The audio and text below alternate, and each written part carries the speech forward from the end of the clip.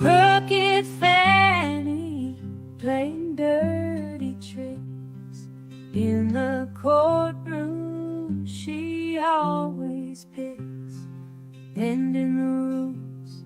She'd know it, but I won't let her get under my skin. Down in Georgia, where the blues run deep, crooked justice, a secret they keep. But I see through her lies, I see the truth. Gonna make her pay for what she do. Fanny's got a reputation to uphold, but her tactics are shady. Story untold, she thinks she's clever, but I'm on to her game. I'll expose her ways and put her to shame.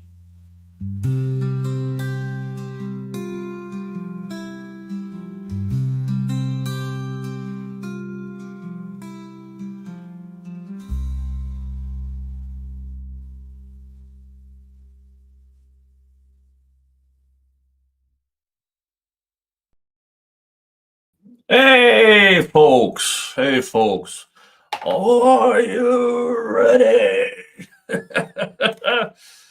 I hope you are. Oh, today folks, it is Woody versus Steele. Now that is a bit clickbaity. I know. It should be more of Woody and Steele versus the prosecution. Hopefully, Woody has calmed down, got some sleep, had a good talk with his lawyer, and I hope they can get this thing back in line, so that Steele, and I'm saying this completely biased, I hope they continue to completely obliterate the state's case. We ended off yesterday with questioning about the ex parte meeting, which why is my cat? Whatever.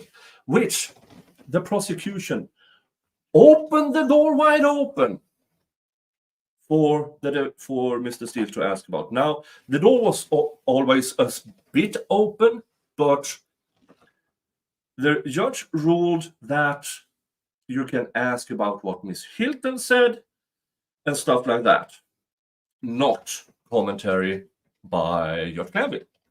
I believe the prosecution opened that door. And so that probably will be one of the first things that happens today. Now, the other thing is, hey, good morning. Good morning, everybody. Good afternoon over here. The jury thing that happened also late yesterday, that is interesting. I posted a video an hour ago or something, or 2 hours ago, and it seems like at least one jury who apparently got a job out of state. I don't see how that juror can continue.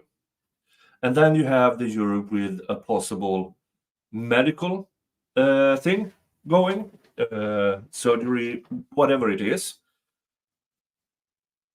If that is scheduled for a weekday, then you have the recovery and the convalescence and stuff like that. And what happens if something, pray it doesn't, but sometimes surgeries goes wrong.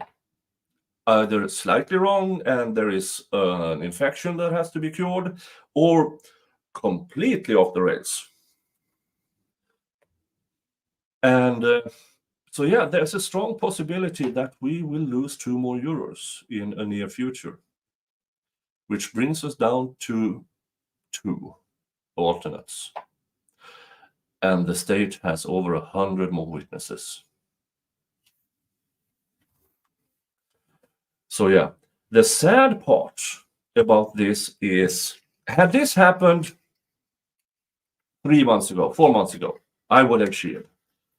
Now, if the jury goes down to 12, then it is the judge's decision if they should continue and hope that the 12 originals can stay. But if they have, if they lose another one, I mean, if they are down to 11, then it's an automatic mistrial, and then they start over. It's not a mistrial with prejudice. So I understand why the prosecution goes for it. Sure, let them go, because they know the absolute cluster F they had put forward, and just by the beginnings of the cross-examination yesterday, yeah. Oh yeah, thank you for only doing ads at the beginning. I don't mind them, but there are a couple of obnoxious ones that I hate seeing. The beginning ad is because I have monetization on. I do not have mid-stream ads. And that is mainly because you guys are so generous. I don't need to. I do put a few ads in for the replay crew. So every half hour or something like that. I think that's fair. Oh, I saw. Do they have Buc-ee's in Sweden? No, but I went to the USA. I came home Sunday, so and went to Buc-ee's. Buc-ee's were one of the. I went to 4 Buc-ee's and bought shot glasses and other stuff and interesting stuff. So I had a lot of fun. Hi, Linda. Hi, Linda. Oh, that is really interesting. Will the prosecution get the money to try this case? Well, they have a budget. Now, once they see, okay, this is the actual cost. I mean, I said this a month ago. If this goes on for the full year, it's a $10 million trial in that 1 year.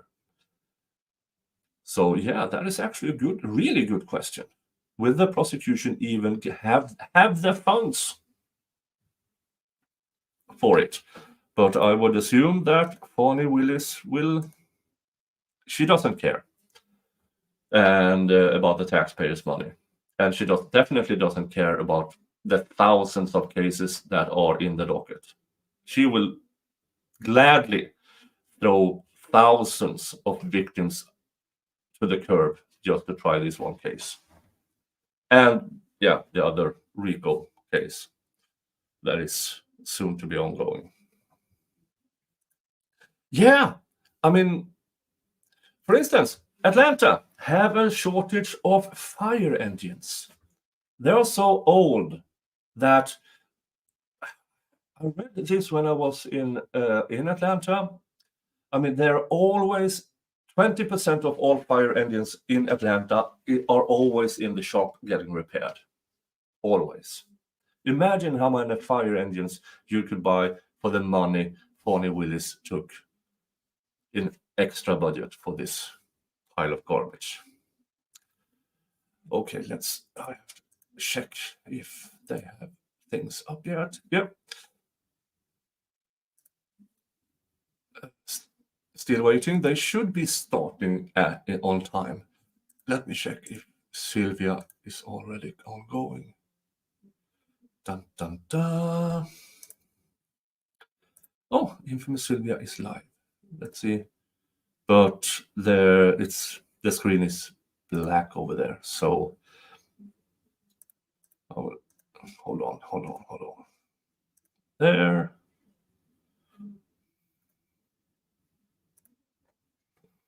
I will do it like this. Hold on. No, there. There you see. Sylvia's screen is black, and so is Law and C-word. What about the 36 million fine you got to run her office? Well, 1/3 of that is on this trial alone. And then they had the preparations for the Trump RICO. You have other RICOs. And then she had to pay her boyfriend to sleep with her, allegedly.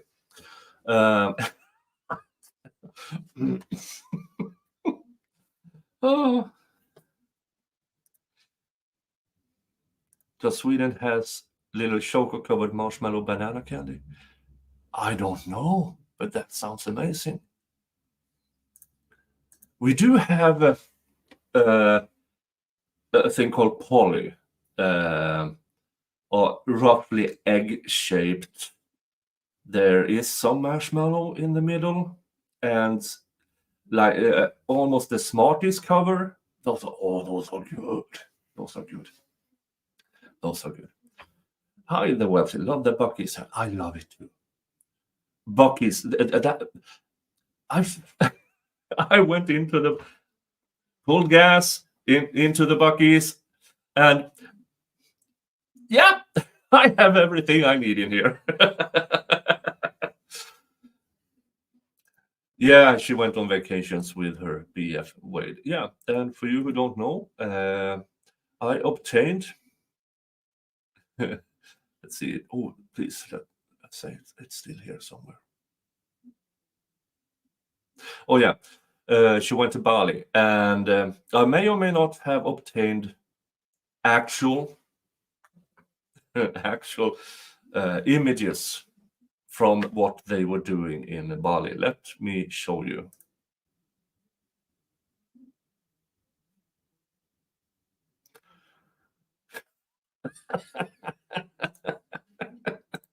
That is the best meme I've ever done. If it is a meme, I don't know.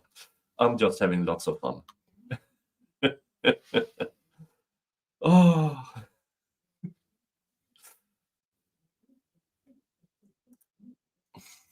Yeah. Yeah, yeah. I mean, but even with 5 new that doesn't need repair at least that often, they can focus on repairing, not just add duct tape and wire to the old ones in order to get them out. They can properly repair others. Oh, are we going? Are we going? Are we going? Well, not just yet. So yeah, and other things I've been doing while waiting for the trials to start. I recorded a little something about Paul O'Keefe and justice for his victim, and because in 2020 he drove blitzed out of his mind after being at the local golf club,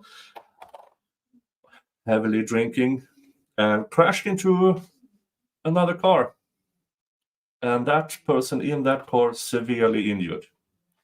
So I believe that his lawsuit, even though I understand why families of a victim needs to get compensated through civil actions, but Paul O'Keefe is the one that brings it, is so hypocritical. So I made a video about it. I will probably release it. I'm actually trying to do it while I'm talking to you guys. So that is just a one-off. I'm actually not covering the Karen Reed case because I already have too much on my plate. Here we go. Now, do you want closed captions? Because if you want closed captions, I need to go to the law and see word because infamous Sylvia does not have the closed captions yet. But I also want to support Infamous Sylvia's channel. So press 1 for Infamous Sylvia without closed captions and 2 for the law and see word.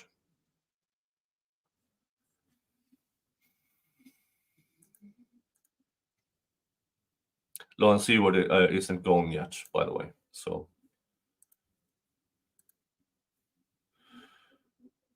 why is it buffering? Let's go down to 480. There you go.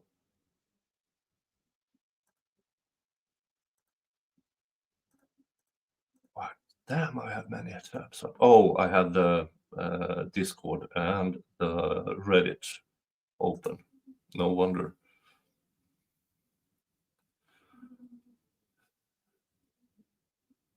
Dun, dun, dun. Let me get up the chats here. I am over at Rumble as per usual.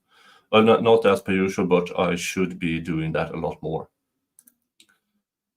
Why are you buffering? Why are you buffering? Still waiting for law and see word. Let's see here. We have a bit more ones than two, so we'll keep going here, but the buffering. Let me pause. No, this might be on Sylvia's end, not my end. It's not my buffering. It's not my stream that is buffering. It is her stream that is buffering. Cats is buffering too, yeah. Yeah, I agree with buffering anyway, not just my end. Yeah, must be the court Wi-Fi. Dun, dun, dun.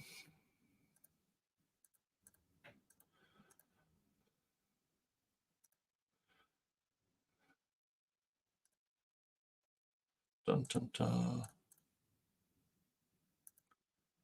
Let's check here. Dun, dun, dun.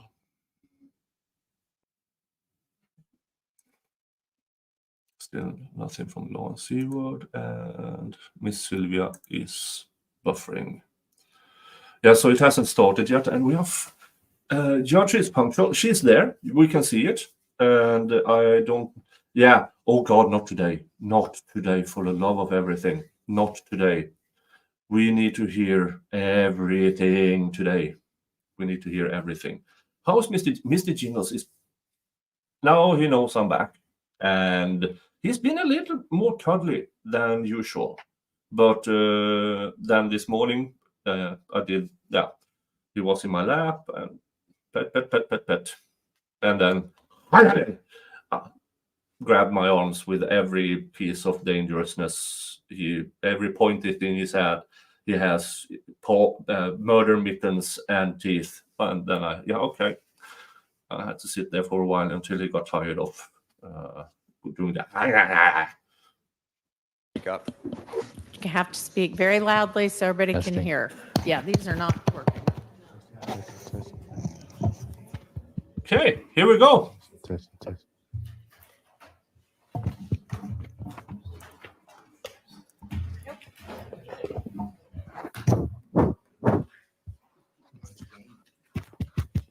Okay, everybody's going to have to talk really loudly today until we can get this sorted out, which we thought we had sorted, but apparently we don't.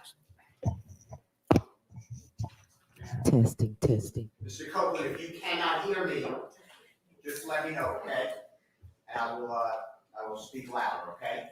All right. Is this okay to speak? I'm not trying to yell at you. Is this okay, voice? Yeah. All right. Yesterday, when we left, when the Honorable Judge Whitaker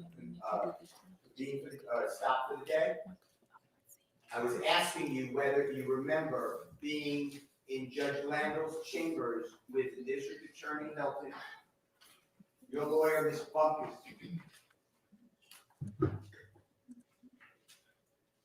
I will get the sound booster on. Judge here. Glanville. Do you remember Oh. that? Here we go. Okay. And do you remember there being at times other people there, including a court reporter named Miss Weaver, Yes. as well as some security? When I say security, members of the Fulton County Sheriff's Department. You were in custody. You remember that? It looked like the SWAT team was out there. Okay. And you were wearing a jail uniform. Yes. And were you in any type of restraints? You know what I mean by restraints? Handcuffed. Okay. And you already said, yes, I'm not trying to repeat anything, but just to clarify what I'm talking about, I wasn't there, and no, Jeffrey Williams wasn't there, and no other people who were charged in this case or their lawyers were there. Is that all true? It was just me and them. Okay, so it's correct that nobody else other than the people we mentioned. It was the state and Kayla and the judge. Okay. Now, during that time, some of the conversation you had with the district attorney Hilton was not in front of the court reporter. Is that true? Say that again. Okay. The court reporter, at times you saw her working and taking down information, the words, presumably, right? Yes. But were there other times that the court reporter was not present, taking down what was said between you, your lawyer, Ms. Bumpkus, and district attorney Hilton? Yes. Okay. And you've seen a transcript of that June 10th, 2024 meeting with the judge and district attorney Hilton, you and your lawyer, right? What you mean? Oh, okay. The words by the court reporter coming out on a white piece of paper with the words on it. Oh, I seen it, but I didn't read it. I don't know. Okay, that's fine. My question to you is this. During the time that you were speaking with your lawyer, district attorney Hilton, three of you, no court reporter, did district attorney Hilton tell you that if you testified that you were involved with the Donovan Thomas murder, you would be locked up or arrested? You can't ask me that again? Yes, sir. When you, your lawyer, Ms. Bumpkus, and district attorney Hilton were speaking, the three of you, just the three of you, did district attorney Hilton tell you that you would be arrested, locked up, whatever the words are, if you testified to this jury that you had anything to do with Donovan Thomas's murder? Yes. Okay. Did district attorney Hilton tell you, with you, Ms. Bumpkus, and district attorney Hilton, no one else, that if you invoked your Fifth Amendment right, meaning I'm not testifying, you would be locked up or jailed? Yes. Other than those two things, did district attorney Hilton tell you you could testify to anything you want or something to that effect, and you would not be locked up? Just tell the jury. Just think about it. I don't know what you just said. I'm sorry. That was a bad question. That's me. Thank you for telling me that I was inartful, is my word. Okay.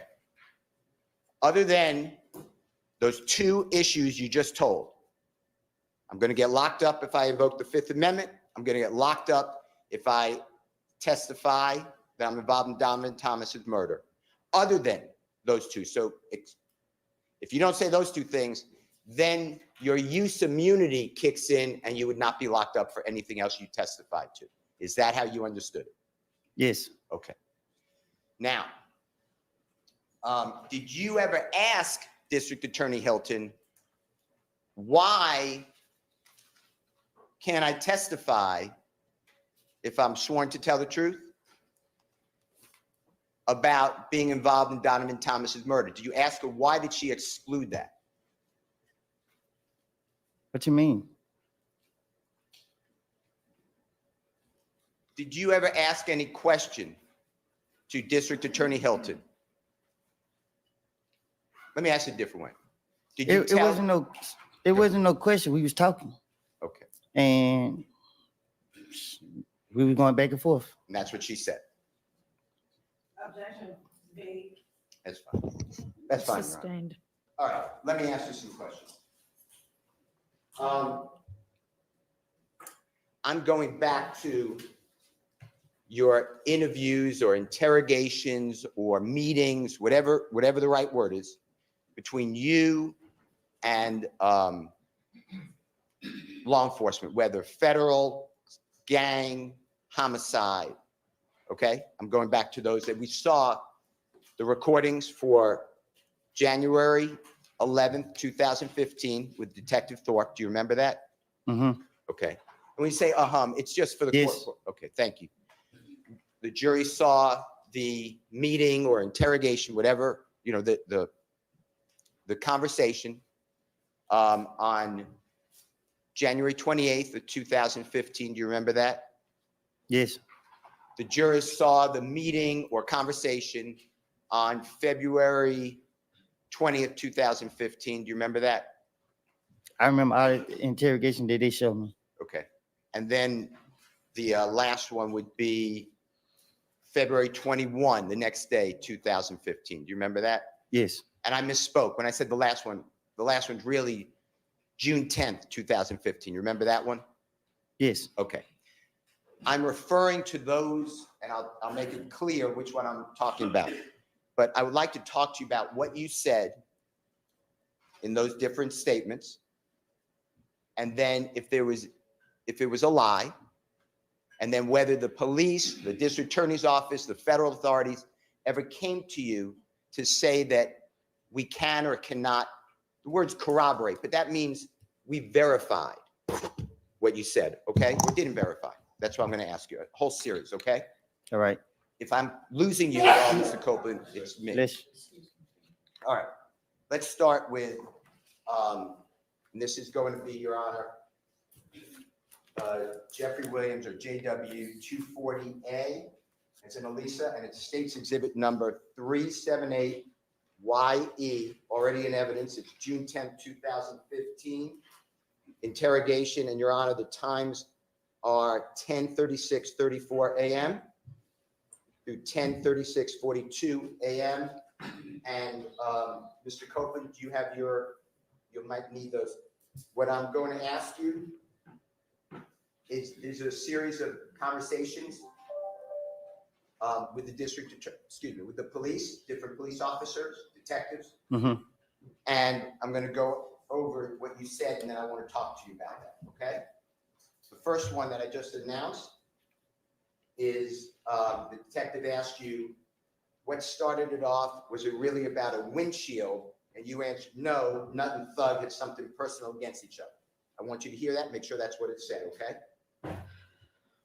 What started it off? Was it really about a windshield? Nope. Nut and Thug had some personal against each other. Okay, what I said, was that accurate or fairly accurate? That's what I heard. Okay. And what you're saying there, you're being interviewed, if you can tell, that's Detective Dennis, and you heard Detective Gaither's voice. Is that fair? Yeah. And you recognize this as June 10th, 2015 meeting. Is that true? Yeah. Okay. Now, at that point, you also said, and this is at JW 240B, Your Honor, is in Barry, State's Exhibit number 378. YE, and it's in time 3:13:02 p.m. to 3:13:22 p.m. And Mr. Copeland, tell us if you hear this. You said, you know what I mean? Honest to God truth. I asked why they didn't kill Kell. Like, you feel what I'm saying? Why and I'm not saying it, but HELL, they kill like he wasn't a problem. Did nothing. And Detective Thorpe, remember who he is, the homicide detective? Yeah, the bald head dude with the script right here. Yes, sir. He said, and then you said, that's what, I don't know what, and then I can't understand it, so you tell us. Them did. That's why I knew it was something personal between him and Thug. I don't know. Just listen to it and tell us if that's what it says, okay? I mean, honestly, because it's true. Why the hell they didn't kill Cal? Like, you know what I'm saying? Why the hell they kill? Like, he wasn't a problem. Nothing ain't did nothing. Like, I don't know what they done did. And I knew it was something personal between him and Thug. I mean, but what was personal between him and Thug? I don't know. Okay. And the next one is JW 240C is in Colette. It states exhibit number 378YE from the June 10, 2015 interview, 10:36:47, Mr. Copeland, through 10:36:51. And it's you saying they fell out before me and Cal got into it. And the they, if you need any type of listening to it more, I believe, and you tell us you're referring to Jeffrey and Mr. Donovan Thomas, okay? And tell us if you need to hear more of it. They fell out before me and Kid got into it. Is that what it says? I didn't hear it. Can we redo it, Your Honor? Is that okay? They fell out before me and Kid got into it. Does it say that they fell out, meaning Jeffrey and Mr. Thomas, they fell out before me and Cal got into it? Is that what you heard? I just heard something about me and Kill. I didn't hear what I said before that. All right, well, the jurors can make a determination, but that's great. Whatever you hear, okay? And the next one is JW 241A. That's states exhibit number 378Y. A is in Elisa. That's at 3:01:37 a.m. to 3:02:52 a.m. And Mr. Copeland, this is January 11th. This is about 6, 7 hours, 8 hours after Mr. Thomas has got the big shot. Okay? So this is the morning of January 11th, the next day, Sunday morning. Okay? 2015.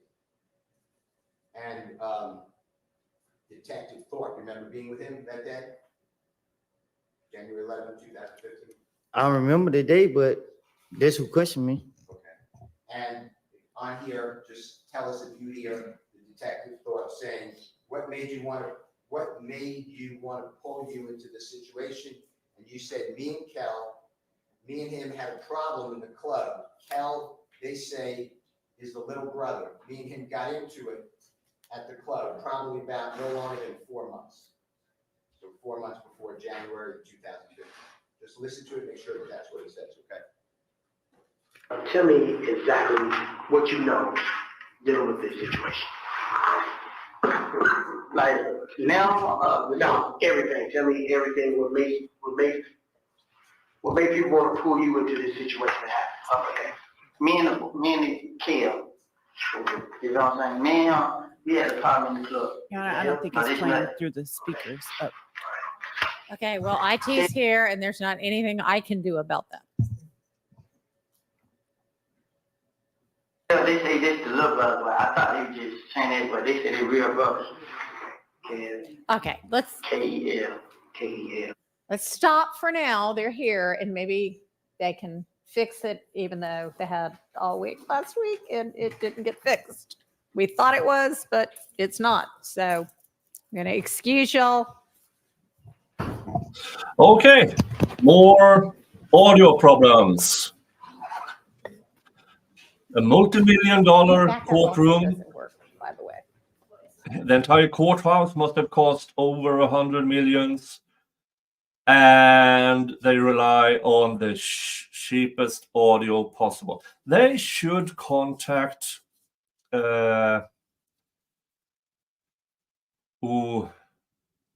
recovery addict and hire him to set up the audio. Recovery addict always has impeccable audio. Or they could contact IT Goatee. Also amazing guy with electronics and audio. I mean, more or less, not me, but many streamers knows audio is more important than the video, or so to speak. Now, maybe not for the jury. Yeah, Judge is definitely not happy. They really turned this courtroom into a TV show. Yeah. Hello, Jar! Jar is here. Yeah. And the CD says, thank you, Mr. Jingles Viking Thugs, for supporting my channel. Thank you so much. All right. Audio issues again. this is what I miss about when I went to the courtroom. The interactions that happens between the lawyers and people when we only stare at this.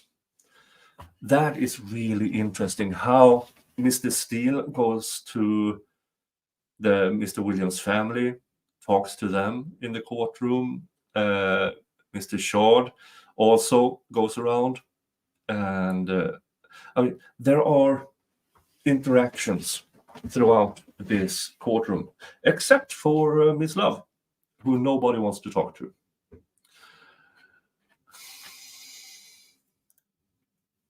Mad says, redundancy is your friend. Have some low-tech solution to use until the main one works again. Yes.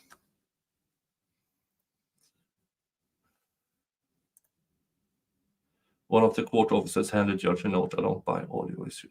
But they have audio issues. And these notes it's quite common. I've seen that before in the trials, that if something needs to get to the judge's attention, for instance, the court officers, they are the interaction between the jury and the judge. So it might be that the jury said, no, we can't hear, and security hands it over. Samantha, yo, became a new member. Well, I think this is a renewal of memberships. Thank you so much. Welcome to Viking Raiders. Hold on, oh, wait a minute. Isn't that the, let's see here.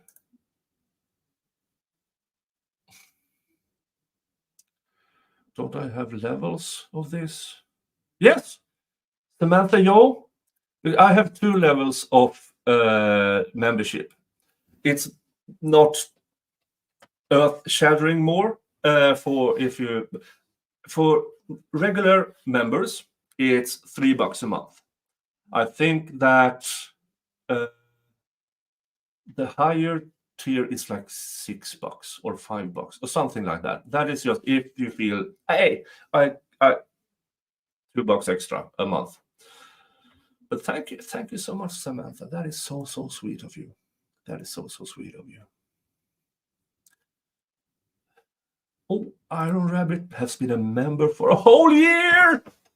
Happy anniversary. Hey, thank you, Iron Rabbit. And hopes and prayers with you that your situation improves. Yeah. Chronic illnesses is not fun.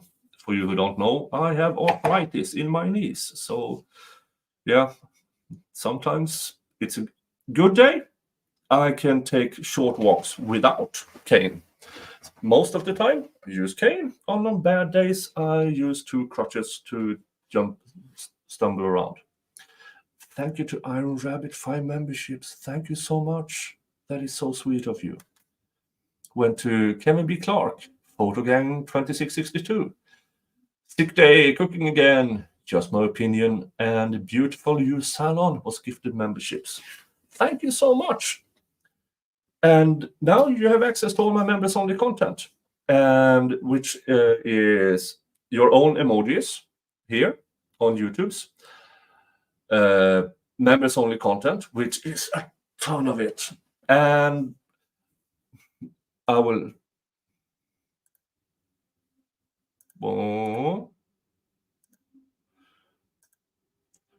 buffering. Long crime doesn't buffer. Okay, I don't know what's going on in the courtroom. The Discord link, I need to post that because a bunch of you have become members and gifted or by yourself. So I will post that link. It will be on my community section. Oh, wrong button.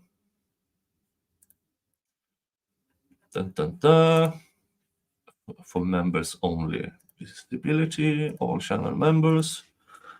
Discord. There. And if you have a different name than you're on Discord than you have on the YouTubes, tell the mods who you are. And yeah, so now that link is posted. Now, Discord is mostly for you guys. I drop in once or twice a week and answer questions and post silly things. And yeah, so this is mostly so you can connect with each other and discuss all the cases. Pat B, have I ever considered knee surgery? Yes. Now I have the queue for knee replacement and knee surgery is around 5 years here, because for some odd reason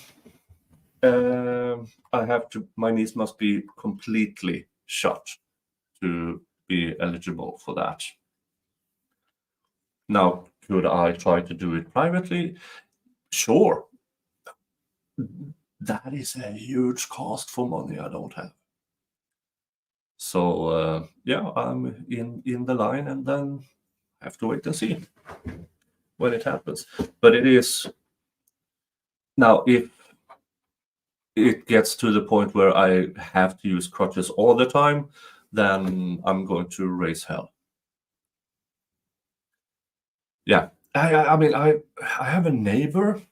Well, neighbor, it's 2 farms away. His wife had a knee replacement, and now I see her out walking. And earlier she had a walker. So yeah, I know it will improve my life significantly.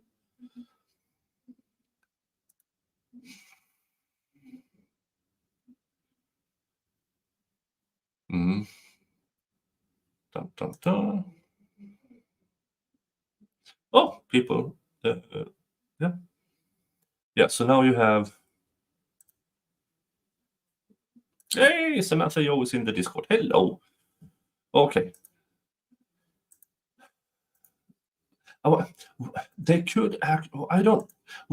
When the jury's out, even if it's not the best audio, there should be other issues they could do. Or... Yeah. So right now we are just with... Wait, how was my trip overall? Well, thanks to you guys, it became amazing. The first weekend in Houston, not fun, because of all that happened on the trip over there. And yeah, if you hadn't stepped in and stepped out and encouraged me to stay, I on a couple of occasions, I was more or less on my way home again. But you guys came for me, and I had an amazing trip. And New Orleans, wish I stayed another night.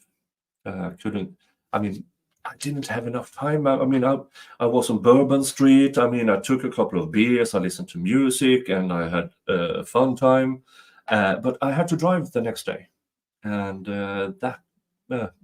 so next road trip or trip to the United States, I will plan more carefully. Now, my next trip is I can't plan, because that will be for closing arguments in this trial. That can happen in February or June of next year. I don't know. If it happens in February, March, I don't have vacation days. So I really have to plan everything together. If it happens in June, I have gotten my new vacation days, which means I can do combine it with another road trip with a starting point of Atlanta, and then probably going west. So yeah, but that will be amazing. And yeah, I got to Buc-ee's. I went to a bunch of Walmarts, and I tried to do the Walmart spotting of Walmart people. And not until my third Walmart I saw one of these. What you normally describe as a Walmart person. It was middle-aged woman who was wider than she was tall, without a bra, in a t-shirt, and her belly was quite large, and her, well, let's just say her boobs went down the side of her belly, and that was interesting. Let's see. Now, people told me, well, if you don't spot a Walmart person, then it's you. And yeah, I mean, there can't be many times 6'4", 280 pound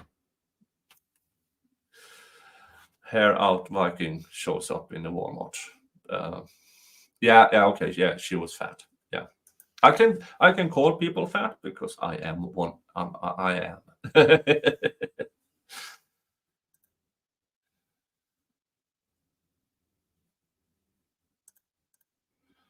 Oh, darn it! Why wasn't this?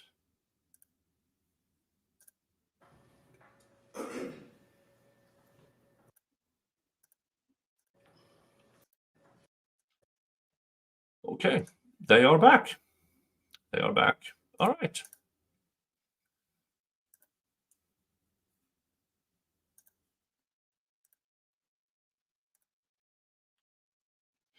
Waiting for.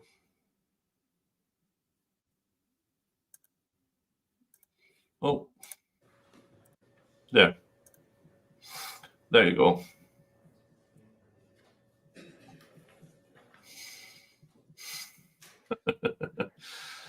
We are not fat, we are fluffy. We are huggable. We are very good. We are huggable people.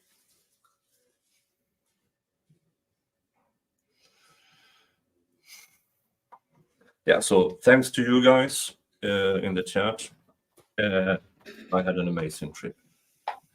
Saw the Sasquatch Museum. That was amazing in Blue Ridge, Georgia. And visiting friend, I met Kaiser, Mo, who you have seen, both of you have seen here on the channel, Valhalla, who you also have seen on this channel, and I met infamous Sylvia in Atlanta. I saw a couple of the lawyers in Atlanta. Yeah, I had a great time. And then, of course, Dave up in Michigan, who took me out to walk around Detroit, where we ran into Police Commissioner Willie. And great discussion. Great discussion.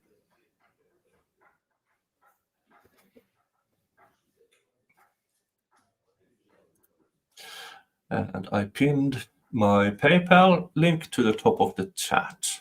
So if you don't like sponsoring YouTube with a third of what you give here, there's always PayPal. And the PayPal account is my travel account as well. Money that goes there is the money I can spend next time I go to the United States.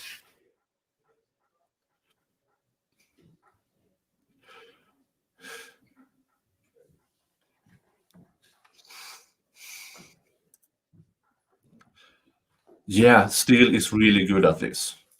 I mean, it's a different level of lawyering there.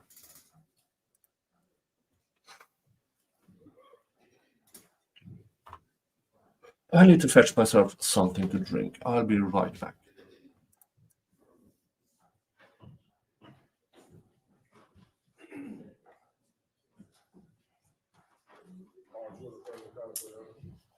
Thank you. All right, as y'all can tell, we have sound again. We don't know why. We don't know if or when it will stay with us, but we're gonna, as long as we have it, move forward. Go ahead, Mr. Steele. Thank you, Your Honor. Mr. Copeland, we are going to go back to when the audio seems to have gone out. I'm going to play again the JW240 C as in Colette, State's Exhibit number 378YE. That's a June 10th, 2015 interrogation or meeting at 10:36:47 a.m. to 10:36:51. And this is where you are explaining, I believe, and you tell us, that they, meaning Jeffrey and Mr. Donovan Thomas, fell out. They fell out before me and Kel got into it. That's the part. If you could listen again, maybe that was when you said you couldn't hear, maybe there was an audio problem. Your Honor, can we play that through Mr. Kokomo? Yes.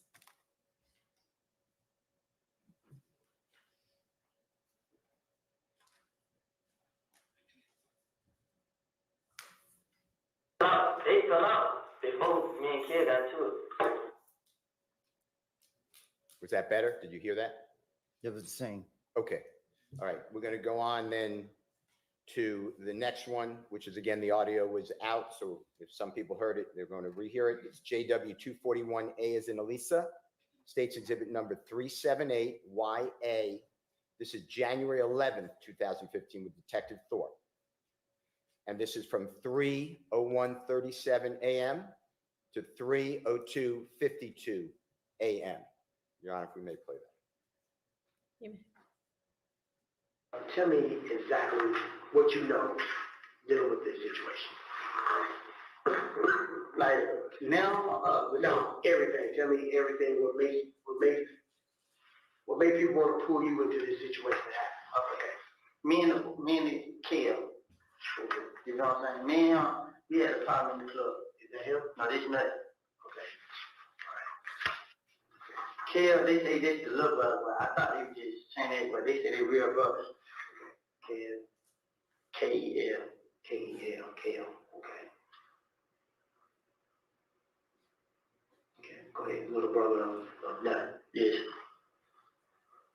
Who you identified from a picture, which is Donovan Thomas. Yes, sir. Okay, go ahead. Me and him got into it in the club push. What day was that? It's just like it was like a lot. Okay.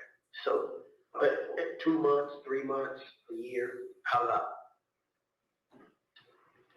Yeah, about I'm saying no longer than 4 months.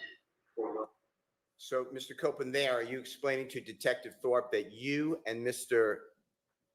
Kel, do you know his given name is, do you know the name Kelvin Watts?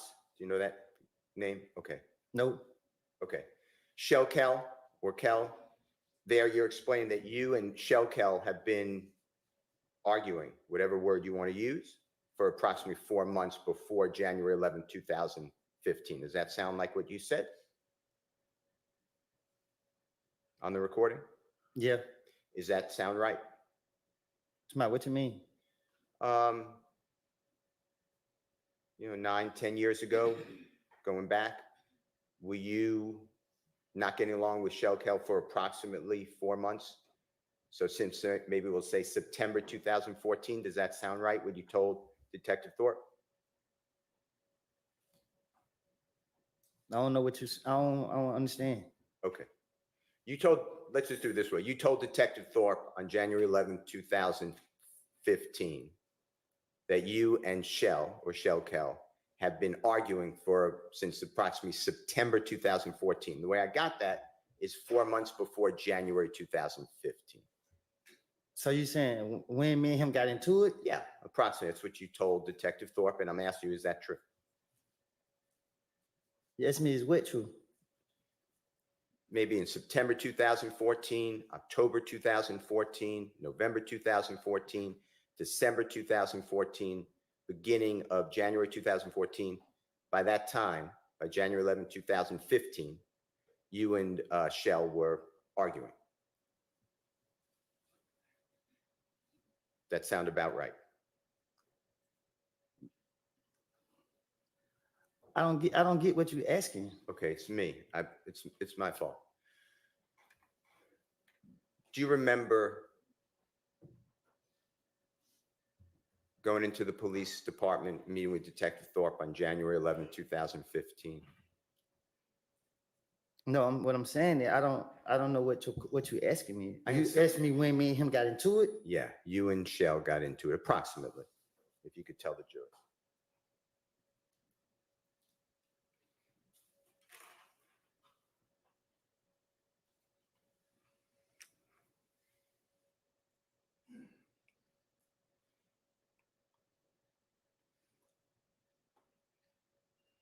Like 2014. Okay. Okay. Now, on June 10th. Me and him was into it for a minute. Okay. Does about 4 months before Mr. Donovan Thomas was, God forbid, killed sound right? And if it doesn't, or you don't remember, I don't know. that's fine. That's fine. And I thank you. I'm going back to the June 10th, 2015 meeting or interrogation with Detective Gaither, Detective Dennis. You know what I'm talking about? Detective Thorpe at time, ATF agent Cunningham at times. I'm on June 10th, 2015. When you told law enforcement, or do you remember telling law enforcement that Jeffrey and Donovan Thomas were arguing or had a falling out before you and Shell had a falling out? Do you remember saying that? I don't remember what I told no investigators. Okay. Did you hear that on the recording we just listened to? Did you hear you say that? What I just say? On the recording that Jeffrey and Donovan Thomas fell out or were arguing? I would have told the investigators anything. Okay. The truth is that, to your knowledge, your observation, so you saw with your eyes and you were present with your ears, Jeffrey and Donovan Thomas were, your words was, big homie. Is that true? They were friends. Can you say that again? Yeah. From your observation, by January 2015, you knew that Jeffrey and Donovan Thomas were friends. Is that true? Right. Okay. And what you said to the police was what you've been explaining. You would do anything to get the police to stop looking at you. That's all you were trying to do, to go home. Right? Okay. Now, were you present on December 4, 2014 at 250 Auburn Avenue in Atlanta? Do you know where that is? I don't remember nothing way back then. I don't know. That's fine. I'm going to show you, with the court's permission, I'm going to show you a photograph of the building, 240 Auburn Avenue. Your Honor, I'll mark this if that's okay with the court. Can I have 1 second, Your Honor? Sure. I'm just looking for a number.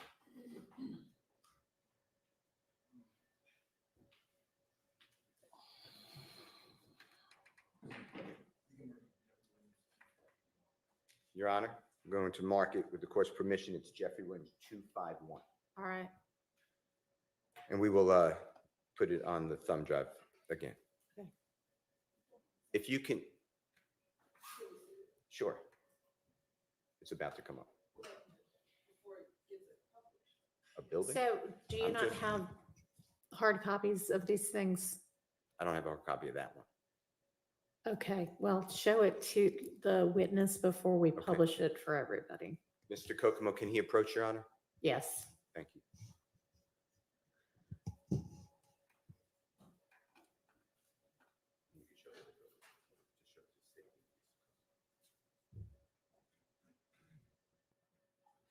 Don't swallow and breathe at the same time, folks.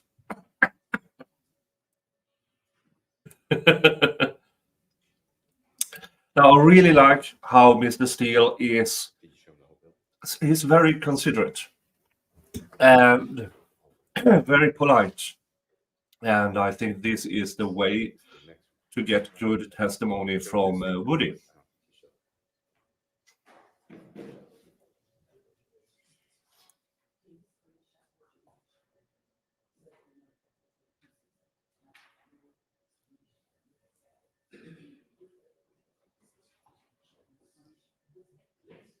You were correct. No, we don't know what that note was, but it might be that the jury said they didn't hear anything. Open again, Your Honor. he may, once he's got whatever this is screenshot. Mr. Copeland, if you just look at this picture, again, it's a more full view of that building that I'm referring to. What's the bill? This is the building. What about it? I'm going to ask you some questions. Thank you, sir. Do you remember, and the date doesn't matter that much, but do you remember being present, or were you present, for the shooting of a music video on December 4th of 2014 at that location you were just shown by Mr. Copeland? I ain't never seen that building, Okay, even today. okay, that's fine. Do you personally know whether Mr. Thomas and Jeffrey Williams were doing a music video on December 4th, 2014 in Atlanta at 250 Auburn Avenue? No, I don't know. Okay. Have you seen the music video, or do you know of the song In My Blood by Jeffrey Williams, Bloody J? Yeah, All right. Do you have any knowledge of where that was videoed, meaning the music video? And if you don't, that's fine. I don't. All right. You weren't present for that. No, I wasn't. All right. Were you present in Miami, Florida over the New Year celebration going from December 30th, December 31, 2014, striking into January 1, 2015? So it's going to be about 10 days before Mr. Thomas is, God forbid, killed. Do you remember being in Miami, Florida? Was I there? Yes, if you remember. Nah, I don't remember being there. Okay. Do you remember seeing in January of 2015, after Donovan Thomas was, God forbid, killed? Do you remember being present at shows with Jeffrey Williams and you know who Rich Homie Quan is? Yeah, The performer, you know? yeah. Do you know him as Mr. Lamar too, or do you know the name Mr. Lamar? I just only know Rich Homie. Okay. Do you remember seeing, after the killing of Donovan Thomas, seeing Rich Homie Quan and Jeffrey together What you mean? in Florida performing at shows? Were you present? You said when? At what time? Shortly after Donovan Thomas, God forbid, was murdered. So January 2015. Yeah. Okay. Now,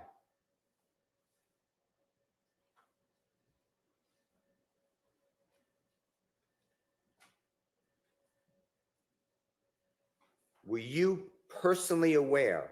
You were at Jeffrey Williams' home after Donovan Thomas was killed. At some point, Donovan Thomas, God forbid, is killed. At some point, you are actually at Jeffrey Williams' home in Atlanta. Is that in the Sky House? Is that true? What you mean? Okay.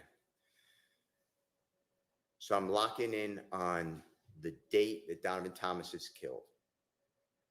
I'm just telling you the date. I'm not asking you to remember, but it's January 10th, 2015, okay? But Donovan Thomas is killed that night, or he's shot that night, okay? I'm asking you this. After he's shot, do you remember being at Jeffrey Williams' home at some point at the Sky House in Atlanta, Georgia? Man, my mind, I had blanked out. Too many people were calling. I can't remember everything that happened that night. Okay. Like, Do you, it's okay. I'm just asking questions. We're getting you're giving the testimony. It's fine. After Donovan Thomas is killed, after the news got out that he's killed, the information, did you ever see a posting by Jeffrey Williams about Donovan Thomas's death that night, or January 11, 2015? Do you remember that on social media? I don't remember that night. Okay. All right. Okay. Did anybody with the police department, the federal authorities, homicide, I'm including everybody, or the district attorney's office ever come back to you and say, hey, I want to talk to you more about Jeffrey Williams and Donovan Thomas falling out like you told us? Did they ever try to corroborate that? And if that's a bad word, I'm going to rephrase it. Once I got out, Anytime. Did they ever come back to you and challenge you or ask you about this conversation that you had?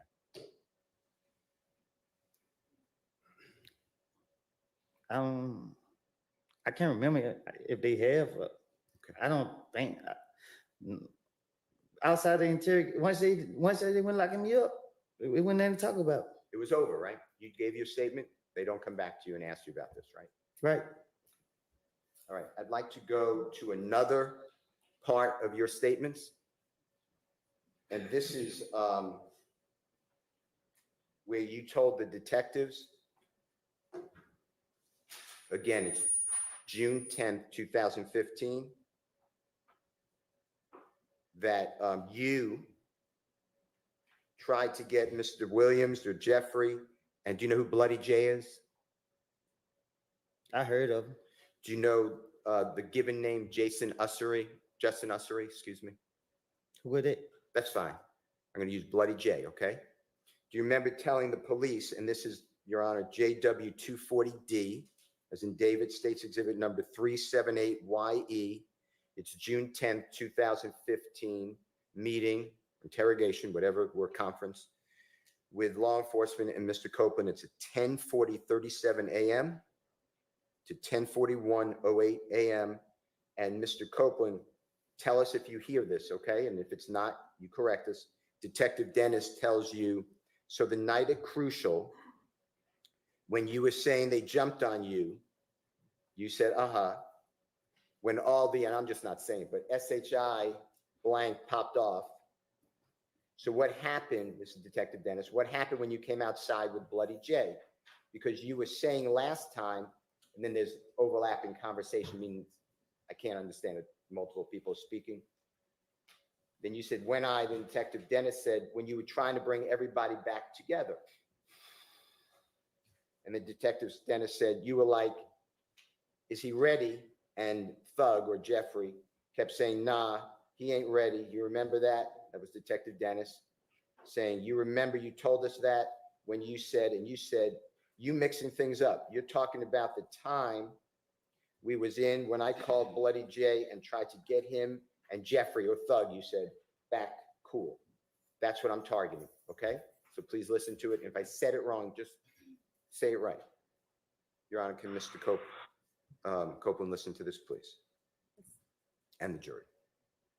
So the night at Crucial, that when you were saying they jumped on you, right?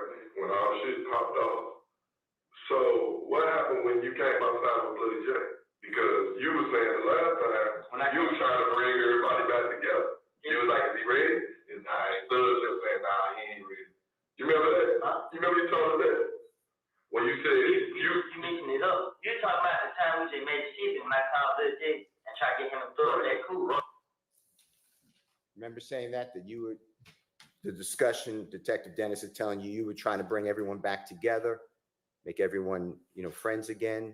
You remember Detective Dennis saying that? You just heard that? I just heard. Okay. And then you said that you called Bloody J and tried to get him and Jeffrey or Thug back cool. Do you remember saying that? Or did you hear that? Again, I'm talking to the investigators. I'm trying to tell them anything.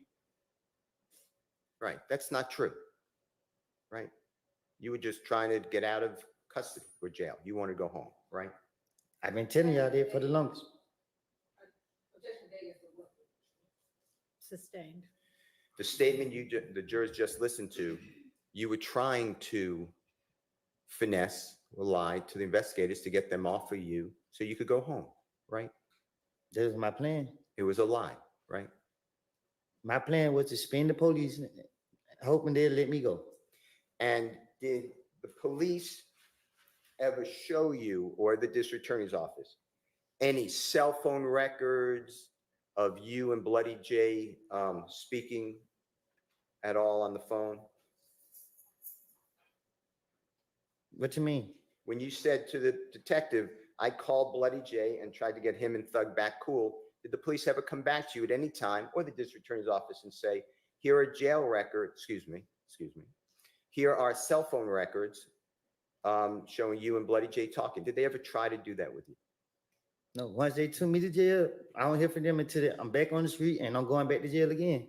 Any time while in jail that you called Bloody J and said, wow, I tried to get everyone together.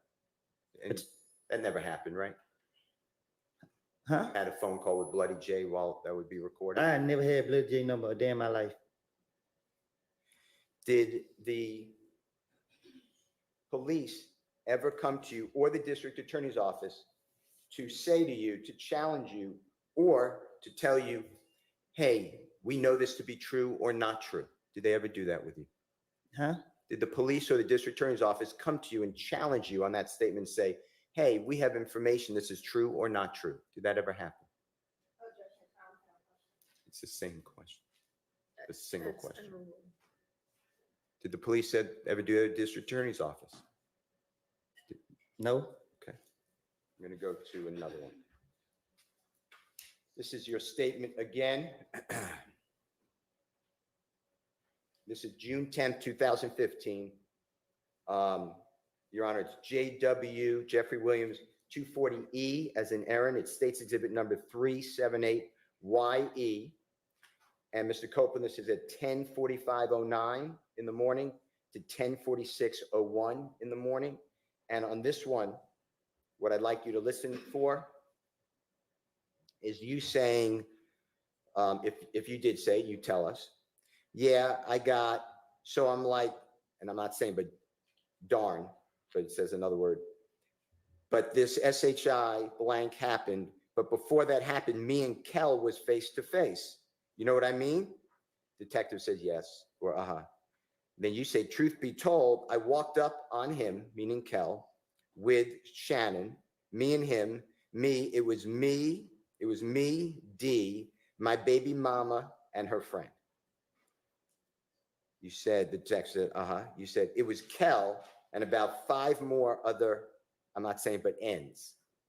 All right, look, bruh, you know what I mean? I got a problem with you, bruh. You know what I mean? This SHI blank here, we've been knowing each other. Detective says, right. And you say, I'm telling Kel that, bruh, this SHI blank ain't about them, bruh. You know what I mean? What the HELL? Woo woo. We talked like, while me and Kel talking, Kel, you know what I mean? All this SHI blank really about Thug. The truth, this is the truth. So detective says, so Kel's beef is not with you, it's with Thug. And you say, yeah, it was with Thug. Detective says, well, then why he? And you said, it was a cover-up. You're not listening. It was a I was the cover-up. I want you to listen to this and tell me if you hear what I said. If not, just correct it. Yeah, I said something like that.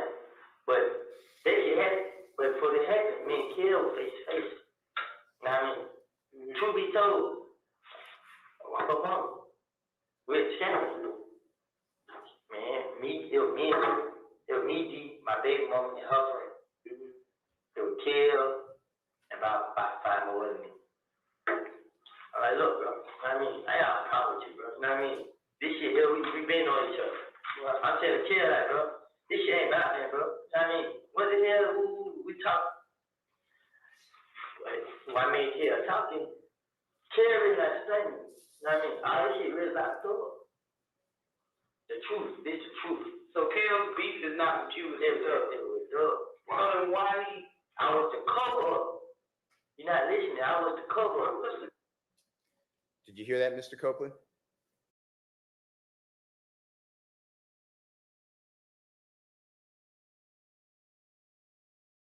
This is sadly Miss Sylvia's stream that is buffering. So I will. Yeah, I heard.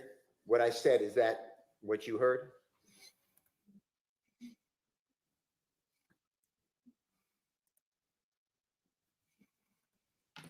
Yeah, I heard. So What I I will said, go. is that what you heard? I heard it. Okay. And you were doing the same thing you've told the jury over and over again, right? I was lying to the police because I wanted to go home and I was putting it on Jeffrey, right? That's why I keep telling you. And the police, you knew, wanted Jeffrey. They wanted to make a case against Jeffrey. They made that clear to you, right? Yeah, they did. So it wasn't that hard for you to realize, and I'm not saying you're not, using your finesse, but you knew who the police wanted you to implicate's my word. That's a bad word. You knew who the police wanted you to say is the person responsible for this death, right? I didn't think they were gonna go after him. Okay. And you knew that they wanted information from you about Jeffrey. True? Yes. Now, when you talk about your baby mama, did you hear that in the recording we just listened to? Mm-hmm. You're talking about the Honorable Miss Deshawn Quarterman, right? That's her name? Yeah. Okay. And you're aware that Miss Deshawn Quarterman, your child's mother, had spoken with multiple, but Detective Gaither at times. True? What you mean? During this time. Yeah. And we know that because remember hearing some jail calls yesterday that the district attorney's office played for you. And you even asked Miss Quarterman or Deshawn to call Detective Gaither on one of those recordings or two of those recordings. You remember that? Yes. And you asked Deshawn Quarterman to text Detective Gaither. Do you remember that, hearing that yesterday on the jail calls? Yes. Do you have any information that Deshawn Quarterman or Detective Gaither or anyone else came to you and said, hey, we corroborated, we spoke with Deshawn, and she said, yep, I was there when you made it good with Kel, and it's all about Thug. It's all about Jeffrey. Did that ever happen? The police never talked to her without me knowing. They never talked to her. Period, right? Yeah, they didn't. They talked to her when me and her was in the interrogation room, and they really didn't say that to her. Yeah. Okay. Okay. And of course, it's a lie that you and Kel were on good terms, and that it was all about Jeffrey. That was a lie. That was part of your attempt to get the police off of you so you could go home. True? What you mean? That's why you said this, because you wanted the police to get away from you. You wanted to go home. Right. Okay.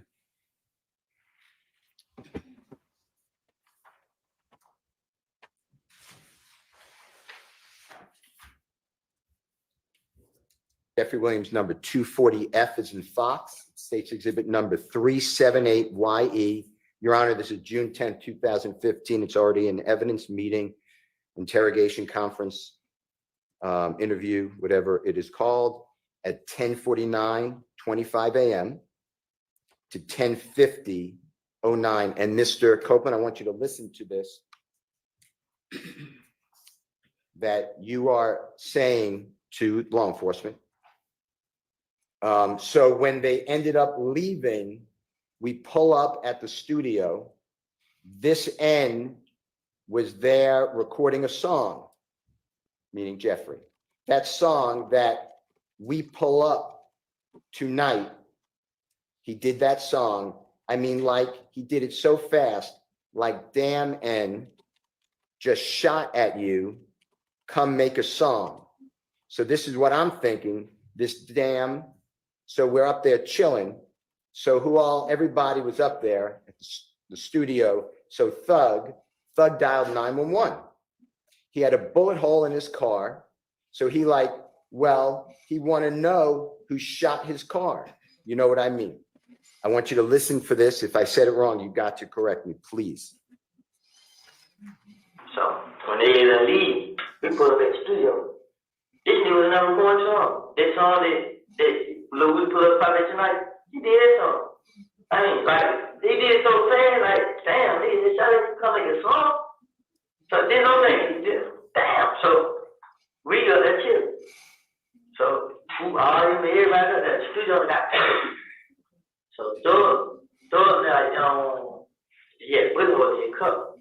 So he's like, well, he wanna know who shot his cup. I mean, Did you hear that, Mr. Copeland? Mm-hmm. Did I say fairly what it says? Was I fair? That's what it sounds like. Okay. Did the police ever come to you after you reward them with this information and play for you or even tell you, hey, here's the 911 call made after the gambling house was shot up and a supposed bullet hit Jeffrey's car? Did that ever happen? No. Did the district attorney's office ever come to you and say, hey, we had the 911 call that Jeffrey Williams phoned in, like you told us, on June 10th, 2015. Did the district attorney's office ever play for you that 911 call? No. There was no 911 call. You were just trying to get out of the police, right? Sustained. Was there a 911 call to your knowledge that was ever shown to you to corroborate, to verify, to support that statement? No. It seems like You're Woody, aware, if you're not, the way Mr. Steele says, right, he invites the correct answer from Woody, and it seems like Woody is catching on. just say I'm not. That 911 calls are maintained or held by the police. You know what I'm talking about? That they're saved. They can be retrieved. If I'm asking a bad question, just say. Yeah, they are. District Attorney's Office nor the police ever came to you with that 911 call. Did y'all?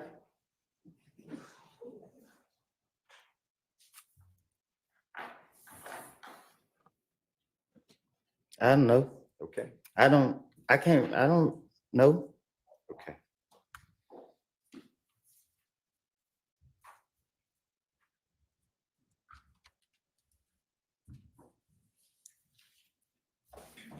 I'd like to go to Jeffrey Williams 240G, as in Goldfeder, State's Exhibit number 378YE, as in Aaron. It's again, Your Honor, the June 10th, 2015 meeting with Mr. Copeland and the detectives. Now it's at 3:47:32 p.m.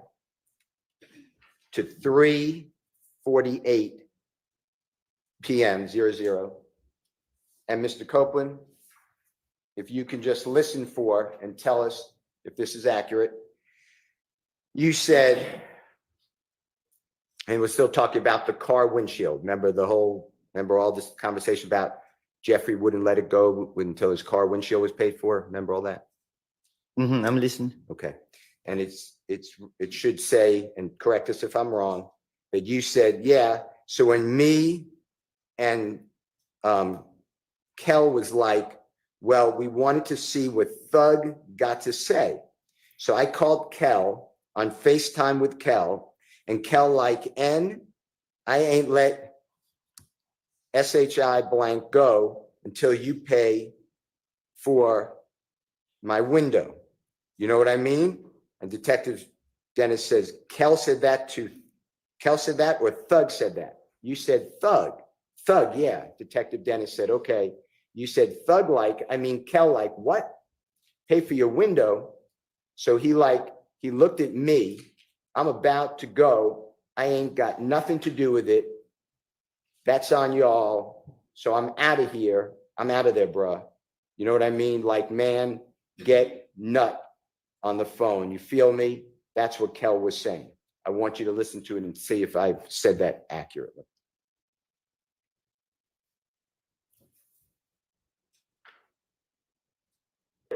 so when me and Kill seen Church Henry, Kill like, well, you gonna see what Thug got to say. So I called Thug on FaceTime for Kill. And Kill like, ain't that shit go till you pay for my window. Kill like, what? Pay for your window? So he look at me like, I'm like, bro, I ain't got nothing to do with it. It's on y'all, so I'm out of there, bro. Like, man, get that on the phone. You did.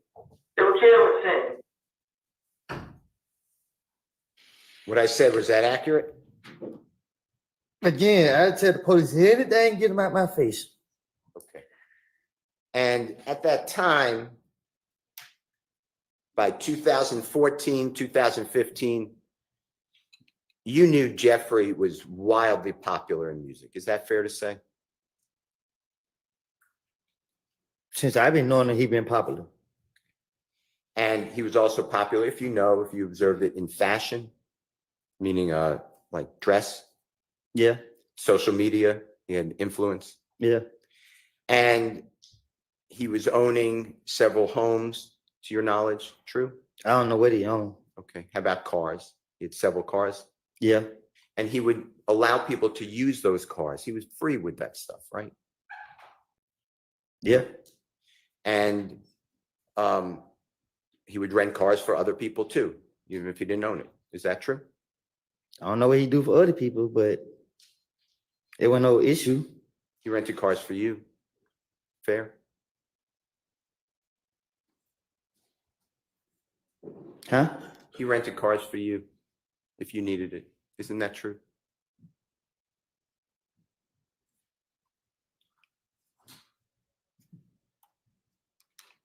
What you mean? You would drive at times a rental car with permission of Jeffrey Williams that he rented. It wasn't a big deal, right? I used to just go get the car. Yeah. Yeah. Okay. And it wasn't only you, it was anybody. He's generous, right? With his things.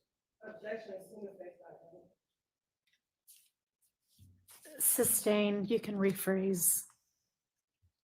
It's fine. All right. You also knew at that time, 2014, 2015, Jeffrey would fly on private planes. True? Yeah. And he would allow you at times, I don't know the number, you could tell the jurors, to go on a private plane with him. Fair to say? Yeah. And you knew he was touring America at that time, right? He was performing all the time, right? Yeah, he was. Yeah. And he would do tours throughout America. You're aware of that? He used to go to, I don't know what tour is, but he used to go to the different clubs and stuff. Okay. And do you remember him having go to different cities throughout America? I mean, that's what I mean to say. That's fine. And Europe, countries like England and France. Sustained. Jeffrey would play in other places, not in America, outside America. You're aware of that, right? What's the relevance? So relevance is that Mr. Copeland's telling the police that Jeffrey Williams cared about a window. I'm sorry, I couldn't hear you. Say that again. Jeffrey Williams cared about a car window. The man is. Okay, I'm not sure the one has much to do with the other, so I'm going to sustain that objection. When you told the police that this is about a window, Jeffrey's window, remember what we just heard? That was part of your finesse, right? To get you out of there. When the police would question me, my only motive was to get me out of the interrogation room free. I was trying to say whatever I can to get them to let me go, to convince them that I would help them. And this just was my motive. Every time they got me, that's what I was trying to do. They were bringing his name up, and if they mentioned anybody's name, I was going to make up a story on them. I was going to say something about them, hoping that I can convince them to let me go. And that's what happened here about the windshield, right? Same thing. I don't remember what I told them. I just played it. I heard what I said. That was part of your attempt to go home, right? True, not to be locked up. Right. Okay. Did anybody come to you from the police, the district attorney's office, and say, we corroborated, means support or verified, this this car window story? Did they ever tell you that? After 2000, when I gave an interview and went to the feds, I haven't heard anything from the state, the police, nothing until they catch me in the streets. Okay. They haven't told me about nothing. They haven't reached out to me or nothing. Okay. I'd like to go to the next issue that I'd like to discuss with you, Mr. Copeland, it's JW240H as in happy, State's Exhibit number 378YE as in Aaron. It's again the June 10th, 2015 interrogation. It's at 10:42:23 a.m. through 10:42:32 a.m. And I'd like you to listen for and tell us if I am wrong where this is outside of Club Crucial after you, remember you got into that fight on January 6th, 2015. Remember with the lip and the eye and the knot on the head, remember that? And when nothing went wrong, my lip, it was just my eye. Okay. And it was, the detective said to you, okay, we'll get back to see you 9. He's standing there with Bloody J. You said, so, but Thug pulling my shirt like, there goes Bloody J right there. You know what I mean? Thug and Nard were in the car leaving Crucial that night and firing at either Bloody J or Kel's people. Tell me if you hear that, okay? Okay, get back to you see 90 standing there with blood. I think it, so, but Thug put him a shirt like, there go Bloody J right there, you know what I mean? So, You hear that? Yeah, I heard. Okay. Did law enforcement, do you remember Club Crucial back in 2014, 2015? You used to go there every Monday night, right? Right? Approximately every Monday night. And, No, every Monday. okay. And do you remember ever observing or seeing that there were surveillance cameras inside and outside Club Crucial? You have cameras? Okay. Did the police ever come to you and say, hey, we have the surveillance camera we want you to look at, or the district attorney's office from January 6th, 2015? Did anyone ever show you anything like that? I never heard nothing about no cameras. Okay. I'm going to play on the same issue, same time, dealing with outside of Club Crucial. This is going to be JW Jeffrey Williams 240I as an ice cream, State's Exhibit number 378YE. It's June 10, 2015 interrogation, 10:43:20 a.m. to 10:44:18 a.m. And this is you, just make sure it's right. So when we pulled out, Thug and Nard got in the car together. I mean, so when they pulled out, we leave, but when we leaving, Thug and them pull on a side street. I see them pull on a side street. My pulled on the side. He like, what the hell y'all doing? He like, boy, we want to wait. He come out the club. I'm like, who? He's talking about Bloody J. What the hell? You know what I mean? I said, I hear the gun cocked back. Detective asked, what had a gun? You said that N.Nard. Detective said, You said, so I hear the gun cocked back. I'm like, what the F? So I tell them, all right. I mean, my brother was gonna have to turn around. Detective says, So you said, so when we go down and turn around and come back, I'm telling brother, SHI blank, just go left. And we just ride the back street all the way to the house. We just hear the SHI blank go boom, boom, boom. And we just see the car, Thug and them in chasing the other car in front of them. You know what I mean? Detective said, that is the same night you got jumped on at the club. You said, yeah, Thug and them chasing them, because at first they thought they took money from them. Just listen to it, make sure I said that fairly accurately.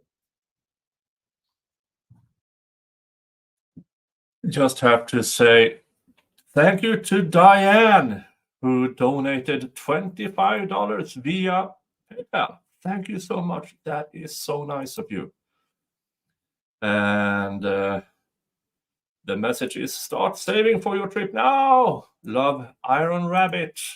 Thank you so much, Iron Rabbit. Thank you so much. Yeah, the money to the PayPal account is going towards my next trip to the United States, which will be to the closing arguments in this trial. And now, if by any chance this trial gets yeeted before I get there, then I will find, well, I have to go to Atlanta and have a meetup with Doug and the other attorneys, if possible. So if this doesn't go to closing arguments, it will go to a trip where I can meet up with the attorneys. All right, let's keep going. We pulled up. I mean, so we pulled up to another guy called you. I mean, so they pulled up. We believe. But what we did is, I told the process. So I went to the process. My brother pulled up and said, like, how are y'all doing? Yeah, well, we don't really need to come out the club. I'm like, ooh, he's not playing today. What do you know what I mean? You know what I mean? I said, I get a gun, cop it. Who had a gun? The nigga know it. So I get a gun, cop it. What the fuck? So I said, I mean, my brother go down and turn around. So when we go down and turn around, come back up. I said, brother, you go look. And you ride fast, we always to the house. We just see she go, boom.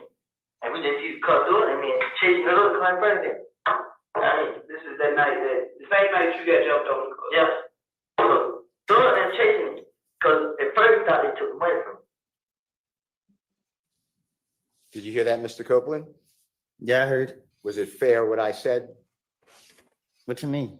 What I said was that what you said. Did I take your words and the detective's words accurately?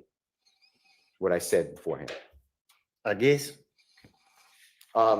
Did the police, local police, gang unit, federal authorities, district attorney's office, anybody ever come to you with any type of verification of what you said? Did they ever say to you, yeah, this happened or this didn't happen? Did they ever even talk to you about that? No. Okay. I want to go to the next issue, and this is JW 240J as in Jake. It states exhibit number 378YE. It's the June 10th, 2015 interrogation, meeting, or interview. It's at 3:46:40 p.m. through 3:47:45. And here, Mr. Copeland, you are discussing with the detectives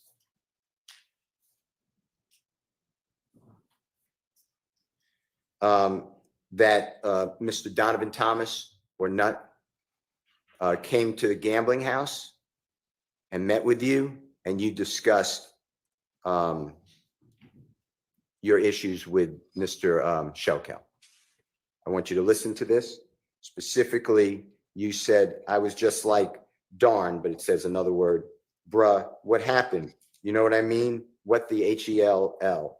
I'm just like, the only thing I did was, you know what I mean? That N.Kel is, that's what that was, because I was just like, and then I just remembered like the stuff Nutt used to be saying. You know what I mean? Like Nutt pulled up at the gambling house and he tried to talk to me. You feel me? I let the window down. I cracked the window. He said, darn, it says another word, blood.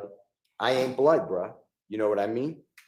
But darn, says another word. You know what I mean? So I pull over. And when I pulled over in the car, him and Big Boo was talking. I mean, dapped him up. Boom, Shannon right there. Shannon walked right past, looked at me and was like, you know what I mean? Detective said, uh-huh. You then said, and he was just like, man, what's up with you and Kel? Meaning Nutt or Mr. Thomas. Like, man, these ends, let him trip with y'all. I ain't got no problems with him. You know what I mean? So we was talking. When we got finished talking, he like, man, I'm a holler at the end. I'm a let y'all ends know what's up. You know what I mean? This and that. Detective said, that's what Nutt said. You said, yeah. So when me and Kel seen, Kel was like, well, he wanted to see what Thug got to say. So I called Kel on FaceTime with Kel, and Kel like, I ain't let SHI go until you pay for my window. You know what I mean? Just listen to it and tell me if you agree with what was said. I was like, damn, go ahead, man. What the hell? And I said, I don't think I did. And I had that shit. That nigga ain't the problem. I mean, the nigga Cal is. That's what so I feel like. And then I just remember like the stuff Nut used to be saying. I mean, like Nut put up at the camera house and he tried to talk to me. You feel me? I did one time. I cracked one. He like, damn, blood. I ain't blood, bro. I mean, damn. I mean, so I pulled over. When I pulled over, I got caught and they did boo talking. I mean, I jabbed him up. Boom. Shannon right there. Shannon walked right past. Looked at him like, you know what I mean? And he was just like, man, what's up with you and Kel? I mean, they him too, but I ain't got no problem with it. I mean, so we were talking. We got there and talking. Like, now how that nigga, I'm gonna let y'all niggas know what's up. I mean, this and that. That's what Nut said. Yeah. So when me and Kel seen each other screaming, Kel was like, well, he gonna see what Thug got to say. So I called Thug on FaceTime for Kel. And Kel like, nigga ain't that shit, go till you pay for my window. I mean, Kel. What I said, was that fairly accurate, what you were saying with the detectives? I never had no conversation with Ned outside the gambling house. Exactly.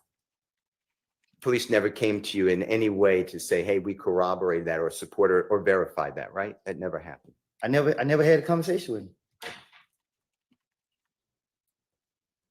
I want to talk with you about Jeffrey Williams number 240K, as in Kitten, State's Exhibit number 378YE. Your Honor, it's at 9:56:01 to 9:56:27 a.m. It's June 10, 2015 meeting. Mr. Copeland, I want you to listen for, and then, correct me if I'm wrong, that you said to the detectives on June 10, 2015, so I went and got the car. I pull up at the green store. I ain't seen them out there. So I was talking to Little Rick, me and Little Rick talking. I called D. D said he was on Cleveland. So Rick asked, like, where you just go? Because I was going to the girl's house. He like, all right, boom. I get in the car, I ride. I pull up at McDonald's. When I pull up at the McDonald's, detective says, you went to McDonald's? Bye-bye. You say, on Cleveland. Detective said, on Old Hapeville? You said, nah, the one across, and the detective then cuts into your statement. I want you to listen to it. We're talking about obviously where you were at around the time of Mr. Donovan Thomas getting shot, okay? Just to orient you. So I got the car. I got put up at green stuff. I ain't survived. So I'm talking to Rick. Me and Rick talking. I called him. He said he's on clean. So Rick asked like, where you gonna go? You turn around. And I'm gonna go to the girl. He's like, all right. Boom. I get in the car. I ride peace. I pull up at the McDonald's. When I pull up at the McDonald's, to the McDonald's side, Cleveland, Wakefield, like the one right across the street. Yeah. Did I say fairly what you said to the detectives? Did it sound correct? That's what he said. Yeah. Okay. Now, did you ever get word from the district attorney's office, the detectives, the ATF agents, anybody that Little Rick confirmed your statement to the police? That they spoke with Little Rick? No. Okay.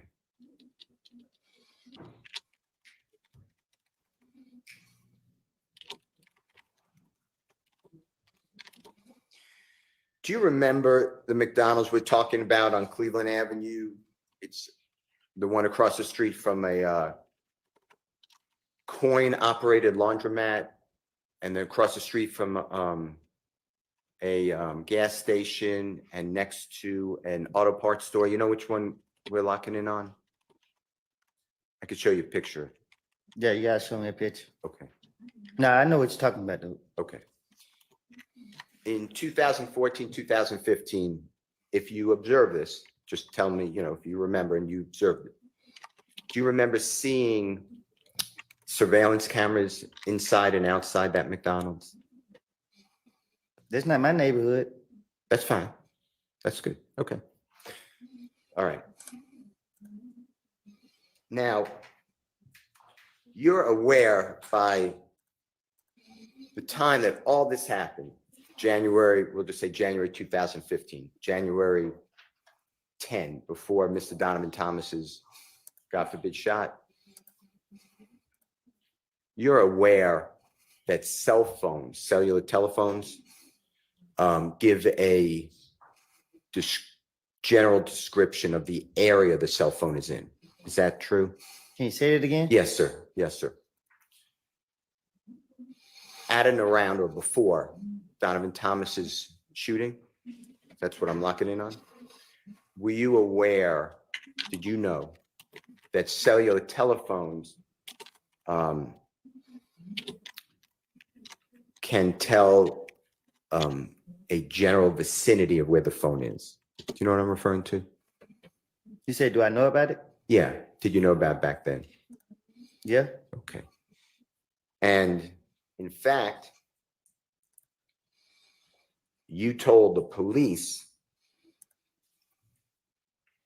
on January 11th, 2015, within 7 hours, 8 hours of Mr. Donovan Thomas being, God forbid, shot, you brought a cell phone in the interrogation room with Detective Thorpe and said, my phone will tell you where the phone was. Remember doing that? Right. And that was you trying to tell the detective, don't look at me for the killing of Donovan Thomas. Fair to say? That's why you went there. Right. I'd like to play for you and just tell us, orient the ladies and gentlemen jury, if that's what you're talking about. This is, Your Honor, Jeffrey Williams 241G. It's in Gold Federal States Exhibit number 378Y. A is in Elisa. Your Honor, this is the January 11th, 2015 interrogation or meeting with Detective Thorpe and Mr. Copeland. It's at 3:14:09 a.m. to 3:14:23 a.m. If you can listen to this, Mr. Copeland, just make sure that you tell the jurors correctly if this is what you're talking about.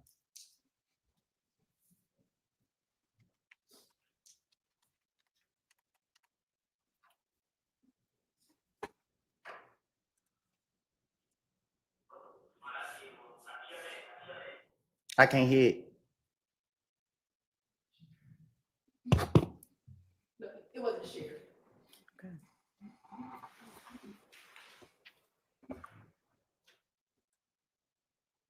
I didn't realize I wasn't muted while I was writing. I see, I missed it in my phone, just to show you. I was asking everybody, like, should I go down there, bro? Cause I didn't do it. They come scan me, they do everything. I didn't do it. They check my phone record, my vote column, they show you where I was, they show you every car that I talked first, they show you where I was now.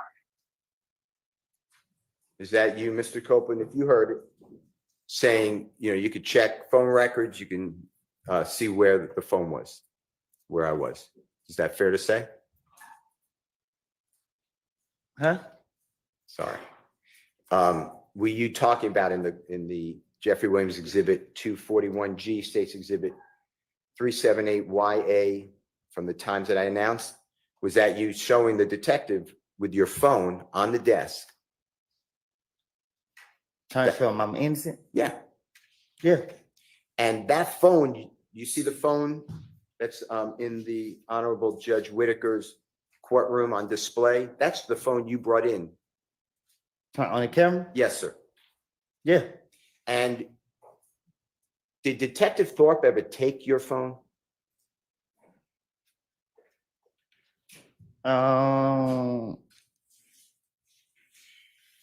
Shit, I don't know. I don't think so.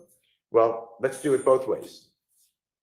I don't really remember how it was so fast. I don't really remember how it went. Okay, well, let me ask you this, and if you don't remember, just say I don't remember.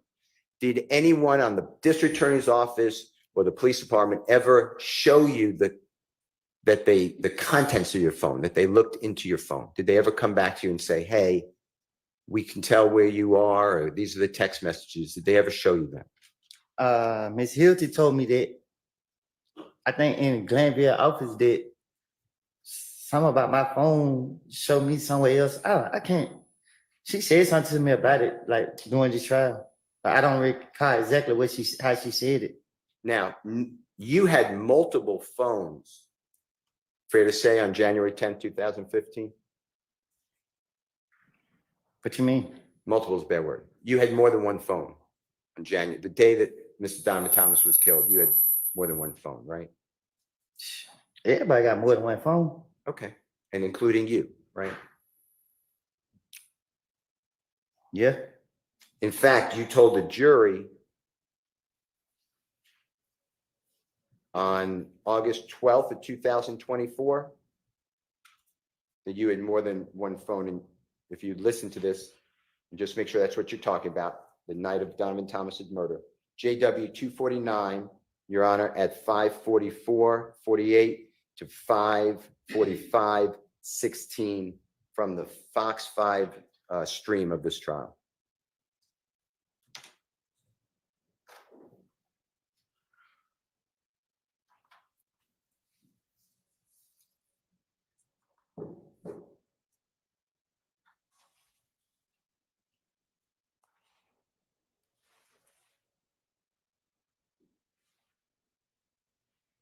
But I'm about to listen to something. I think he's having a little issue. I'm sorry.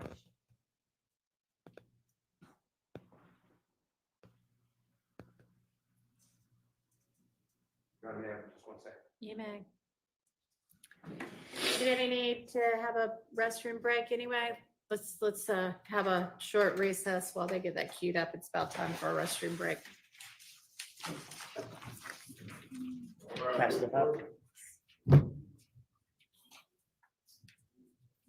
All right. Restaurant break for the people over there. I am a few minutes behind. Well, no, only 2 minutes. Let's see if having no discussion, and we're up to live. I mean, Mr. Steele has to adjust for how Woody reacts. That is why I believe he has to rephrase questions at times, but once in a while he puts in questions he knows will be objected to because he wants the information out, but he's not sure how Woody will answer. So that is very interesting. And yeah, that McDonald's camera, it's quite obvious. I do remember Miss Gaither claiming she went to whatever fast food joint it was, met up with somebody who, well, Gaither said, if I remember correctly, correct me if I'm wrong, that she was denied the footage. I believe she just went up to the counter and asked the counter person, the cashier, I need some footage, and was probably told you have to ask the manager. And maybe no manager was there, or not a manager who had the capabilities. And then she didn't give a freak about the rest. So she just left, because Investigator Gaither is probably the most incompetent cop I have ever seen testifying in a trial.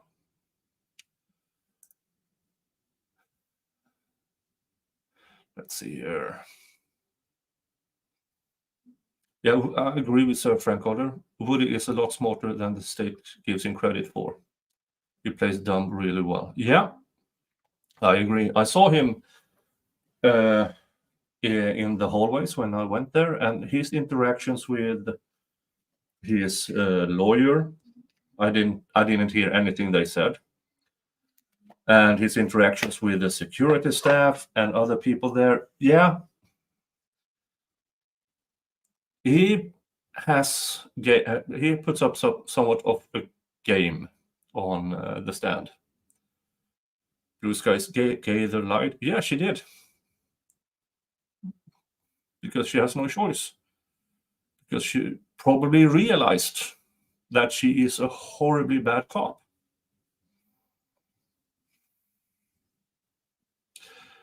The talk is moved to treat as hostile. He is the state's witness, so he's already considered hostile towards the defense.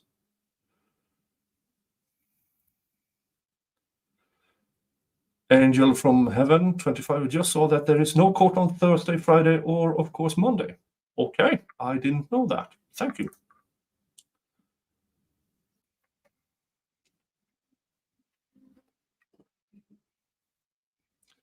Joy's first fan. What Steele is really struggling with is trying to suitable, simplify his language to make Woody understand without making him feel stupid. Yeah,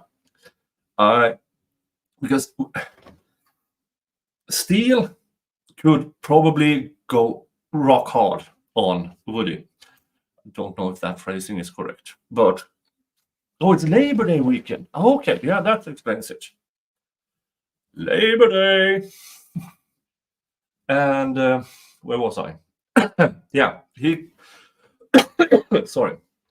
Steele, he can change the way he's cross-examining like a switch on the button. But he needs this information from Woody this far.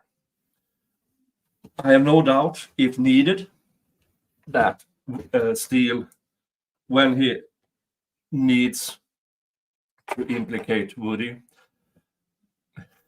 he will. If he needs to. But we're not there yet. Well, this will take most of the day. I think Steele will take all of this day. Hi, Brandon. I'm sure you are. Oh.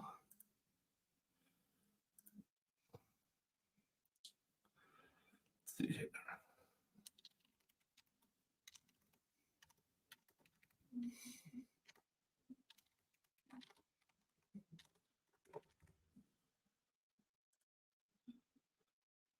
I just had to find something here.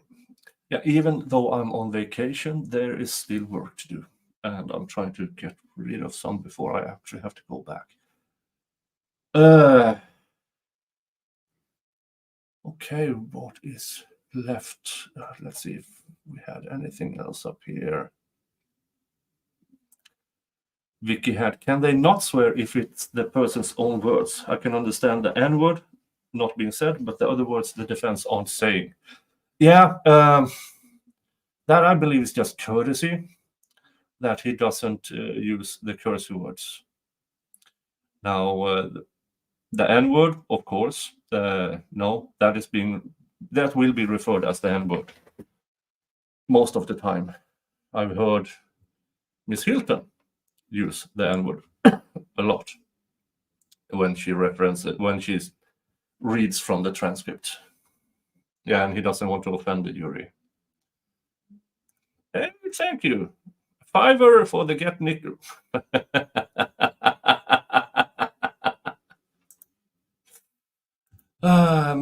Miss Viking, thanks you for your $5. And Nick, I didn't realize you weren't in the States. No, I got home Sunday. What's going on here?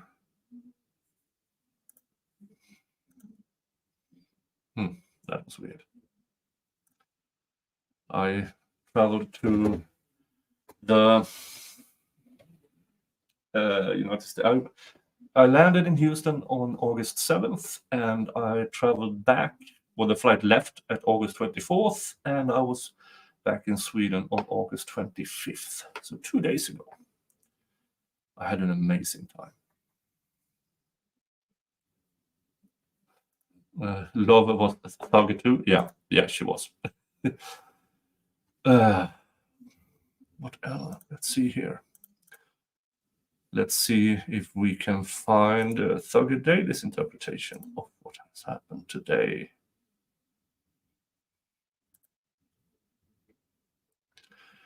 Let's see here. Boom. there. Let's bring this up. Like this. All right, let's see what Thugger has to say. The defense will be cross-examining Woody all day today? Yeah. Steele is going through all the Woody interrogations that the state already played for the jury with two purposes. One, show verifiable lies that Woody told, showing that Woody was 100% lying to the police for a lot of it. Yes. Show how the police did not verify a lot of the info. I completely agree.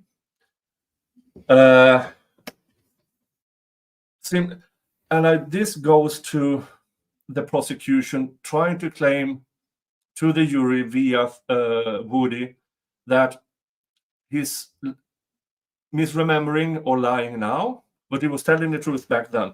But not even the cops back then actually verified much of anything he said. Even though Miss Hilton said, which was objected to, that everything he said there was corroborated, which was a complete lie. A complete lie. Oh, thank you, Angel from Heaven, for your super sticker. And it is a smiley face with sunglasses.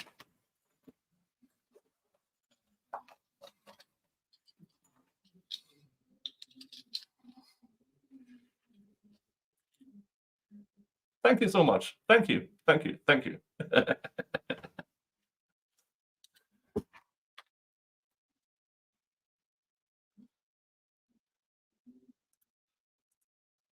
The cops also didn't believe him back then. No, that's why he kept being brought in, because maybe they had to, because he was a person of interest, and they were hoping either he will say something to implicate himself or say something by accident that they could use against the young Thug or Stilwell. Judge also allowed Steele to briefly ask about the ex parte meeting in which Woody was coerced by the state with false info and wrongly threatened with indefinite jail. Steele is making an effort to dumb down his questions as much as he can for Woody, but it isn't doing great. Yeah, didn't go as well as I hoped. So he left that. Probably because if he asks this too many times, then if somebody else in the defense team wants to ask about it, they don't run into the risk of objection asked and answered. So he probably left that to Shard or one of the others.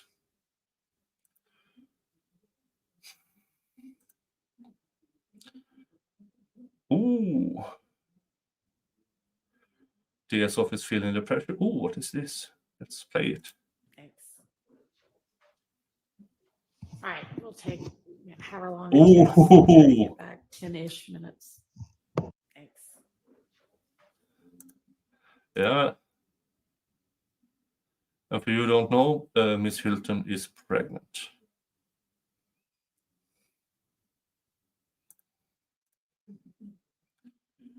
Let's see, are they back? No, they are not back yet. Let's see how the defense feels. All right, take Mr. Steele into custody, please. Oh, this is, oh yeah. Oh, if you haven't seen it, this is from when Mr. Steele was taken into custody.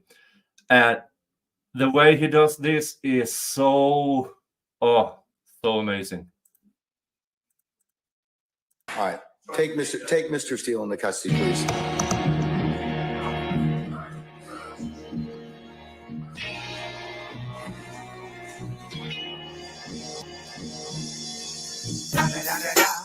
It's the one and only RICO Double G.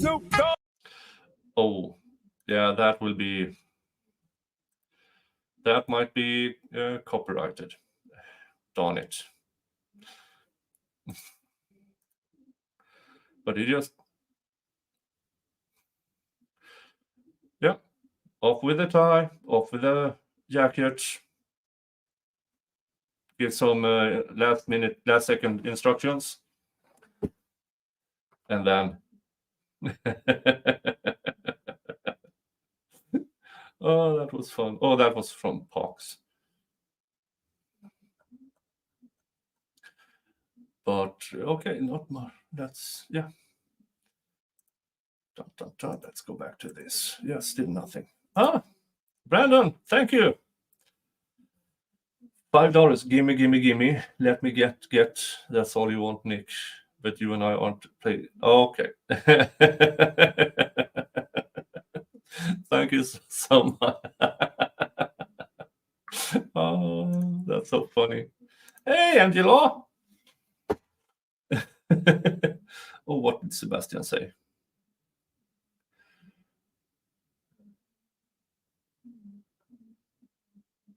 Okay. Father and kid. I feel sorry for that kid. What? I missed this discussion.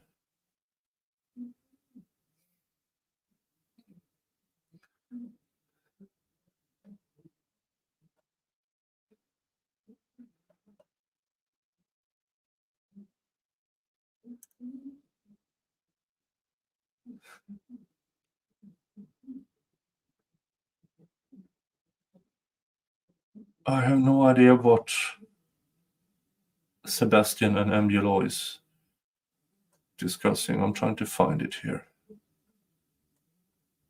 Dun, dun, dun. Dun, dun, dun. I have no idea what they are talking about. Please repeat. Okay. That would be for the best. Okay.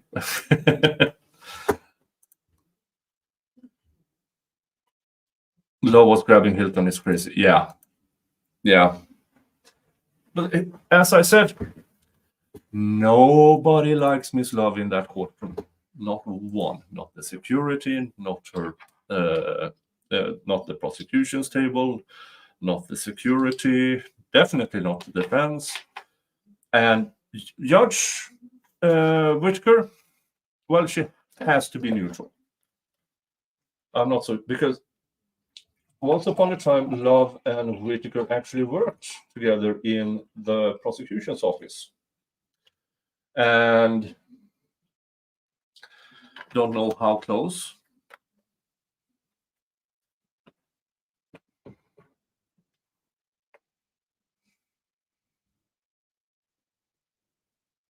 Oh, it was about her being pregnant. Okay. Ah.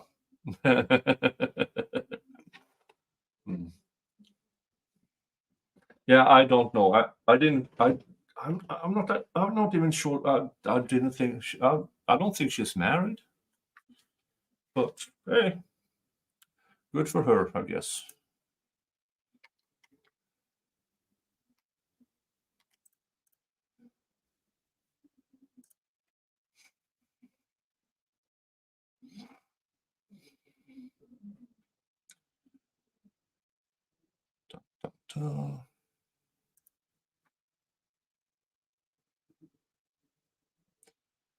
Yeah, I don't. Oh, hello, Slidey Pie over at Rumble. Hello.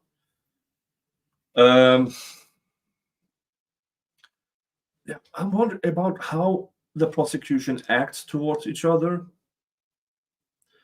How much of that does the jury see? Especially yesterday when Woody turned to Love and said, "What you looking at?" Or whatever he said, something of the sort. I mean, the jury must have looked at Miss Love at that time. See if I can find it. That was so funny.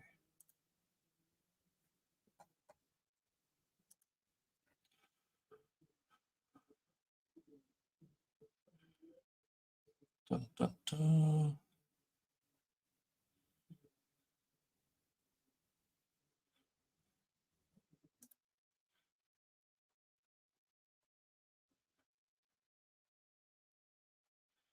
See if I can find it.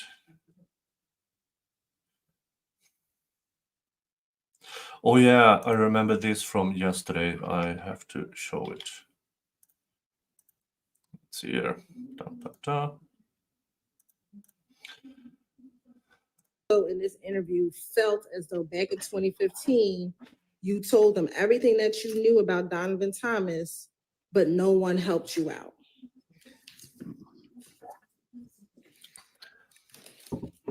If I had any truth to speak about 2015, we wouldn't be doing this today. So in this interview. Yeah. Yeah, I know. There are plenty of unmarried parents out there. I know.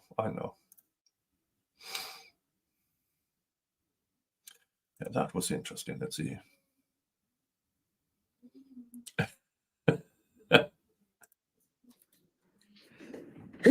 God bless you. Give me some money. What you say? Oh. And everybody go Thugger Daily for everything about this trial on Twitter/X. And he finds the good stuff. But I wanted to get that what you're looking at. Oh, is it here? No.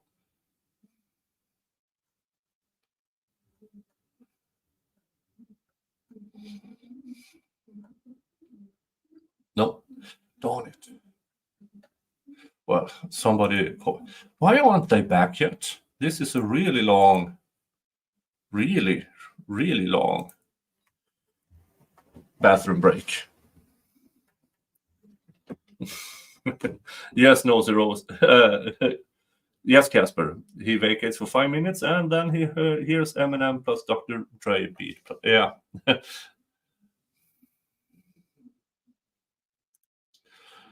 Oh, the shade, Louis Thomas. Fulton County DS office is known for sleeping with married men. Just saying.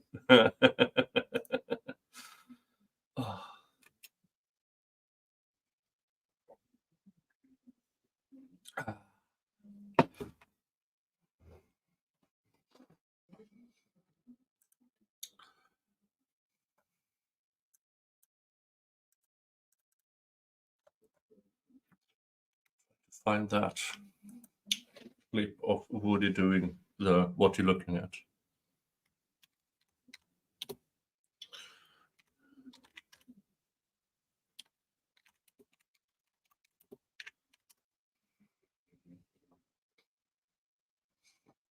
Oh, here it is. Ha! I knew I'll find it.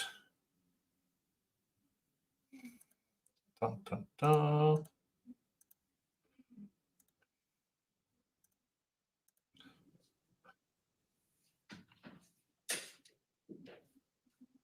They look at me like that. Okay. Mr. Copeland, isn't it true that you are The facial expression on him. Can do that.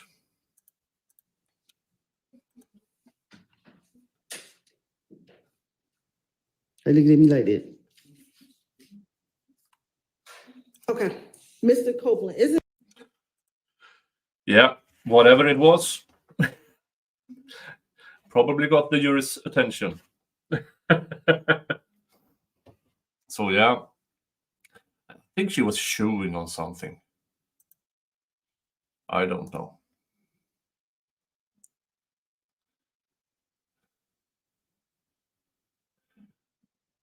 Dun, dun, dun.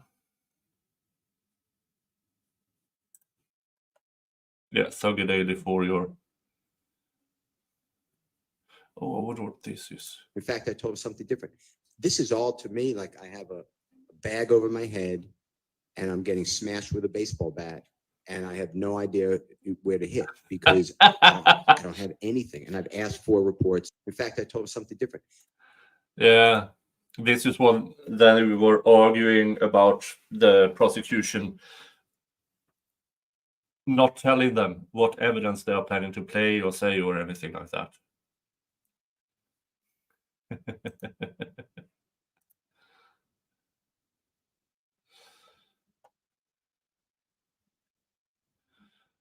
Dun, dun, dun.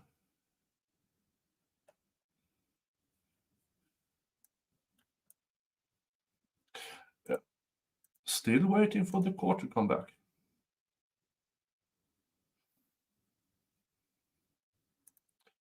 Dun, dun, dun. All right, what else?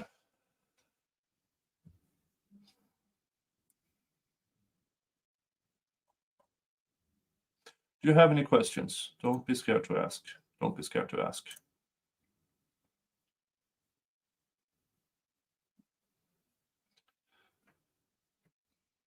Let's see what if I can find something to play for you guys. Oh, yeah. Dun, dun, dun. Dun, dun, dun.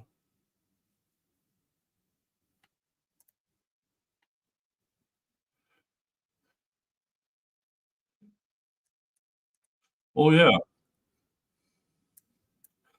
We can play this meanwhile. For you who weren't here yesterday, my reaction to the final few minutes of the prosecution's direct questioning. Let's see here. Dun, dun, dun, dun, dun, dun.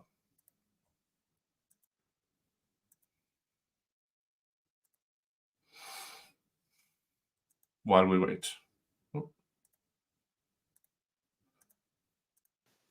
Okay, Mr. Copeland, isn't it true that you're supposed to be testifying under an immunity agreement?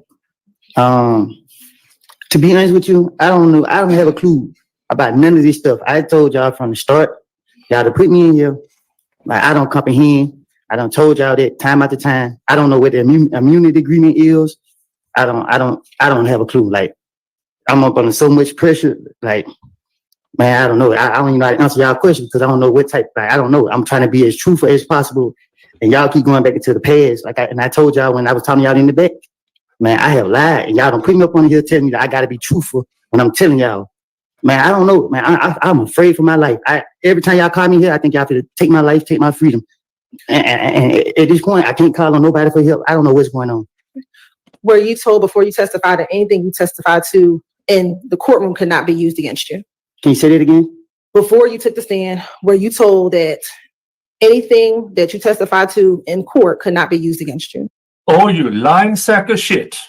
You lying piece of human garbage.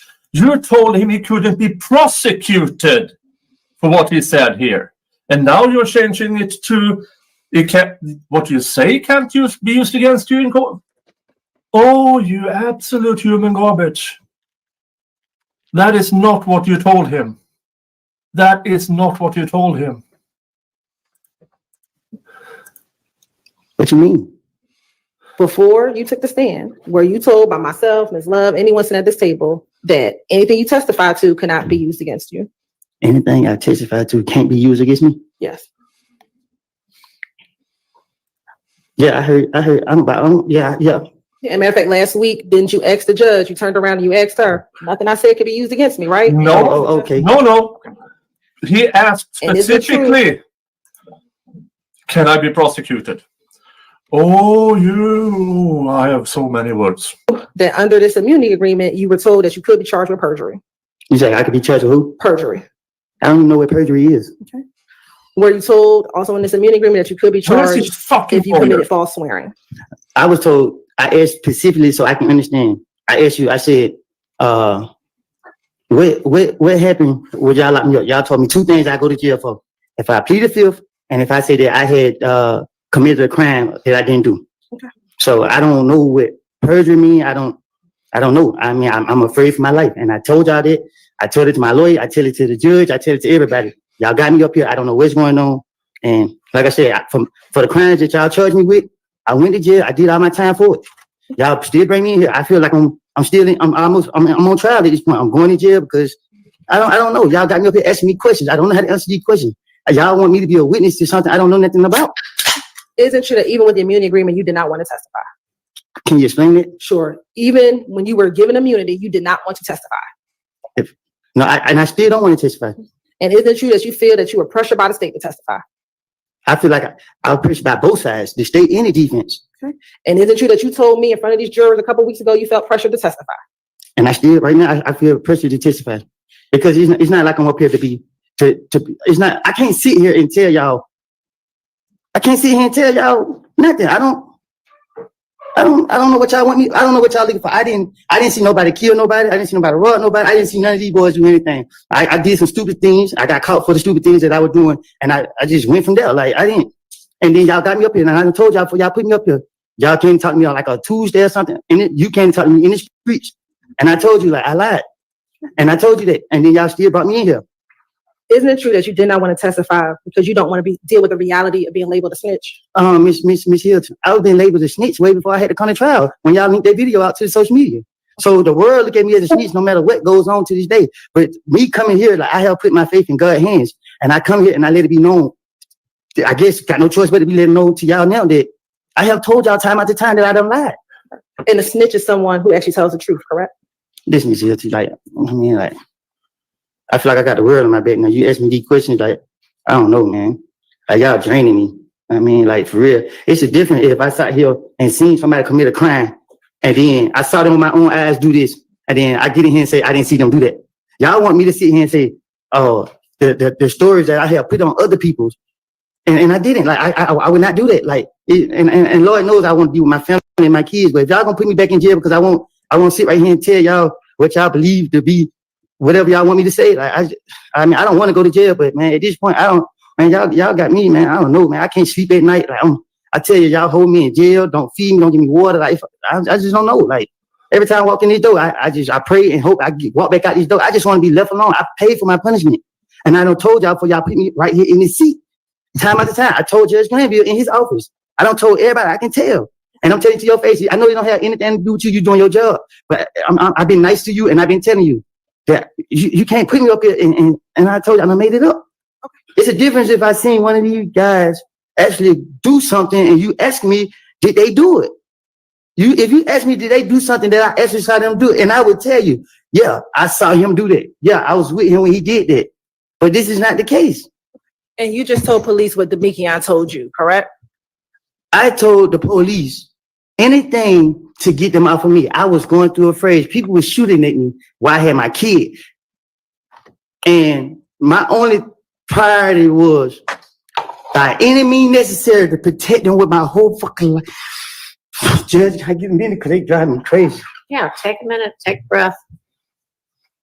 Keep telling y'all, keep telling me. Stay here. Come here. Stay on the stand.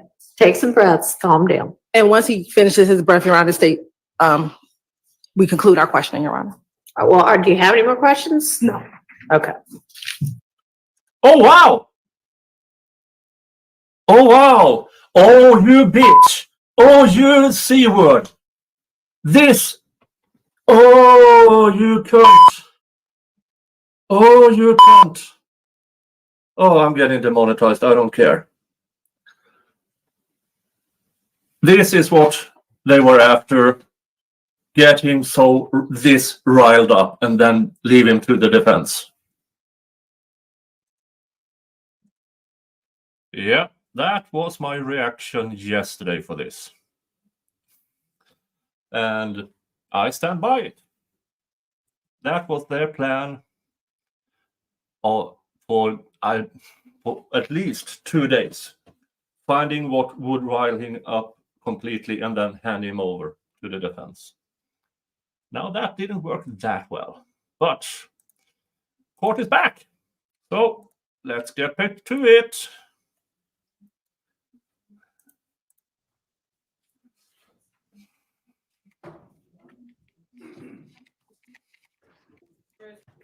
We're 5:42. Your Honor, I'd like to play Jeffrey Williams or JW 249. It's at 54448 to 54516 from Fox 5 stream of this trial.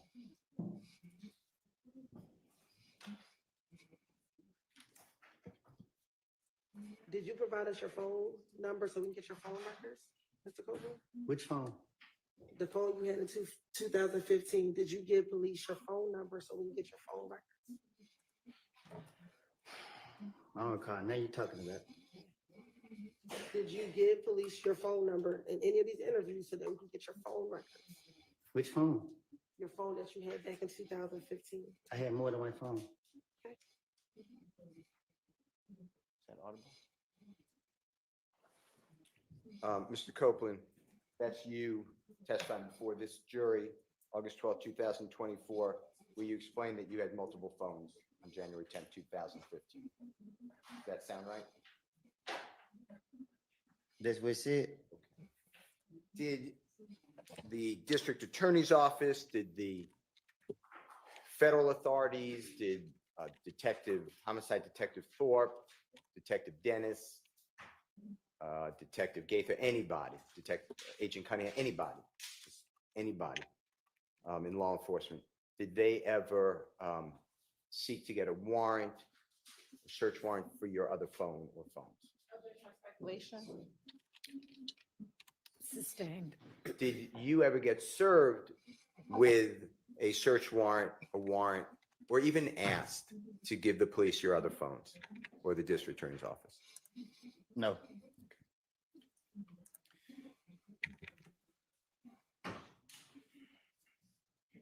I'm going to show you and play for you, with the court's permission, Jeffrey Williams or JW 244D, as in David, State's Exhibit number 378, YB as in Barry. Your Honor, that's the January 28, 2015 meeting or interrogation. It's at 7:12:03 p.m. to 7:12:43 p.m. And this discusses, Mr. Copeland, just make sure I'm right, that you and your brother made a false report of who's driving a vehicle because you had a suspended license. If you can listen to that, make sure that's what that's about.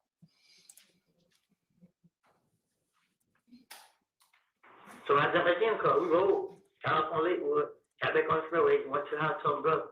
And he didn't get tried to kill me. Why you had your brother file a police report? Cause I ain't got a license. You still a victim though. Like it is like bro. If you ain't in the car, listen. If you ain't driving the car when we get there, we're not gonna waste our time on lock you up to drive with because now you didn't kind of now you didn't kind of sway the investigation that y'all made a false police report. Now I ain't trying to lock y'all up for that shit, but if we get some evidence or get a gun or something to match shell cases or whatever like that, it's kind of like you threw the investigation off by having your brother take the report. You know what I'm saying? Like at that. Is that pretty much what it discusses, Mr. Copeland? Huh? Is that what it discusses? What you're discussing with the detectives, you had your brother file a report, a false police report. Is that what it's discussing? Right. Okay. And you understood on January 10, 2015, that the cell phone that you told the police about would show an approximate location, right? Huh? The cell phone that you had on that desk in front of Detective Thorpe that you told the police about, that would show an approximate location of where the cell phone was, right? I don't know. I don't get what you're saying. Okay, it's me. I apologize. When you were with Detective Thorpe on January 11th, 2015, about 7-8 hours after Mr. Thomas was shot, okay? And you brought with that phone, you brought that phone with you?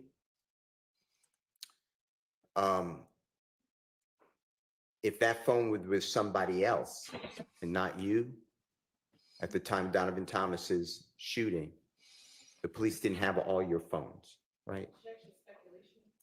Well, you didn't give, I'll correct. Just rephrase it. It was kind of Sure. confusing. You didn't give the police all your cell phones that you had with you or access to on January 10th, 2015, but you did show one phone, true? He didn't. I don't even think he wanted my phone. Okay. All right. Now,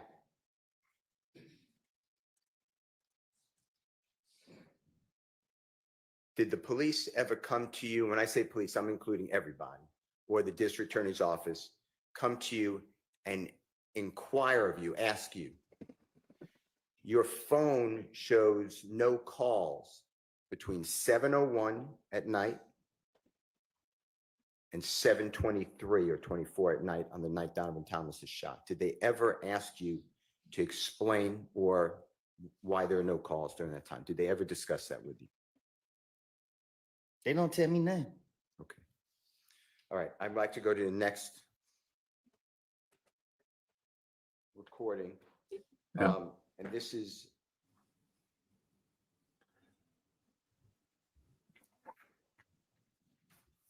Yeah, I put the booster up Jeffrey a bit. Williams, Let me know if you need more. 240L, as in laughter, States Exhibit number 378Y, E as in Aaron.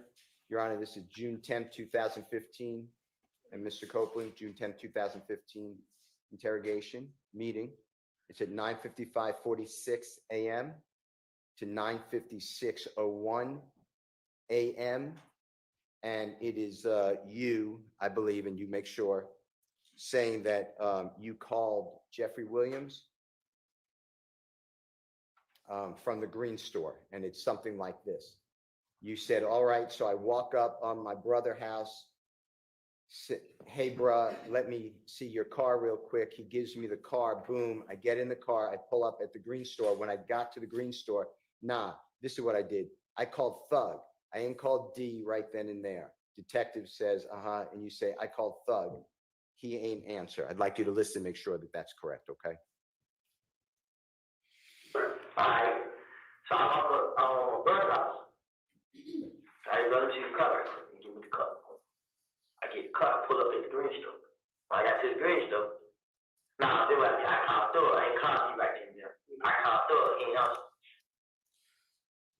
Mr. Copeland, did the police or the district attorney's office ever come to you and ask you on your phone?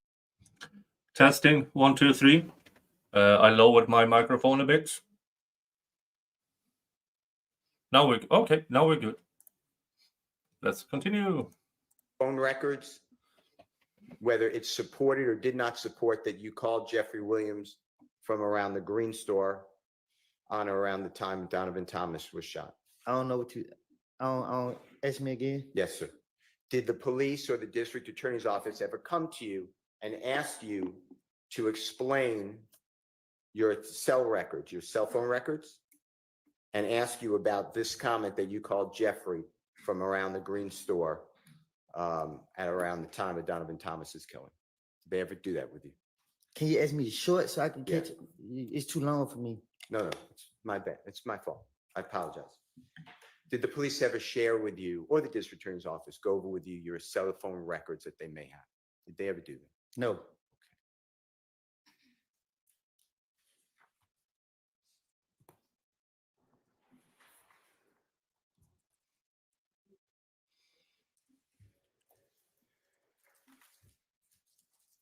Going back to 2014, going into 2015, you met Jeffrey Williams for a short period of time that you were,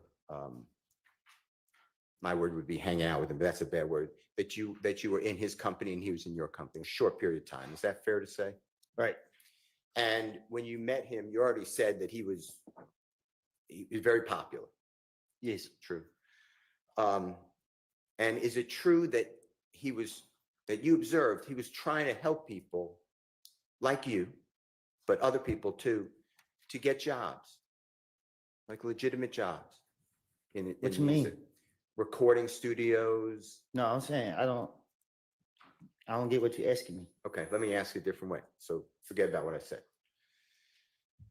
When you met Jeffrey, did you observe, did you witness him trying to get people to have a legitimate job? A legitimate just means a job at a recording studio, make music, trying to help people. I can't speak for other people, but he tried to help me. And when you knew him for the period of time, we're really talking about like between your birthdays. Do you know Jeffrey Williams' birthday by any chance? And if you don't, that's fine. Well, now I do, but You didn't back then? Okay. I didn't, yeah. Is it fair to say that you and he knew each other, but like after your birthday in July 2014 and really stopped because you were in custody anyway, by July 2015? That's the period of time that you knew each other? Is that true? No, I didn't, from 2014, I met him like At the end of 2014. And then you already told the jury, but you got locked up a lot. The police kept locking you up in January, February, March, April, May, and then June. You were locked up in federal custody for 51 months. True? Yes. Okay. And that's really the only period that you knew Jeffrey. It's Yeah. the only time that you were around him or he was around you. True? But really, we wasn't even together every day. I was out in the neighborhood. So when the state is asking, like, you questioned about, you were so close with him, what you really did was you'd go to a studio, he let you come to a studio. True? Yes. I was going with somebody else. Yeah. You went originally with a gentleman I know as Mr. Trontavious Stevens. Do you know that name? Yes. Is that also Slug and Tick? I Same know, I person? call him Tick, yeah. Okay. And that's how you first were introduced to be around Jeffrey Williams, true? I think so. And then you would see him, he'd allow you, and when I say allow you, I mean, it was okay. It allowed a lot of people to go to his shows, right? I think Tick invited me out. Okay. And that was really your relationship with, and he would take pictures with you if you wanted to, and he wanted to, true? Yeah, I asked. Yeah, and you put that on social media. You were promoting Jeffrey, and you liked that. He give me, yeah. And it gave you a little bit of maybe No, a fame. lot. Okay, gave you a lot of fame. True. Yeah. And you were trying to launch your own career as a musical artist at that time. True. I was trying to find myself. Okay. Later, though, you did try to, and you did launch your career as a musical artist, right? Well, I going back to jail, they started locking me back up. You were trying to do that, though. You were trying to do I tried it. Yes. You had a manager. Huh? You had a manager. Yes, I had a lot of stuff. Yeah, they were controlling your social media feeds, etc. Yes. True. Okay. You put out music videos. True.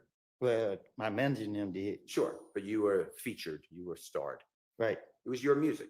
Right. Okay. Jeffrey never had the pleasure of having you featured in one of his songs. Is that true? No, I ain't never been in his song. Okay. And Jeffrey never was featured in one of your songs. Is that true? No, me and him don't have music together. All right. But he did put you in one song of his. You know the song Halftime? I'm listening. Do you remember the line, and I'm not saying this a quote, but something effective, if you mess with me, Woody will come up and pop in the noggin. And if that's not a quote, I'm not trying to misquote it, but that's what is that something like what it says in that song? Yeah. And the song is Halftime, right? Yes. Wildly popular song. Yes. And the police, when that song was released, the police seized on that to use it against you, basically. You knew that, right? Sustained. From your vantage point, and what that means is you learned that the police was using that song. They asked you about that song. No, they told me. Yeah. One of them told me that I think I had got out like shit. I got out one of the jails and they got me the next day. And they were like, yeah, man, now you're at the top of our radar. It was something like, and he pissed me off when he said it. He being the detective.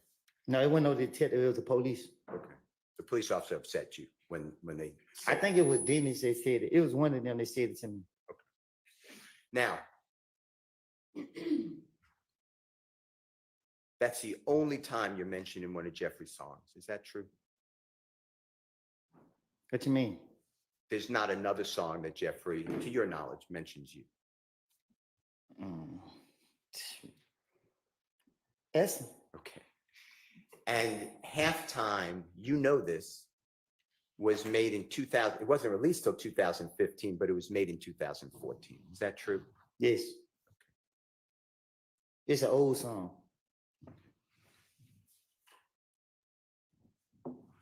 And there's no truth to that lyric that you would pop somebody in the noggin for Jeffrey. Am I right? I would never. I want to go back to what we talked about earlier, that Jeffrey was in fact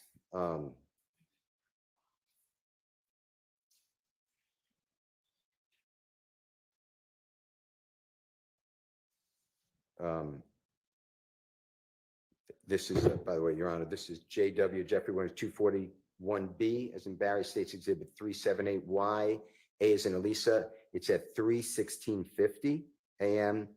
to 3:16:56 a.m. And this is January 28th, 2015 meeting or interview or interrogation with the police. Okay, Mr. Copeland, I'd like you to listen to this about things were good with Jeffrey.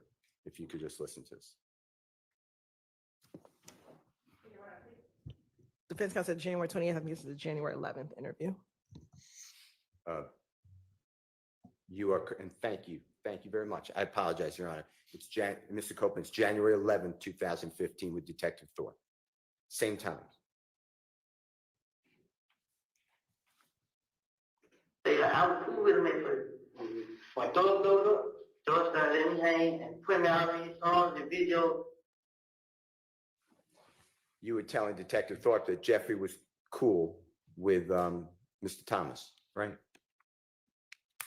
I guess. And that's the truth, though, right? I don't know. I'm saying I can't hear what I said in the video. Okay, how about this? From your observations, Jeffrey was on good terms with Donovan Thomas. I don't think I ever seen them two. I can't remember being around both of them at one time. You never saw them dap each other up? I'm saying I don't think I've been around with. I don't think I've been around like if I never seen them. I don't think I've been around with both of them in the same place. If that makes sense. Yeah, of course. Okay. I don't remember. I can't remember seeing both of them in the same place. Okay. I want to talk with you about what you told the detectives. It's June 10th, 2015. And this is when you're telling the detectives you're at the McDonald's and D gets into your car. I want to talk to you about this. This is JW or Jeffrey Williams 240M as in magic, states exhibit number 378, YE as in Aaron, 2:45 p.m. to 2:46 p.m. And you say to the police, SHI blank, I just heard D got in the car and he was like, they just killed him. Or he like, yeah, he like, boy, they killed Nut. Detective Thorpe said, who he say killed Nut? You said, I'm telling you. Like my heart started pounding. Like who? He was like, them. And then Nard got in the car. He shut up talking. So we get riding. I'm like, where the HELL, we going? But he told me that I was already trying to get the HELL away from them. So Moonton FaceTimed me. He like, boy, you know, old boy just got shot, right? They saying, boy, he just might not make it. I'm like, who? He like, Nut. I'm like, huh? Man, he trying, he like, SHI, boy, you know, they could scream out a name, right?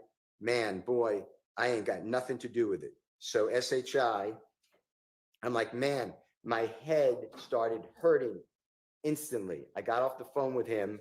So we following behind them, that's when we dropped them at Thug's house. They was in the car, in the first car. So when we pulled up, I want you to listen to this and tell me if that's what we're talking about. Excuse me. So I just heard D got in the car, like they killed him. Yeah, you like, well, they killed Nut. When you say killed Nut, I'm gonna tell you, I'm like, my heart started pounding like who? You like damn. And then Nut got in the car, he shut up top. So So we get lines. I'm like, where they was going? But when he told me that, I was already trying to get ahead away from them. So I moved to a FaceTime. He like, but you know, old boy, they got shot, right? Saying, boy, his ass might not make it. I'm like, who? He like, look. I'm like, him. Man, he like, shit, well, you know they fit screen, out of the name, right? Man, I ain't have nothing to do with it. So shit, I like, man, my head started instantly. I got off on him. So we fight behind him, we drop him. Then we pull up his throw.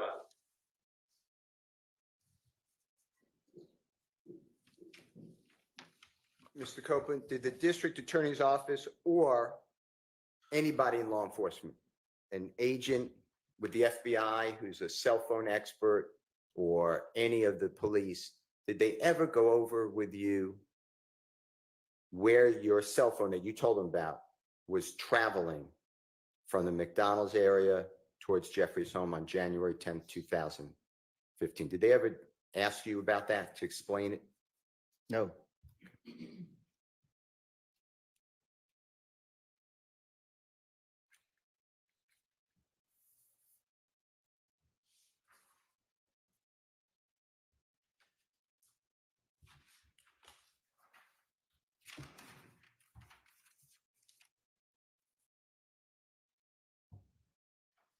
Now, when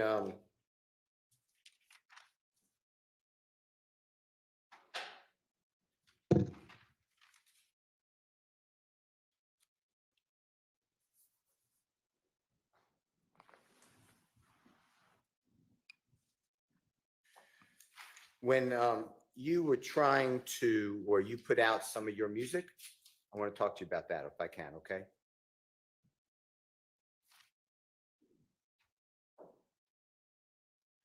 Now, do you remember putting out a song and a music video entitled Homicide?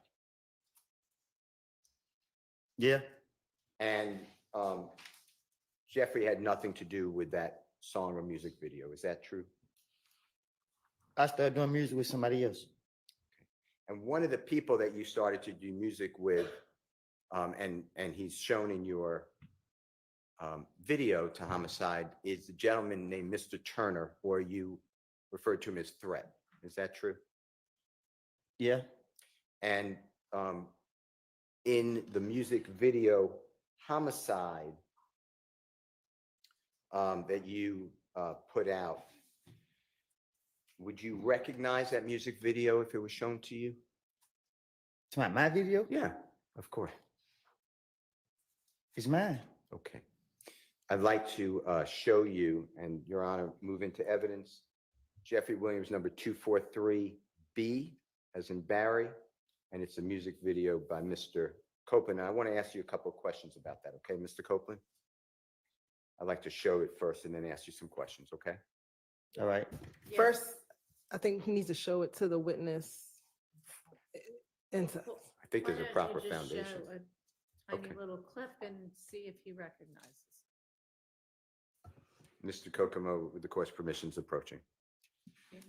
Thank you. Mr. Copeland, just do me a favor. When Mr. Kokomo comes to you, just watch this for as long as you need.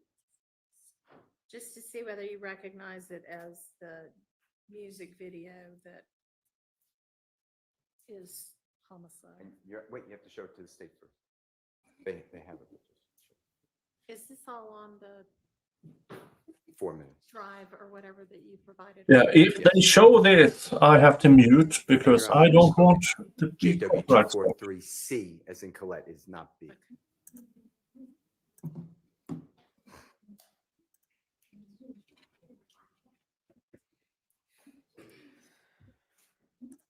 Yeah, in my video. Mr. Copeland, I heard what you said. I'm going to repeat it. If it's not what you said, just correct me.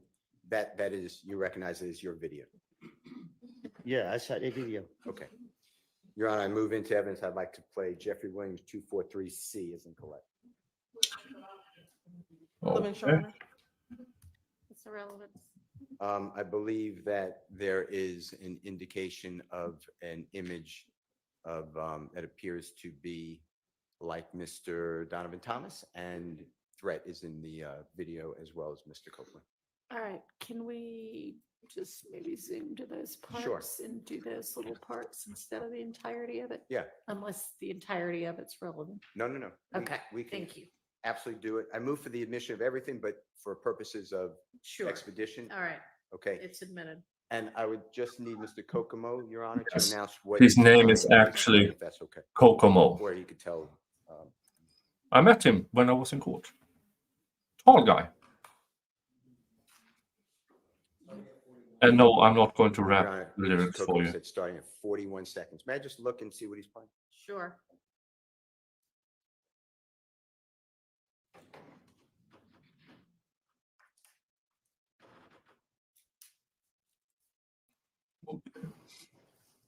We are probably closing in on lunch. I have errands I need to do, but I will keep this playing with, well, you know, this down here, so you can get it through my channel. Hopefully, I will be done in under 2 hours. I don't know. But I will return before this trial ends, and I will be listening in.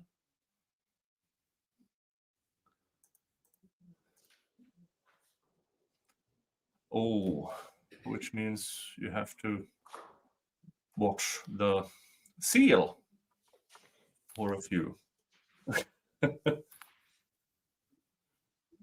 Or maybe I can stream snipe Cat Not Williams.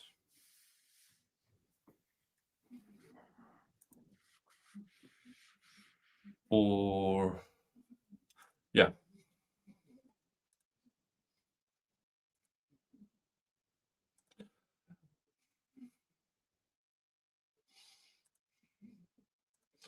I will fix that.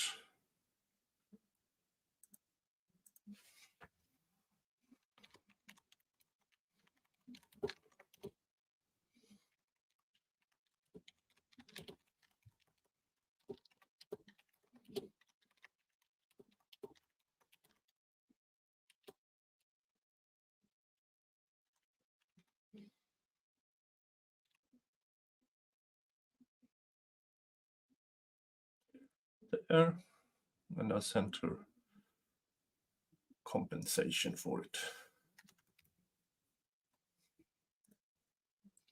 But not until lunch. Oh.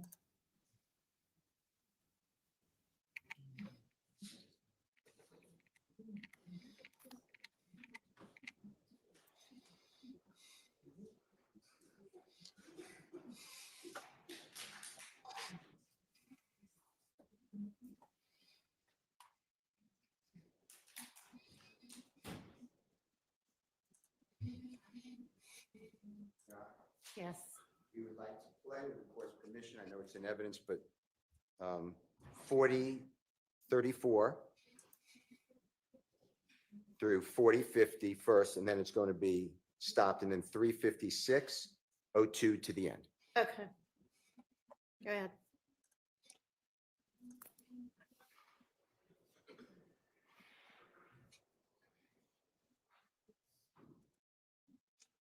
Yeah, sadly, I have to mute this. It might not be enough.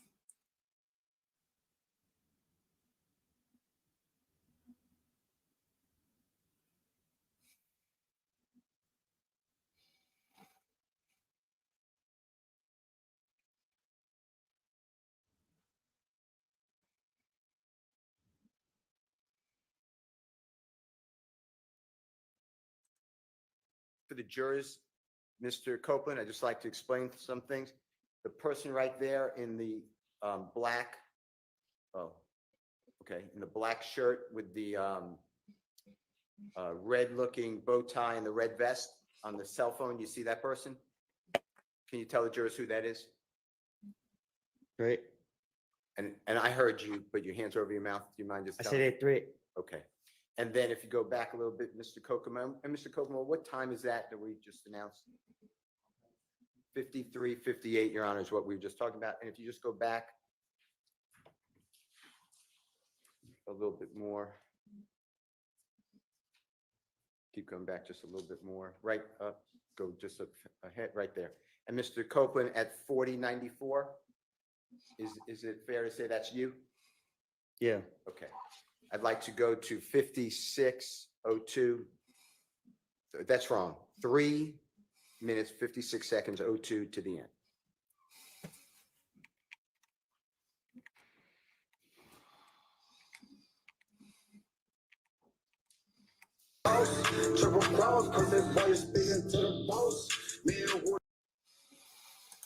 Darn it.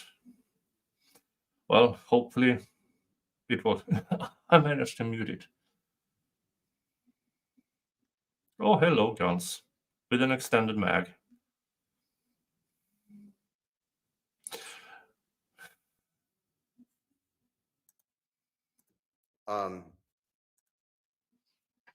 Do you remember telling District Attorney Hilton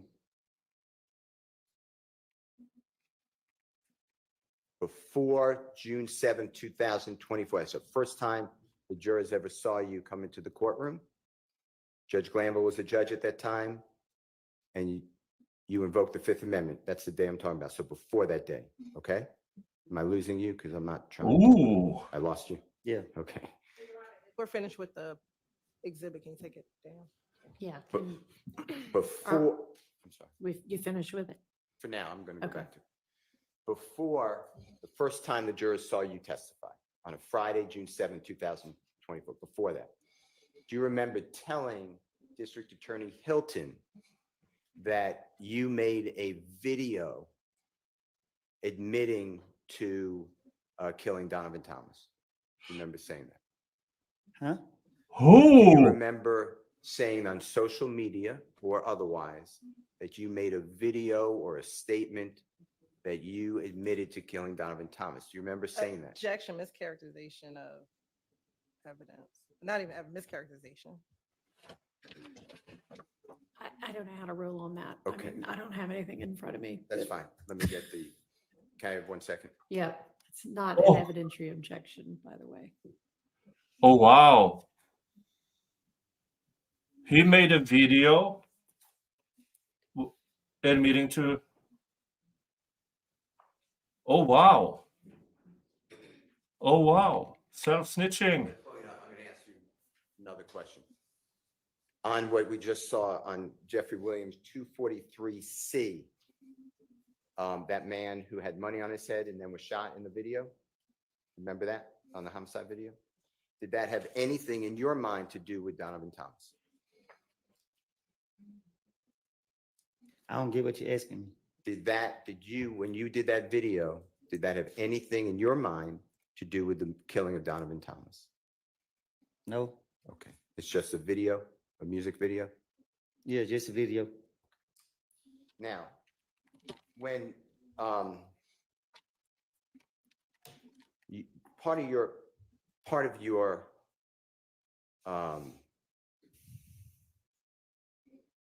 what you try to give out to the public is that you are a real gangster. Is that true?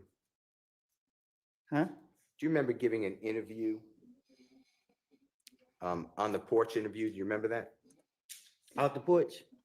Off the porch, yes, sir. Do you remember doing that interview? I remember doing it, but I don't remember what I said. Okay. Do you remember saying that you are a real gangster, but other people are just musicians? They're just play gangsters. Do you remember saying something like that? You got to show me. All right. Mr. Kokomo, this is Your Honor, Jeffrey Williams, 246. It's April 29, 2020, off the porch interview with Mr. Copeland. And the relevant times are going to be 5 minutes, 4 seconds, 5 minutes, 12 seconds, 8 minutes, 59 seconds to 9 minutes, 7 seconds.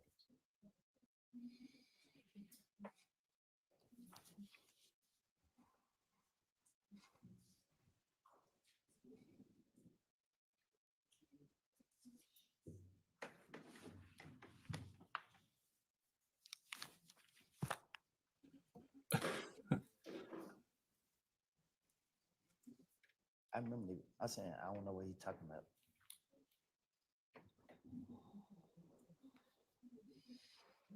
Okay. Come on.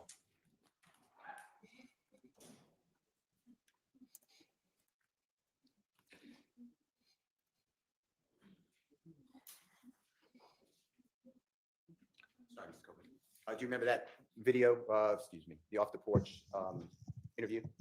I remember, but I don't remember what was said. Okay. Was that you in that video that was shown to you? In that picture he showed me? Yeah. Yeah. And do you need to hear what was said? Did Mr. Kokomo play that for you? No, he just showed me a picture and walked off. Mr. Kokomo, would you just show Mr. Copeland the relevant portions, 504, and you can listen to any of it, 504 and 512. Okay, this is when Mr. Steele and his investigator visiting Mr. Copeland. Now, this was some pre-trial doings, and the state has made allegations that, yeah, pure garbage. But this will be interesting because this is the first time I actually heard anything that was said at, yeah, that he actually more or less confessed to Mr. Steele, and this is why the prosecution wanted everything that Mr. Steele had so they could go through it. 859 to 907. Mr. Copeland, just listen to this yourself, please. They have it to say.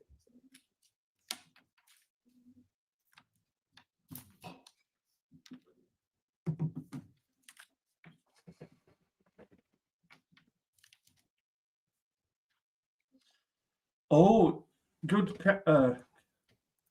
Yeah. If Copeland told this to Hilton about what he said in that video, and she didn't disclose it, oh, holy crap. Yeah, that. That's it.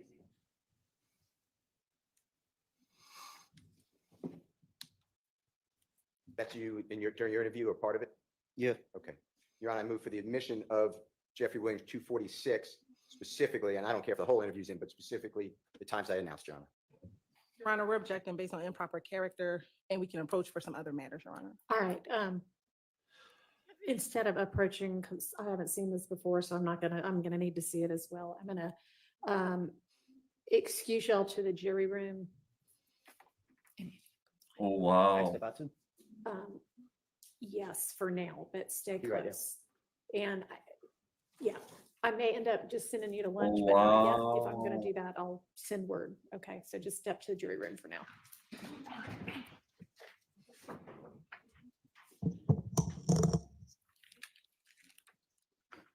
Did Woody self-snitch in that? This is why Love and Hilton was so adamant in that horrible motion for the defense to disclose things. They knew this was coming, and they know if Woody told this to Hilton or Love,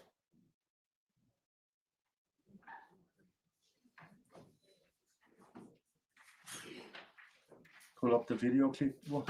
I don't have it. I'm watching this live.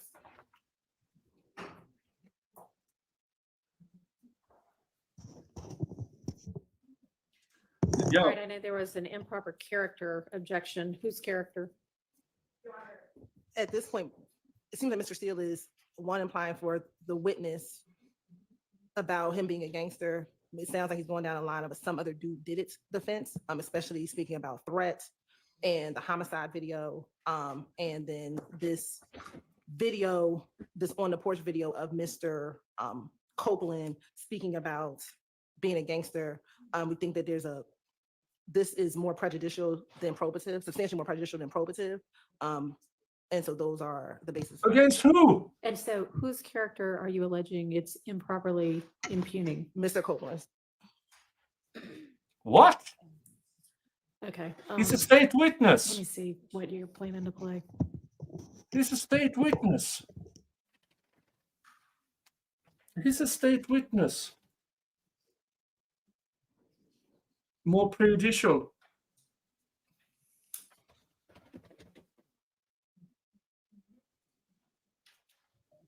So at the end of the day, I got a story to tell.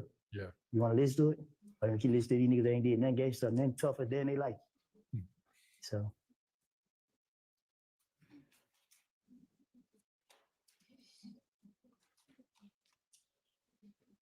I mean, seriously?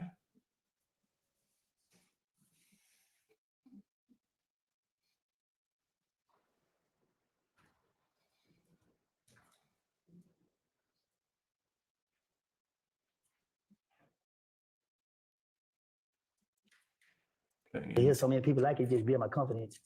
I mean, because I had a pride thing, like I don't want to be labeled as nothing but a gangster. So you look at me anything other than that, you got a problem. I'm gonna slap the shit out of you. But whenever And overrule those objections. Oh yeah. It'll be very short, Your Honor. Okay, and I'm gonna have the jury back. Ms. What about the Persfield, confession? Apparently, one of the jurors, she was not hospitalized, but she had to visit the hospital last night. And she has indicated through an email that she may need an early break today. Her doctor's excuse had cleared her for going back to work as of tomorrow, but she didn't want to throw us all off in the morning. So she came today, but we may have to break early. And Ms. Persfield's just kind of finding out a little bit more detail. So I'm going to let her come back and let me know what's going on, and then we'll determine kind of where to go from here. So we'll just kind of recess in place. Okay, recess in place. And this is close to lunchtime. I mean, wow. Okay. Those objections were completely horrible. Completely. I mean, they were more prejudicial than probative. That's a defense objection. I mean, seriously. Seriously. The prosecution, oh, it's more prejudicial towards our witness. It's your witness. You're trying to put these guys away for life. And, oh, this is so stupid. This is so immensely stupid.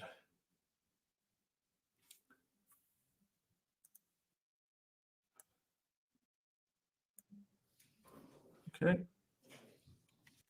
Seems like. Okay. Will be. Oh. Okay. Feel cool. All right. So we're going to have the jury back out, wrap up. I guess you're saying, Mr. Steele, that we can wrap up this topic fairly quickly, and then we'll break for lunch. And it sounds like she's just feeling okay now, but will sort of keep us posted. So. Okay. And Mr. Copeland as well.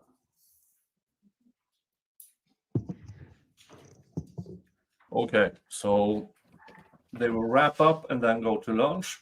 Then I need to run these errands. Hopefully, I'll be back within 2 hours. But meanwhile, I super chatted Catnot Williams for the permission to stream snipe her during lunch, because she's so much better than me for the over lunch talky thingy and have all the clips and everything. So I'm a bit envious of her, the way she can fill up time. Yeah, if this will be a clean kind of place for us to stop, sure. It'll be fine. Okay. Oh. Any way you say will be fine.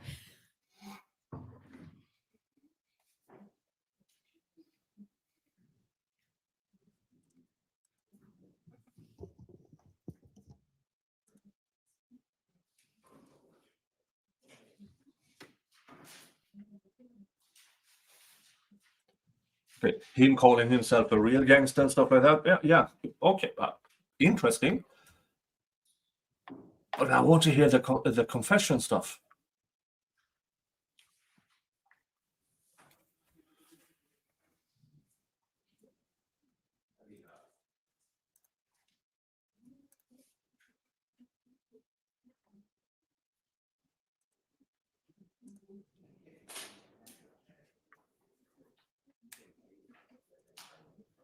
And I mean, we know that Mr. Steele has all the receipts. So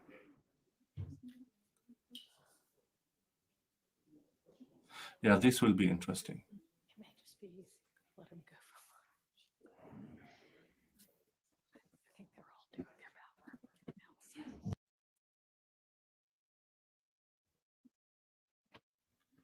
That wasn't me muting them. That is all them. Oh.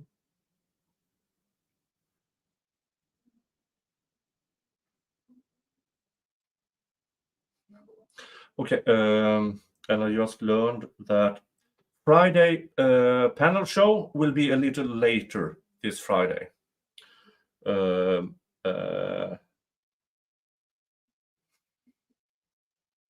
Yeah, apparently my sister is coming down on Friday.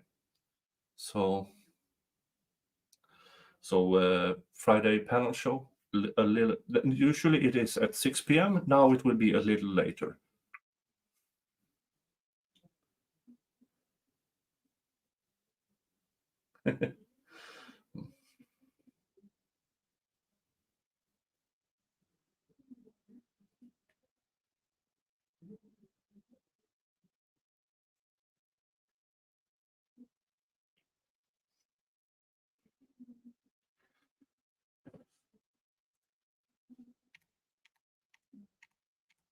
Almost up to.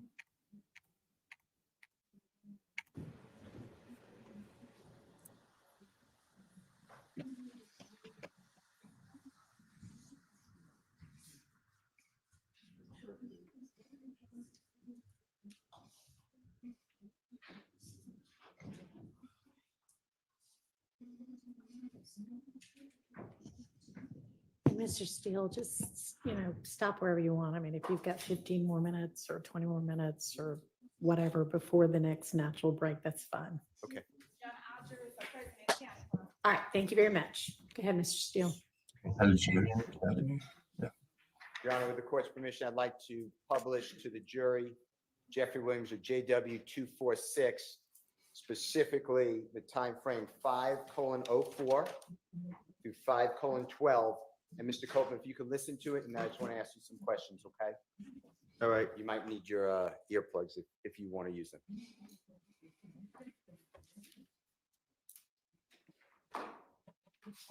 At the end of the day, I got a story to tell. Yeah. You want to listen to it? Or you keep listening to these niggas that ain't did nothing gangster, nothing tougher than they like. So. Were the people around you? Mr. Copeland, are we able to hear what you said during that interview? Yeah, I heard it. And you don't need me to explain. Tell the jurors what you were saying to the interviewer. What you mean? What was I getting at? Yeah, can you tell the jurors, please? Well, I did an interview and I gotta hear the question that he asked me. Okay, let me ask you this. Some jurors may not know what off the porch is. Can you tell them what that is? It's they interview rappers, upcoming rappers, and ask questions about the music and your background and stuff like that. That's what you ask? Yeah. And this was done approximately April 29, 2020. Do you remember that? It was done, I don't know when. Do you remember it was done during COVID, if that matters at all? Before I went back to jail. Okay. And in that segment that the jurors heard it, but you're explaining that you're a real gangster, not these other people who are pretending. That I'm not saying that's a quote, but something like that. That's what you were discussing, or you said. Is that true? That's what I said. Yeah. Yeah. Okay. I'd like to, and you discussed Jeffrey Williams in this. If you remember, I could play for you, but if you remember off the porch interview, is that true? All right. You said he was like a role model. He blew up, or whatever the right word is. True? Well, he showed us that it was real. I'd I'd like to show you or play for you, if you don't mind, you might need your earpiece again. This is 8:59 to 9:07. I'm going to ask you the same type of questions. Just what did you say? What did you mean? I'm going to ask you the same type of questions. What did you say and what did you mean? All right. Same thing. Because I had a pride thing, like I don't want to be labeled as nothing but a gangster. So you look at me anything other than that, you got a problem. I'm gonna slap the shit out of you. But whenever I Did you hear that? You hear what you said? I think we all heard. Yeah. And what you're expressing is that's what you want people to look at you as. That you're tough. No, I just wanted people to know, not to look at me. I wanted them to know. That you're tough. I ain't tough. I just ain't scared. All right. Now, you also put on your social media, I think the state showed it to you, but let me get the exhibit number.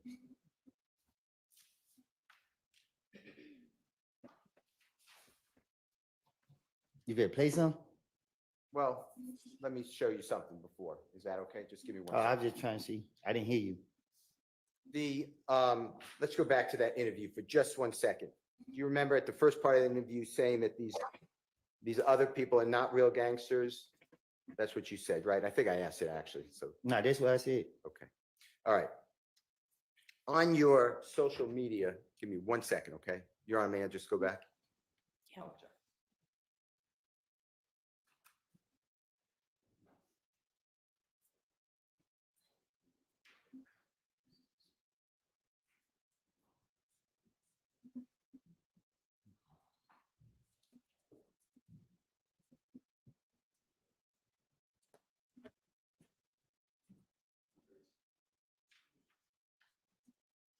William 26B as in Barry. And with the court's permission, can Mr. Kokomo just show it to Mr. Copeland? I'm sorry, is this the same one? The off the porch? This is a different one. This Did you is a say different one. 236B this time? Okay, sorry, I didn't know if you said 246, so 46 was the last one. that's what I thought, so wasn't sure whether we were talking about the same one or a different one. All right. Yeah, he may. 236B, is that what you said? Mr. Steele B. 36B is correct. Okay. Did you see that, Mr. Copeland? Do you recognize that as your social media account at one time? Yeah. Okay. Your Honor, I move for the admission of Mr. Williams, and it's 236B as in Barry. It's admitted, Can Mr. Kokomo please display, Your Honor? yes.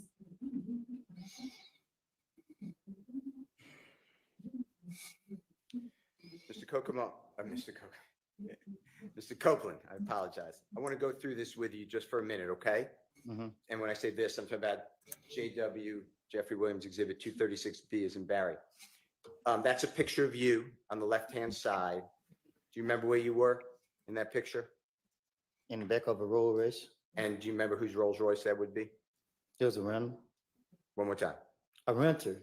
Okay, do you know who rented it? No. Okay.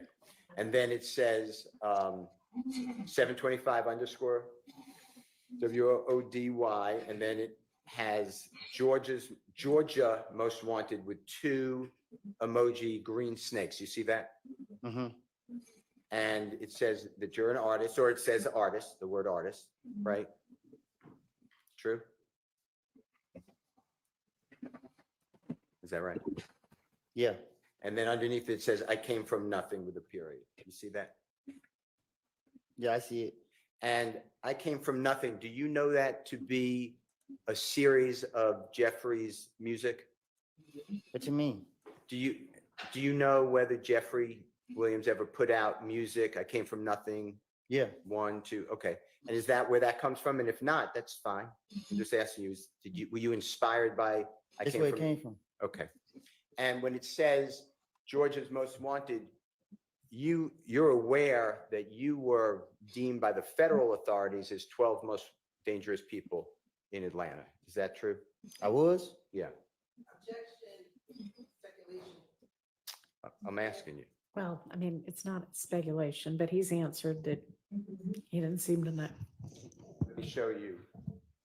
Tell me He what knows. refreshes your memory. He knows. Objection, Your Honor.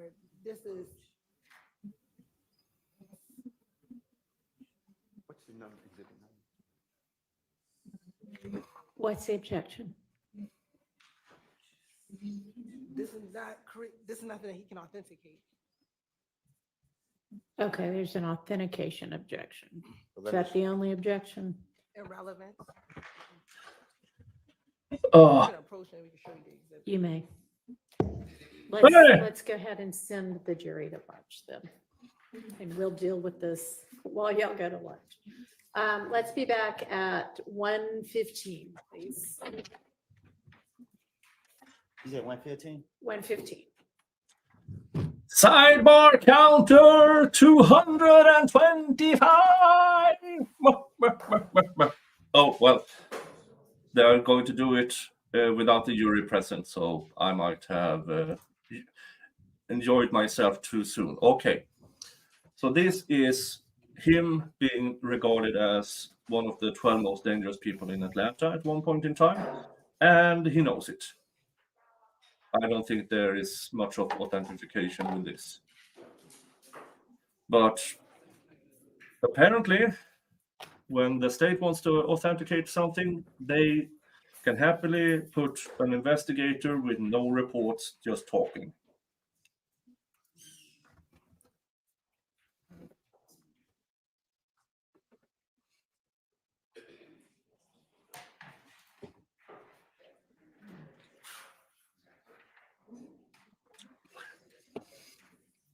Objection, Your Honor, it's devastating to my case. Okay. Is your intent to show that entire thing with the, whatever that heading is? I was going to, Your Honor, if Mr. Copeland can recognize it, I was going to admit it into evidence, and it is from, we received in discovery from the state, and it's Operation Phoenix, and it's the authorities announced on October 29th, 2020, charges for the 12 most violent offenders in Operation Phoenix, and I was going to show that to him. All right, and then he has that on his Instagram, or I shouldn't say Instagram. It's a social media account. I think when's it's that social media post from? that is, it's in his, I'm being told the answer. It's in his biography or bio.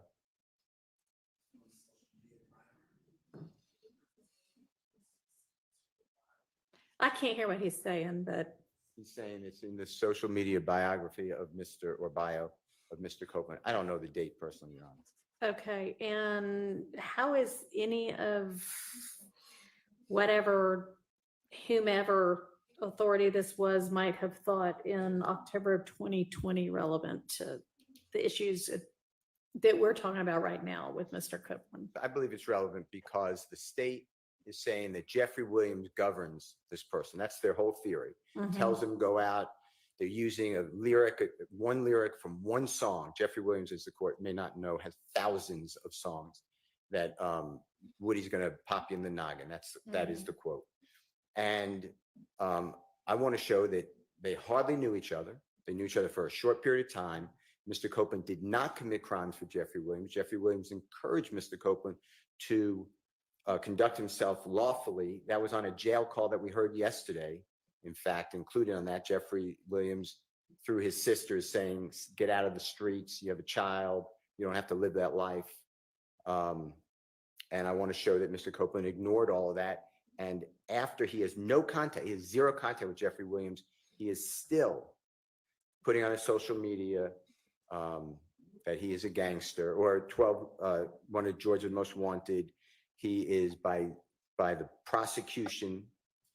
These are federal authorities, by the way. So when I say prosecution, I'm talking about the federal authorities, deemed him one of the 12 most violent offenders in Georgia in 2020. And he has done a interview with Off the Porch in April 2020, where he's Oh, this is stating. Okay, this isn't the port interview he had with Mr. Steele, and he's okay. So this is a 2020 of the port interview. Interesting. That he's a real gangster, the other people are not, and that if you disagree with that, he's going to, straighten you out, basically. So I think that's all important to the jurors because it will hopefully undress this wrong impression, in my opinion, strongly wrong impression that the state is putting up that somehow this man is all around Jeffrey Williams, knows what he says, knows what he's thinking.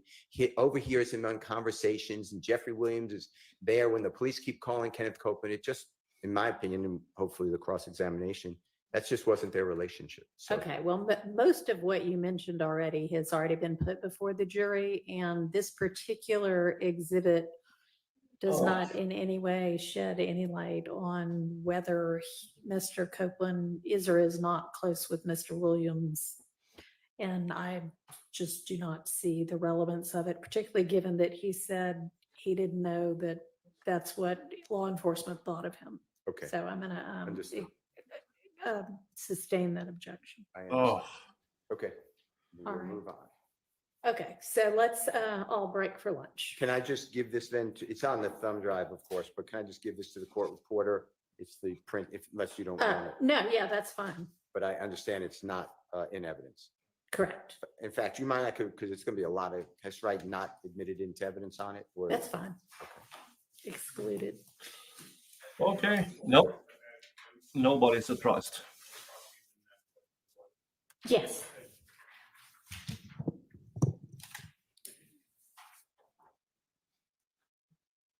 I didn't hear that last part.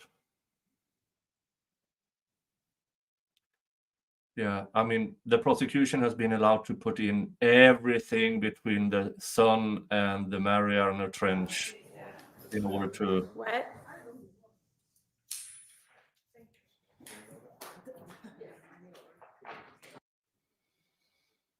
Yeah, the prosecution has been allowed to put in anything between the Sun and the Mariana Trench regarding social media. But this, they can't put in. Ridiculous. But, yeah, but she did allow in parts of that, or the entirety of that court interview, which we will hear more about, I assume. We will, and Mr. Steele still haven't done, because I thought this was the interview he had with his investigator and Woody in 2023, but it wasn't. So that is still to come. So yeah, all right. They seem. Oh, there's the sidebar. So I was correct. Sidebar counter 225. All right, they seem to be breaking for lunch. Go let y'all all know the question and the answer.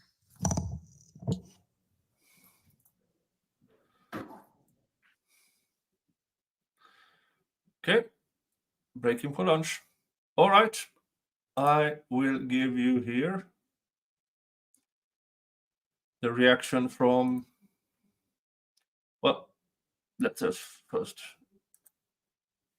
Dun, dun, dun. Oh.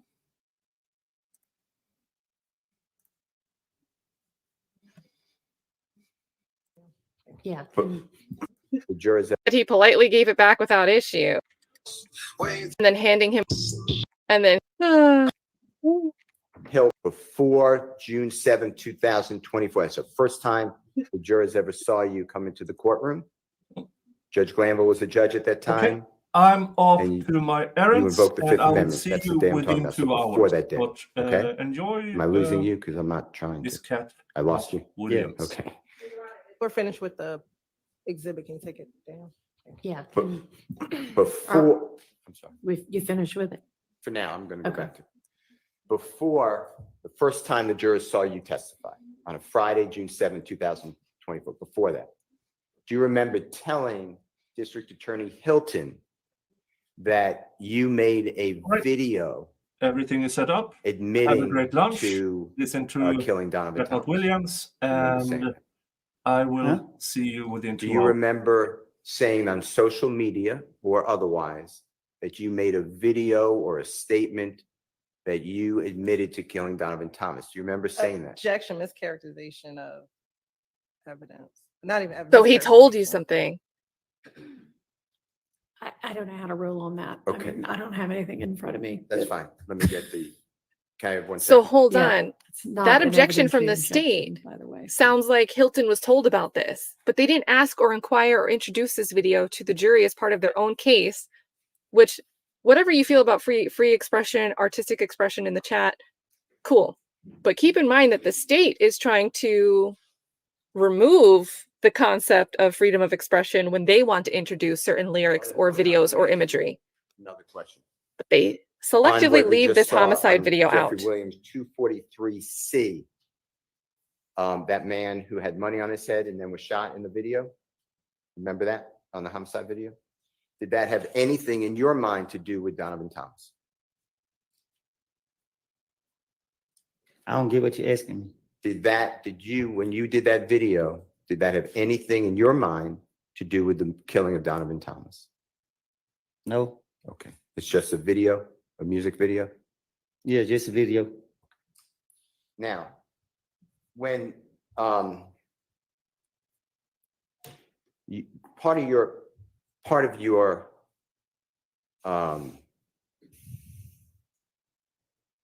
what you try to give out to the public is that you are a real gangster. Is that true? Huh? Do you remember giving an interview on the porch interview? Do you remember that? Out the porch? Off the porch, yes, sir. Do you remember doing that interview? I remember doing it, but I don't remember what I said. Okay. Do you remember saying that you are a real gangster, but other people are just musicians? They just play gangsters. Do you remember saying something like that? You got to show me. All right. Mr. Kokomo, this is Your Honor, Jeffrey Williams, 246. It's April 29, 2020, off the porch interview with Mr. Copeland. And the relevant times are going to be 5 minutes, 4 seconds, 5 minutes, 12 seconds, 8 minutes, 59 seconds to 9 minutes, 7 seconds.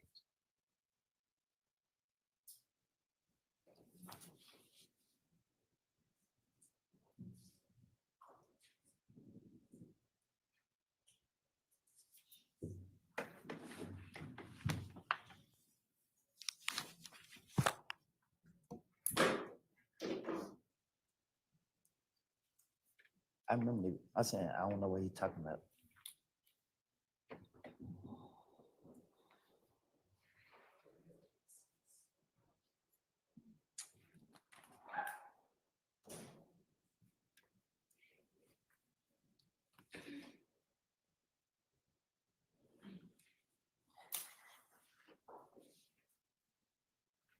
Sorry, Mr. Copeland. Do you remember that video, excuse me, the off the porch interview? I remember, but I don't remember what was said. Okay. Was that you in that video that was shown to you? In that picture he showed me? Yeah. Yeah. And do you need to hear what was said? Did Mr. Kokomo play that for you? No, he just showed me a picture and walked off. Mr. Kokomo, would you just show Mr. Copeland the relevant portions, 504, and you can listen to any of it, 504 and 512 and 859 to 907. Mr. Copeland, just listen to this yourself, please. They have it. These statements.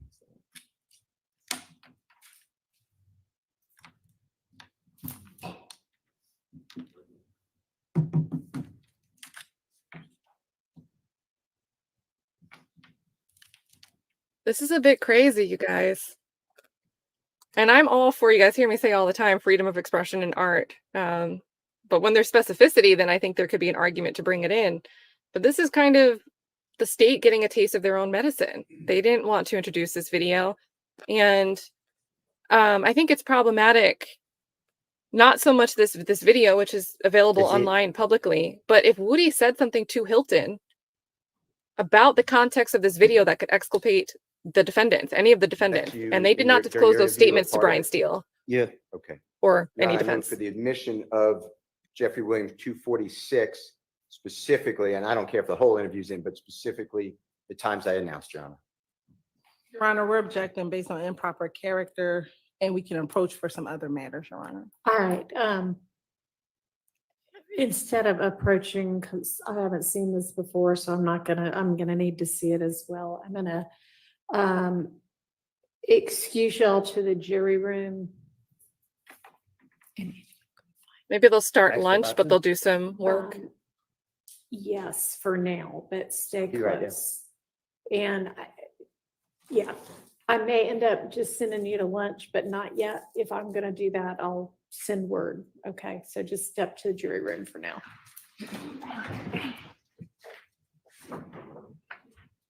I think she should just send to lunch. It's like 12 minutes to their normal time, but who knows? This is interesting stuff, you guys. This is interesting. There has not been a dull moment of this day so far, at least to me. I mean, that's my own opinion. Like, this is crazy.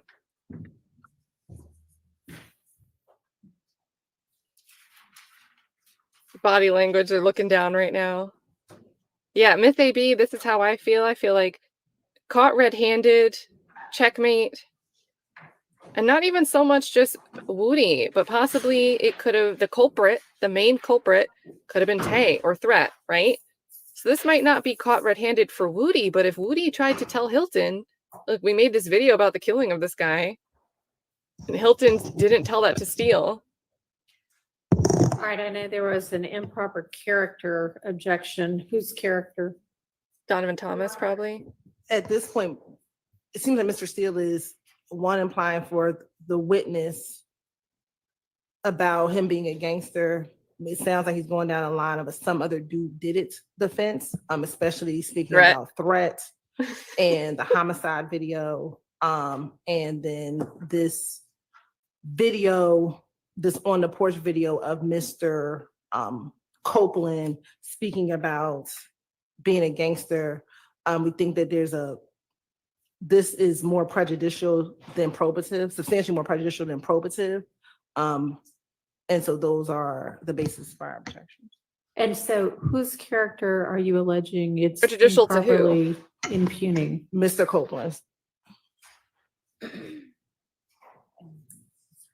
Okay, let me see what you're planning to play.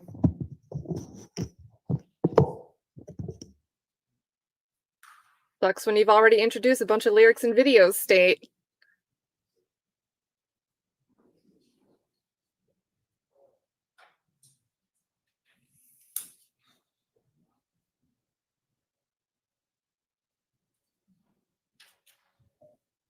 So at the end of the day, I got a story to tell. Yeah. You want to listen to it? Or you gonna keep listening to these niggas that ain't did nothing gangster, nothing tougher than they life. So. All right. It sounds like he's contrasting himself to people that haven't done anything gangster in their life, which the implication there is that he himself is what? Has what?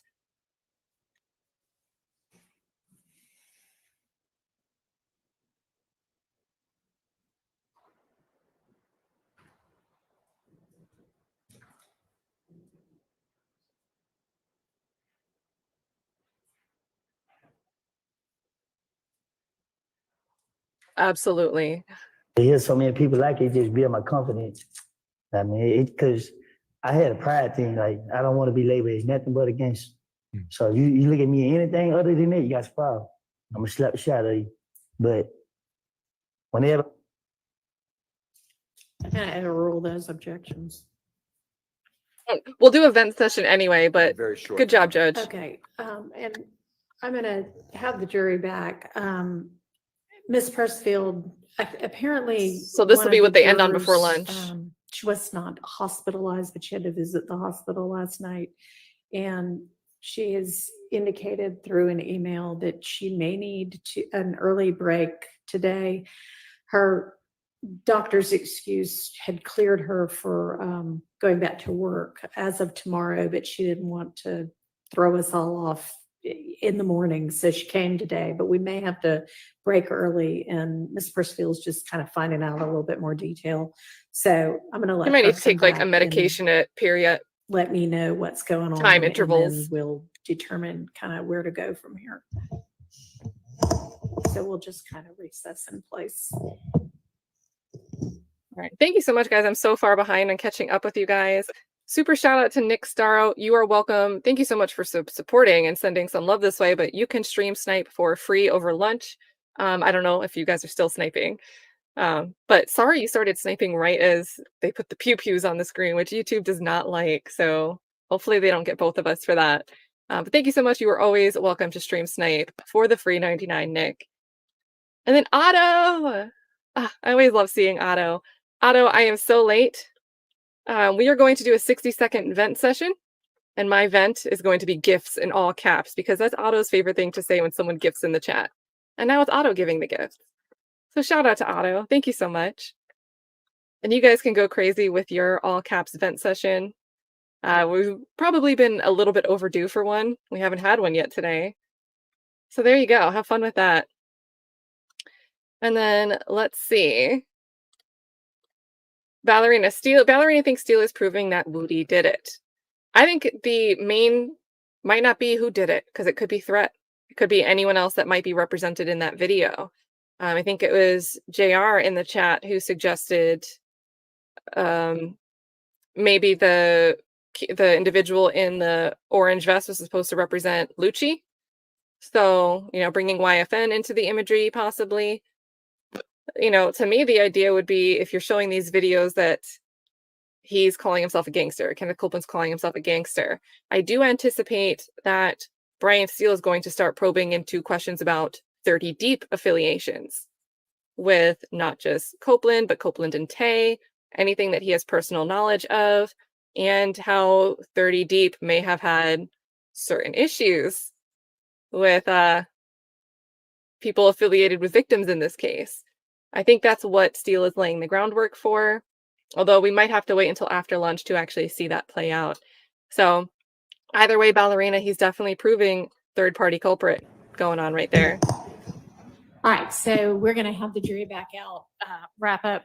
I guess you're saying, Mr. Steele, that we can wrap up this topic fairly quickly, and then we'll break for lunch. And They're going to have. Sounds like she's just feeling okay now, but will sort of keep us posted. So, okay, and Mr. Copeland as well. They're going to have lunch after a bombshell of whatever is about to come out here with this.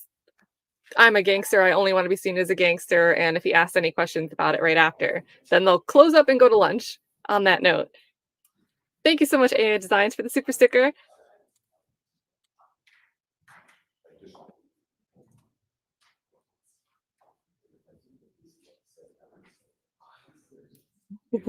Recuse Judge Glanville, you kill me every time.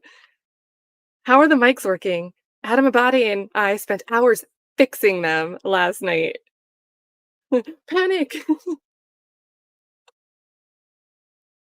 We're breaking. Well, if this will be a clean kind of place for us to stop, sure. It'll be fine.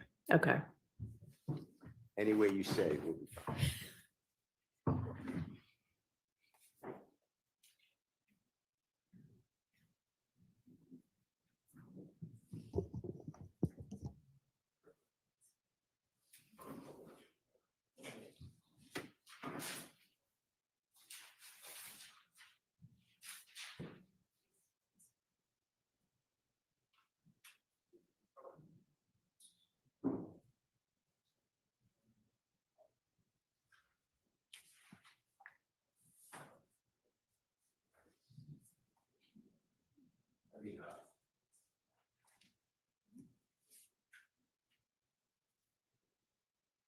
And yes, G. Lander, the state is against Kenneth Copeland being shown to be a gangster. Bad character evidence about Kenneth Copeland. The one who we found out, Michael Sprinkle, was charged with, Demikian Garlington, I think Shannon Stillwell, and maybe Demise McMullen was the fourth person. I'm not sure about the fourth person. Or maybe it was Zachary Lil D initially, but somehow those charges got dropped. And here today, he has the immunity, so we can secure his testimony. So very, very interesting. And seems extremely self-serving to the state to limit that character evidence. It seems more prejudicial to the state's argument, and the state does not get that protection. They're trying to say it would prejudice Kenneth Copeland. But I think their real issue is it would prejudice them, their own argument. And thank you so much, China Eyes, gifting 5 more memberships. So many presents in the chat. Yay. Thank you so much, China Eyes. Steele has a poster board? Maybe I didn't see that earlier. That's new, right? Did he have that up there earlier? We're getting a poster board from Brian Steele.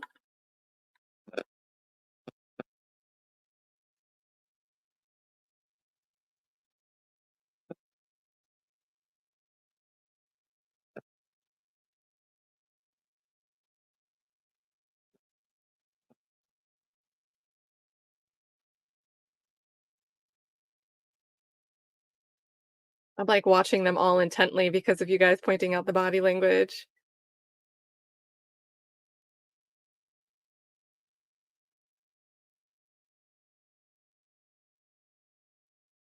Oh, wait.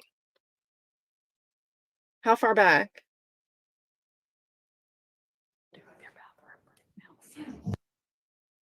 I think that was Whitaker. Was it a different part?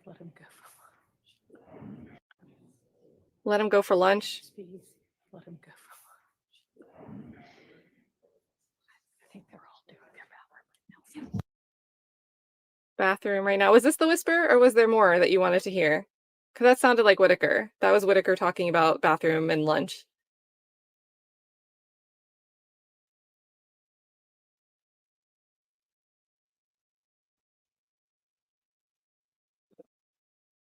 And then the sound has been off for this whole part, so.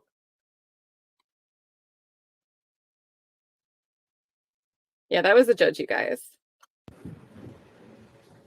All right, so we're almost caught back up. We're still on 1.5 till we get there.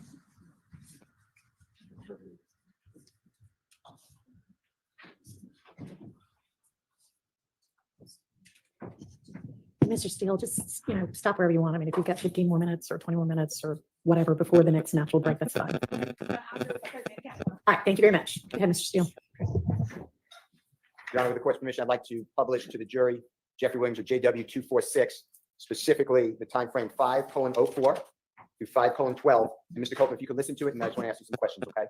All right, you might need your earplugs if you want to use them.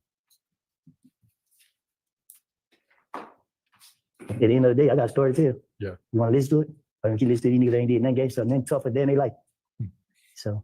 Were the people around you? Mr. Copeland, are we able to hear what you said during that interview? Yeah, I heard it. And you don't need me to explain. Tell the jurors what you were saying to the interviewer. What you mean? What was I in it? Yeah, can you tell the jurors, please? Well, I did an interview and well, I got to hear the question that he asked me. Okay, let me ask you this. Some jurors may not know what off the porch is. Can you tell them what that is? It's they interview rappers, upcoming rappers, and ask questions about the music and your background and stuff like that. That's what you asked? Yeah. Sorry, guys. And this was done approximately April 29, 2020. Do you remember that? It was done. I don't know when. Do you remember it was done during COVID, if that matters at all? Before I went back to jail. Okay. And in that segment that the jurors heard it, but you're explaining that you're a real gangster, not these other people who are pretend. That I'm not saying that's a quote, but something like that. That's what you were discussing, or you said. Is that true? That's what I said. Yeah. Yeah. Okay. I'd like to, and you discussed Jeffrey Williams in this. If you remember, I could play for you, but if you remember off the porch interview, is that true? All right. You said he was like a role model. He blew up, or whatever the right word is. True? Well, he showed us that it was real. I'd like to show you or play for you. If you don't mind, you might need your earpiece again. This is 8:59 to 9:07. I'm going to ask you the same type of questions. Just what did you say? What did you mean? I'm gonna ask you the same type of questions. What did you say and what did you mean? All right. Same thing. Because I had a pride thing, like I don't want to be labeled as nothing but a gangster. So you look at me anything other than that, you got a problem. I'm gonna slap the shit out of you. But when everybody Did you hear that? You hear what you said? I think we all heard. Yeah. And what you're expressing is that's what you want people to look at you as. That you're tough. No, I just wanted people to know, not to look at me. I wanted them to know That you're tough. My word. I ain't tough. I just ain't scared. All right. Now, you also put on your social media, I think the state showed it to you, but let me get the exhibit number.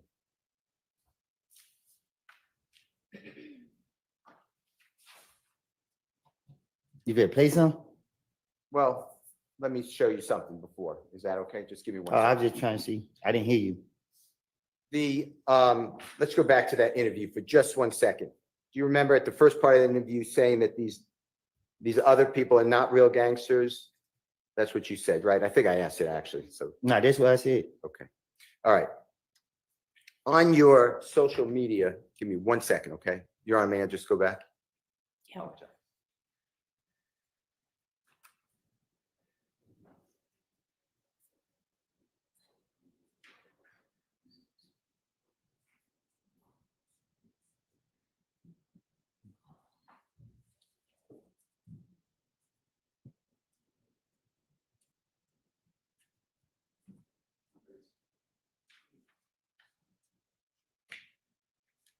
Your Honor, this is exhibit number Jeffrey Williams, 236B, as in Barry. And with the court's permission, can Mr. Kokomo just show it to Mr. Copeland? I'm sorry, is this the same one? The off the porch? This is a different one. This Did you is a say different 236B this time? Okay, sorry, I didn't know if you said 246, so 46 was the last one. that's what I thought, so wasn't sure whether we were talking about the same one or a different one. All right. Yeah, he may. 236B, is that what you said? Mr. Steele B. 236B is correct. Okay. Did you see that, Mr. Copeland? Do you recognize that as your social media account at one time? Yeah. Okay. Your Honor, I move for the admission of Mr. Williams, and it's 236B as in Barry. It's admitted, Can Mr. Kokomo please display, Your Honor? yes.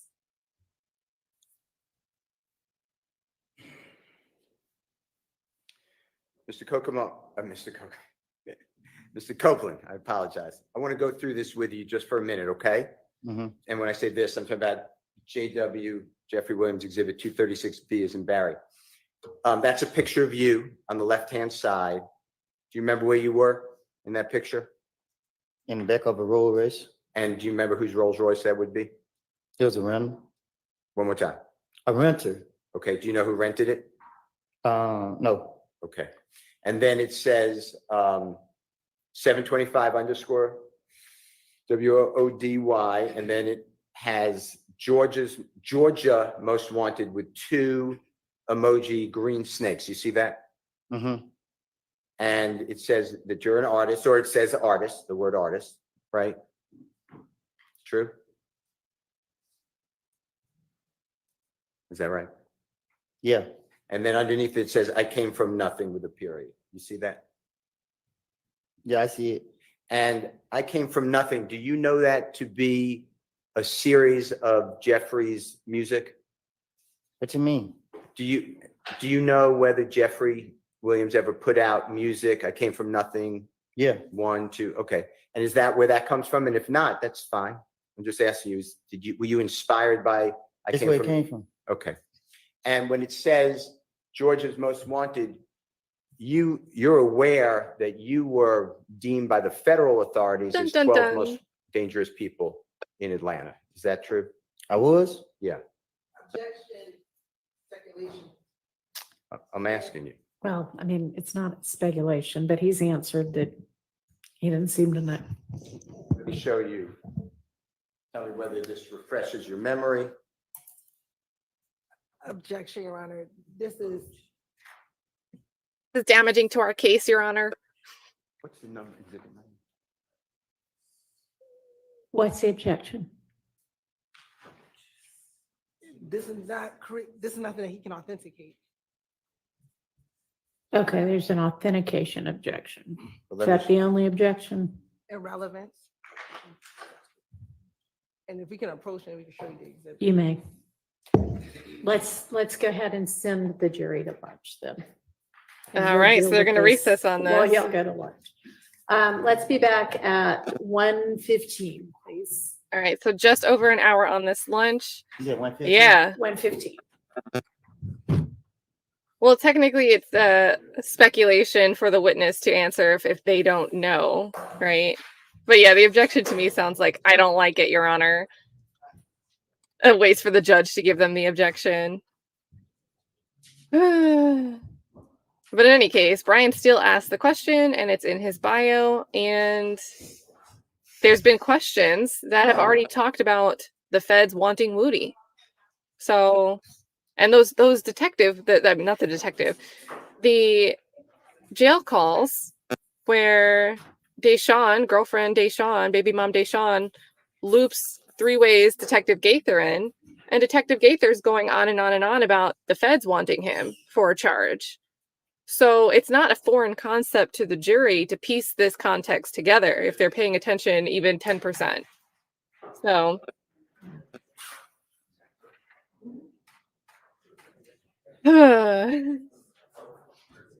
yeah, and it was all over the news. It's public information, Okay. but Is your intent to show that entire thing with the whatever that heading is? I was going to, Your Honor, if Mr. Copeland can recognize it, I was going to admit it into evidence, and it is from, we received in discovery from the state, and it's Operation Phoenix, and it's the authorities announced on October 29th, 2020, charges for the 12 most violent offenders in Operation Phoenix, and I was going to show that to him. All right, and then he has that on his Instagram, or I shouldn't say Instagram. It's a social media account. I think and it's when's that social media post from? That is, it's in his, oh, I'm being told the answer. It's in his biography or bio.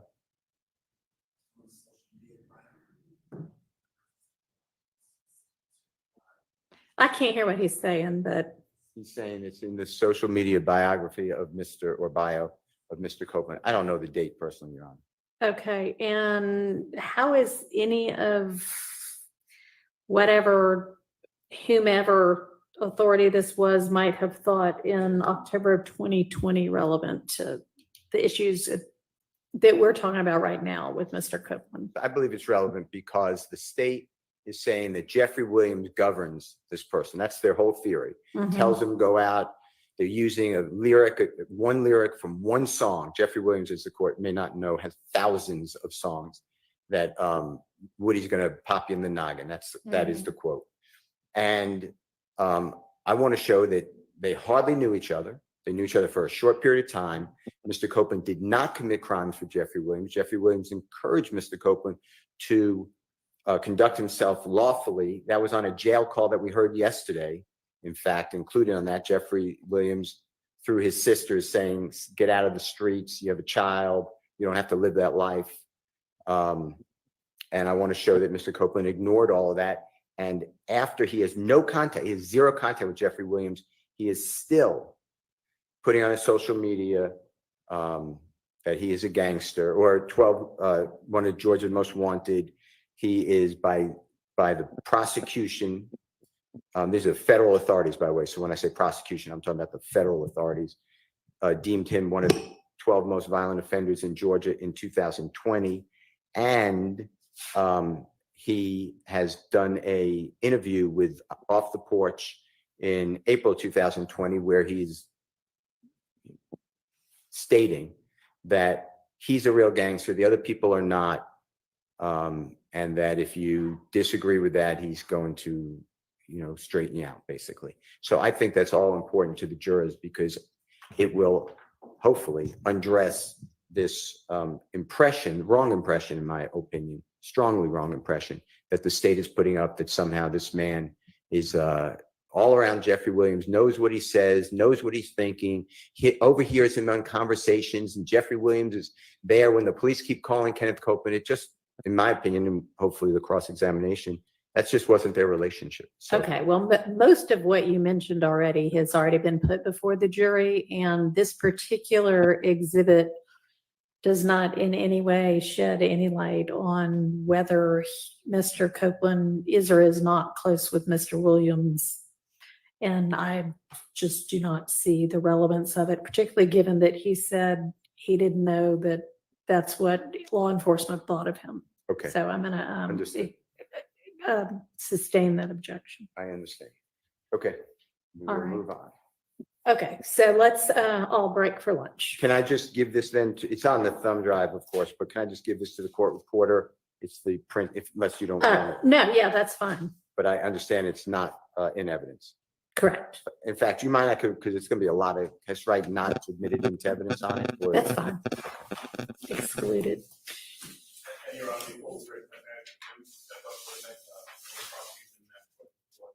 Yes.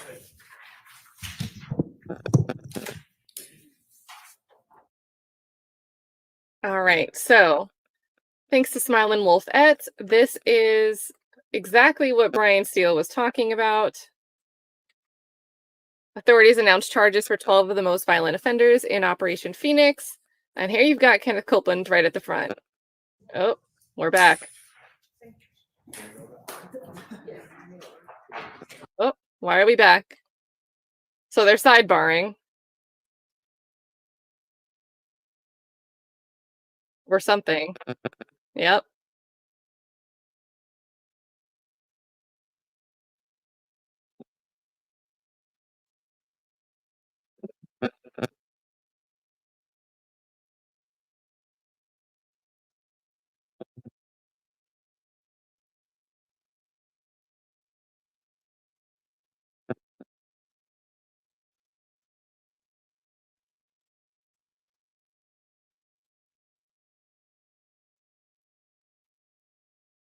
And thank you so much, Chip. It's so good to see you in the chat. And thank you for the super chat. Just fantastic. Yeah, I don't know, guys, what the... It's like we keep trying to go to lunch recess and it's not working out. Like Chloe Albert's Revenge is asking, hi all. So can Woody read today? Oh, so is Hilton trying to make sure? Here. Go let y'all all know the question and the answer. So if the state called this sidebar, they want to know a question in advance, perhaps? That's what I would decipher from what Whitaker just said there. It could have been something administrative related, I guess, but I don't know why they would approach the bench to discuss something like that. So I wish we could hear sidebars. That'd be great. Chloe Albert's Revenge says, did she forget her objection vocabulary list today? Well, that's okay because Whitaker actually just jumps in with the assist to help out. So is it an authentication problem? Okay, it's an authentication problem. Oh, but it turns out it's the state's own exhibit that they entered into evidence. So, and granted, they didn't lay the foundation to bring it in because they weren't trying to bring it in, but if they produced it and it was fabricated, it doesn't look good for them. Looney Boy says, let's assume Thug is 100% innocent. Did the prosecution not think Thug has an alibi and solid info on all the people who did the actual crimes? Right, that's the thing. If you're supposed to be some mastermind and you're coordinating everybody, you would think that certain ends would be tied up a little bit better. It makes more sense that the things that happened and things that certain individuals might be guilty of, that maybe they were doing it on their own accord, for their own motives, their own reasons, rather than for the furtherance of YSL criminal street gang activity. I think that's what the state needs to prove. I think they're kind of collapsing on that. I still am not convinced that we'll have a jury sit here and say everybody's innocent, acquitting everybody on all counts across the board. I don't think we'll get that. Just by the nature of the way juries want to kind of hold somebody accountable for something they heard happened. But I really don't think the state has done a good job of showing Jeffrey calling the shots. So I'm with you, Looney Boy. Thanks for the super chat. Positive Q, good morning. Kat and everyone. Steele is going first because he's going to get a Brady violation. I'm sure the state hasn't given all of the evidence up. Now, there's a flip side of this, right? And what we're seeing Steele do, this is the second exhibit now that, at least the second, he's bringing in that the state has submitted, but they haven't used it. And to me, my guess is this is part of a huge data dump where they might not have identified a bunch of stuff. And thank God for these defendants, not just Jeffrey Williams, but for all of the defendants, that there is enough manpower, human power, labor, resources combing through this trove of evidence, because I don't think this is something that a overworked public defender would be able to go through and extract what's actually relevant. And it's not just this prosecution's office that likes to dump data on the defense. But here, I think they're better equipped than many defendants, thanks to their ability to afford top-notch counsel that have teams to go through this stuff and find it. So some of the stuff that's coming in now, like this news report, and that one interview video, and the music video, or actually the music video, the state had in evidence but didn't bring in. But I don't think they had the on the porch interview. I think that was new from Steele. So not that one. I think this stuff was buried, but technically disclosed, right? They're just dumping it in a huge volume to make it hard for the defense to figure out and work with. Thank you so much for the super chat. Satchel says, considering that the investigators used lyrics to steer their investigation, it's sauce for the goose to use lyrics to feed some cross questions. Yeah, I mean, they walked into their own trap. The state has tried to demonize visuals, demonize lyrics, demonize album covers, demonize tweets that involve quotes, song lyrics, demonize, hand signals that other artists are using when they're on stage doing performances, artists that are not part of this trial. So now put it on the flip side, you brought it on yourself, state. We're slinging it right back to you. And in my opinion, that homicide video was a lot more specific in its imagery and its name and its storyline and lyrics than some of the other stuff we've seen brought in. Some of the other stuff was like, oh no, they have guns in the videos.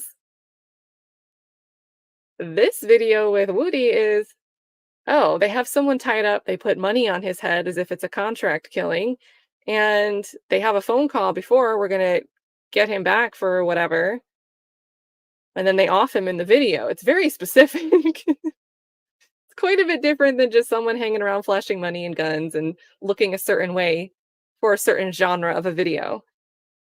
So thank you so much, Satchel. Andrew Hansen says, what CLE will she require for the Brady issue? And, I'm not sure if it's going to come to that, but I do think it's really interesting that Brian Steele asked that question to Woody, and Woody didn't really understand the question, but he had said, did you tell Hilton that you shot this video and it was about Donovan Thomas? Hilton, it seems like, never disclosed that type of statement to the defense. Very, very curious. And what CLE? I don't know, some replay of something. And then Eagles Nation, and now I'll have to pay attention, says that the court reporter was tipping off Hilton yesterday when Steele was questioning Woody. So that would be interesting to notice. That's something I haven't looked over and paid attention to, but I appreciate this super chat because I know the chat loves to pay attention to the room. And you guys notice things. You guys have the eyes of a hawk out here. Me, sometimes I'm trying to make sure I'm paying attention to the chat and I might miss what's on the screen. So you guys are my eyes, my co-conspirator eyes. Thank you so much, Eagles Nation. Even though I'm a Vikings fan. Hopefully this train wreck will seal the fate of Fani winning her re-election. The state is dishonest. She's only got one person running against her, and I think it's hard to boot an incumbent. So if you guys live in Fulton County and you do want a change in that election, I mean, got to learn more about the other candidate and kind of make a decision, because there's only two options on the table. I'm not in Fulton County, so I quite literally have no skin in that race. But I think it's important to pay attention to local elections. I mean, we have a lot of, there's always down here in Brevard contention over the sheriff's office, but wins year after year, at least since I've been down here. So local elections are important.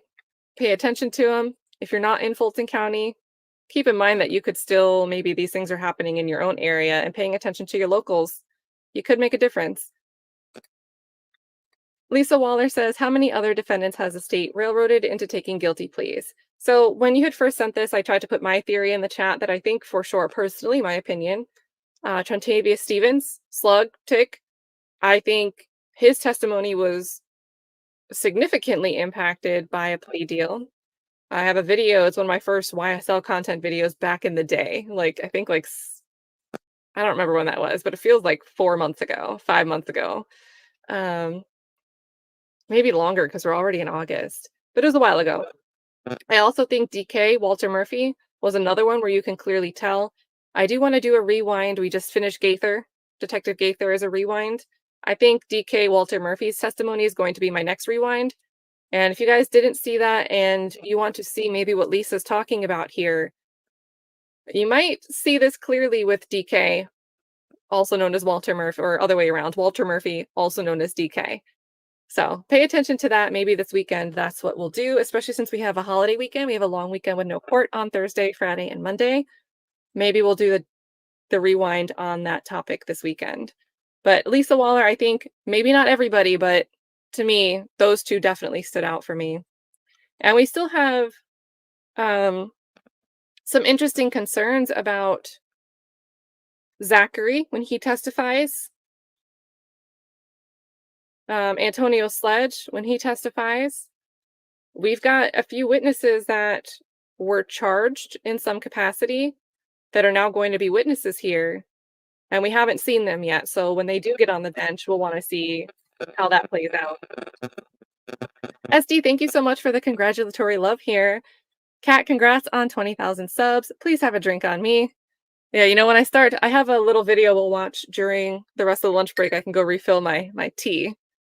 My innocent regular tea. Fill it back up. But maybe this weekend I'll take advantage of this. Appreciate you so much. Blue Eye Hillbilly, and this is a debate in the chat I think everyone's been going back and forth with. Woody and Tay were shooting at Kel, and Nut got hit, right? There was beef with Shell Kel, Kelvin Watts. Shout out to Brian Steele for clarifying every time, almost every time, how two different names are actually one person. It's been hard. I've been watching this trial for a while, and I still have to pause and get the names right. So it's very good, I think, for attorneys on either side of the aisle to make it as clear as possible every time who you're talking about, who they're talking about. But I think there's a big argument Steele is making here that there was a third-party culprit responsible for the murder of Donovan Thomas. And whether that's Woody or Tay, and Tay's no longer alive, he passed away between the ex parte meeting and when court resumed. Well, he was killed, more specifically. So, you know, we're not going to have Tay on the witness stand. We only have Woody. Woody's probably our best insight, personal knowledge into things he and Tay may have done together. So lots of really risky questioning, because we watched 2 weeks ago, we watched Woody from Monday to Tuesday. On Monday, he talked a lot about himself and Tay, kind of saying that they were suspects. Their behavior was a little sus. Then on Tuesday, it was, I don't recall, it was nothing about that. We didn't do this. Total 360. So Brian Steele's got to be very careful about how he approaches this, but I think not only is it a possible theory for reasonable doubt, I think it's a very good argument that could create reasonable doubt and possibly be the true killer, the true who committed the murder against Donovan Thomas.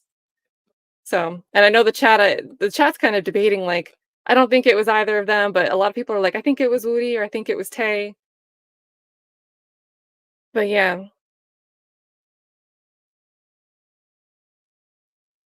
And GV says Steele called the deceased baby mom honorable and her name, which I think that was very strategic. It was very strategic. It's very if Kenneth Copeland was upset yesterday having to listen to those calls, it was a very nice way to show respect while saying the name. Not sure if it really landed with Kenneth Copeland or what, but I'm sure it didn't hurt.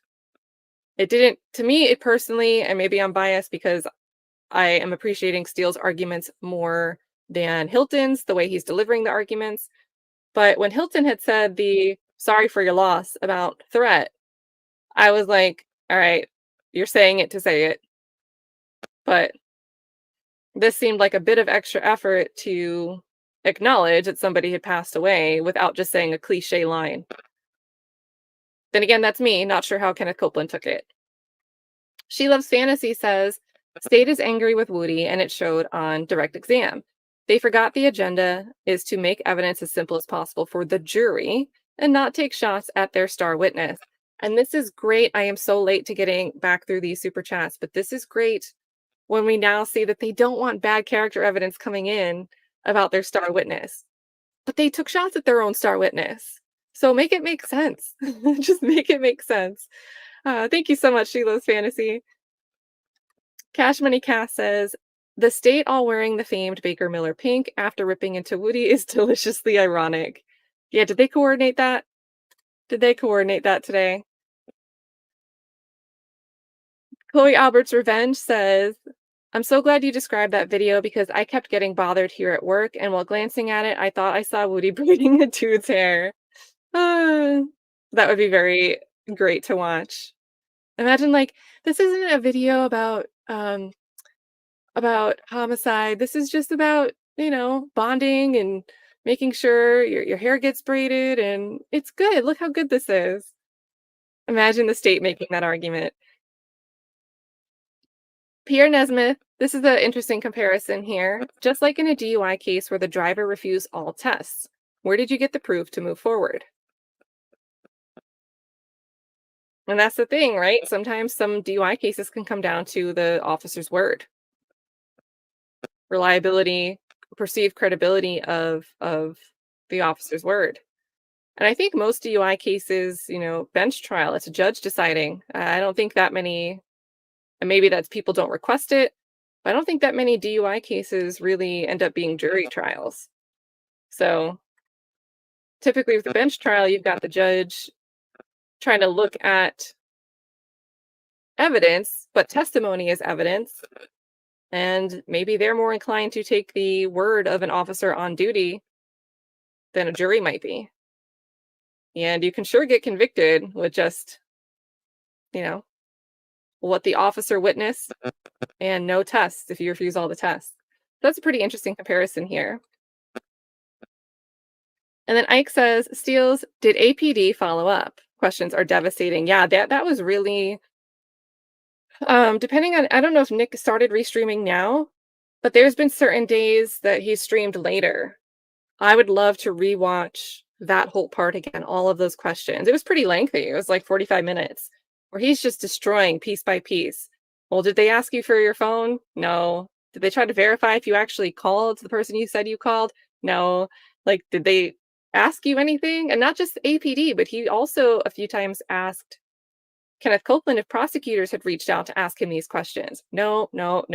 So none of the arms of the state did follow up to verify these things that Hilton tried to say in front of the jury. We verified. Like, just crazy. Very, very devastating questions. And then Nancy New says, Woody wants to be seen as vulnerable when it comes to the police and state and not afraid of the streets. And that is how Steele is speaking to him. Yeah, I'm getting that too. Even though he has this on the porch interview, it's like he does want to plead and get sympathy from the police officers, hoping that that sympathy will help him get out or feel like he's cooperating with them. So they throw him a bone. And if Steele was playing into that, and then he kind of let his own words, Woody's own words, speak for themselves. Because he probably guessed, maybe Woody's been happy to say he lied to the police. But when it comes to Woody self-proclaiming his own identity, his own character, I think it was a good gamble. It was risky, but I think it was strategically played. Let's use Woody's own words where he's puffing himself up, calling himself tough. Steele got to see 2 different times, plus in the interviews, but 2 different times during testimony, where Copeland didn't like the implication that he was beat up outside of Club Crucial by Shell Kell or whatever was going on. It's like he was, I don't recall. But as soon as you mentioned to him, well, do you remember getting beat up? I wasn't beat up, or I wasn't scared. They were scared of me. I make people run. I don't run from people. So, as a good defense attorney, you pay attention to that. You play him a clip where he's saying, there's people out here think they're gangster, but they're not. Meaning like, I am. Well, you've already seen how he acts on the stand when someone suggests he was beat up by somebody. Probably a safe bet to play these videos and get your point across with his own words instead of having to say the words yourself. I think it was very, very, very strategic the way he played this all out. And then, Peter Ortiz, I think we're all caught up. But during that lunch or the recess, going back and looking at that body language was certainly seeming like this. The Wicked Witch is mad at her troll, grabbing at her arm, just weird, weird stuff. And then let's see. I had queued up a video that was a bit long, but I think half of it's dead time. Right, I cut about 7 minutes. The sound is going to be very different, you guys. I thought today during lunch we'd go back and watch. It'll be just under 40 minutes with some parts skipped of bond hearing, Young Thug's bond hearing. It's an old footage from 11 Alive. The exact date is July 21st, 2023. So the sound is worse than what we're used to today. But this is me rolling out the TV, the teacher during the break so the teacher can eat their lunch. We're rolling out the old TV that's strapped to the cart, and we'll get caught up here. First is going to be Brian Steele making arguments, and then we're going to see Love respond. So, oh yeah, okay, so while I do this, I'm going to go get the gift. Thank you for reminding me. I will go get that. I'm going to get my snack bar and the YouTube gift. So, I'll be back. Keep you guys entertained in the meantime. I think we've got captions turned on. And I'm telling you, I'm starting at half volume and then I'm going to increase it. So protect your eardrums if you have your volume turned up. Adjust accordingly before we get there. Okay. Mr. Steele and Mr. Weinstein, I'm prepared at this point in time for you to go forward with your renewed motions for bond. So, Mr. Steele, do you want to go ahead and begin, sir? Yes. Since I know you need to be someplace else. Of course. Okay.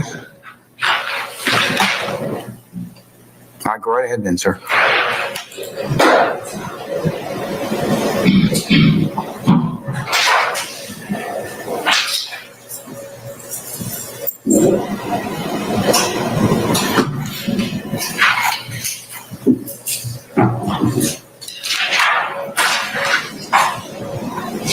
Good morning, Your Honor, Madam Prosecutors, Mr. Prosecutor, all the lawyers here on behalf of the other people, on behalf of Mr. Jeffrey Williams, Mr. Adams and I would like the court to reconsider its denial on 2 previous occasions of bail. We filed this motion on April 24th, 2023, and we allege that Mr. Williams has been in custody since May 9, 2022. It's the date of his arrest. As the court previously heard, and if you need me to go over it, I will, but I'm assuming that this honorable court remembers the previous bond hearings and all the witnesses and exhibits that we placed before the court. I do, sir. I assumed you did.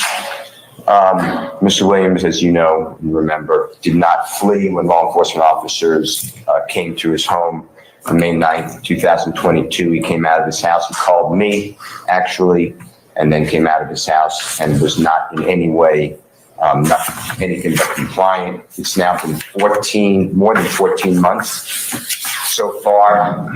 As the court may know and remember, the only potential nutritional foods consumed by Mr. Williams since May 9, 2022 include carrots, rice, lettuce, beans, and hot dogs.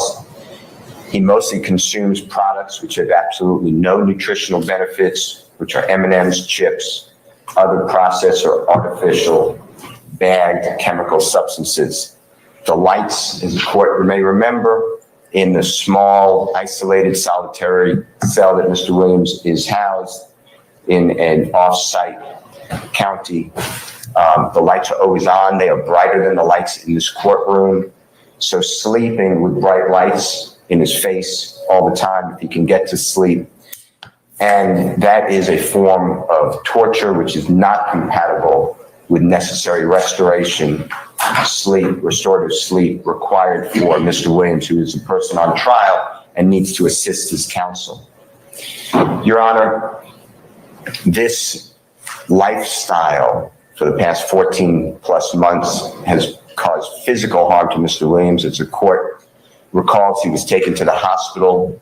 If the court does not know, and Mr. Williams gave me permission, it is for his kidneys. Mr. Williams was raised in total poverty. He is used to not seeking medical help because he could not afford saying when he was injured or hurt. But he comes in this courtroom every day, writhing from pain from his kidneys. The kidneys removes the waste and extra water from the blood, evacuates through the body, through urine to maintain balances of the body substantive fluids, to keep proper balance and levels of potassium, calcium, and sodium. The diet consumed by Mr. Williams endangers his health. Pretrial incarceration, Your Honor, is not supposed to damage a person's mind, spirit, or body. It is not for punishment. And this physical incarceration for such a long period of time, and the trial is estimated to last 6 to 9 months, and that's a considerable amount of time. The court has always said, I will put you on trial right away. I'm very aware that I denied bond to your client, and we appreciate that. We filed demand for speedy trial statutorily and constitutionally. But it is still a long time. As the court may notice, takes note of Mr. Williams, he has gained tremendous weight. If he's weighed now compared to the time he weighed on May 9th, you will see how much weight he has gained. He does not fit into his clothing anymore. He has all new clothing, and this is a problem caused by the kidneys and the lack of nutrition and exercise. Your Honor, the support for the community is still here with Mr. Williams. It remains here, as I previously showed this honorable court, to a packed courtroom. There are people who have not wavered at all. His family is all from this area. They love him and devoted to him. I speak with them weekly, if not more. His friends have stayed with him. Co-workers of Mr. Williams in the music industry. One is a gentleman who is on your screen in courtroom 8H, as in happy. His name is Jeff, which is Geoff, Ogunlesi, Ogunlesi. He has flown across our country to be here today when he found out that this honorable court set the hearings on Tuesday. He is in, if you need him, he is in courtroom 8H, and he will speak to the court if needed. There are professionals of the highest, officers of publicly traded company, the record label, that are on your Zoom.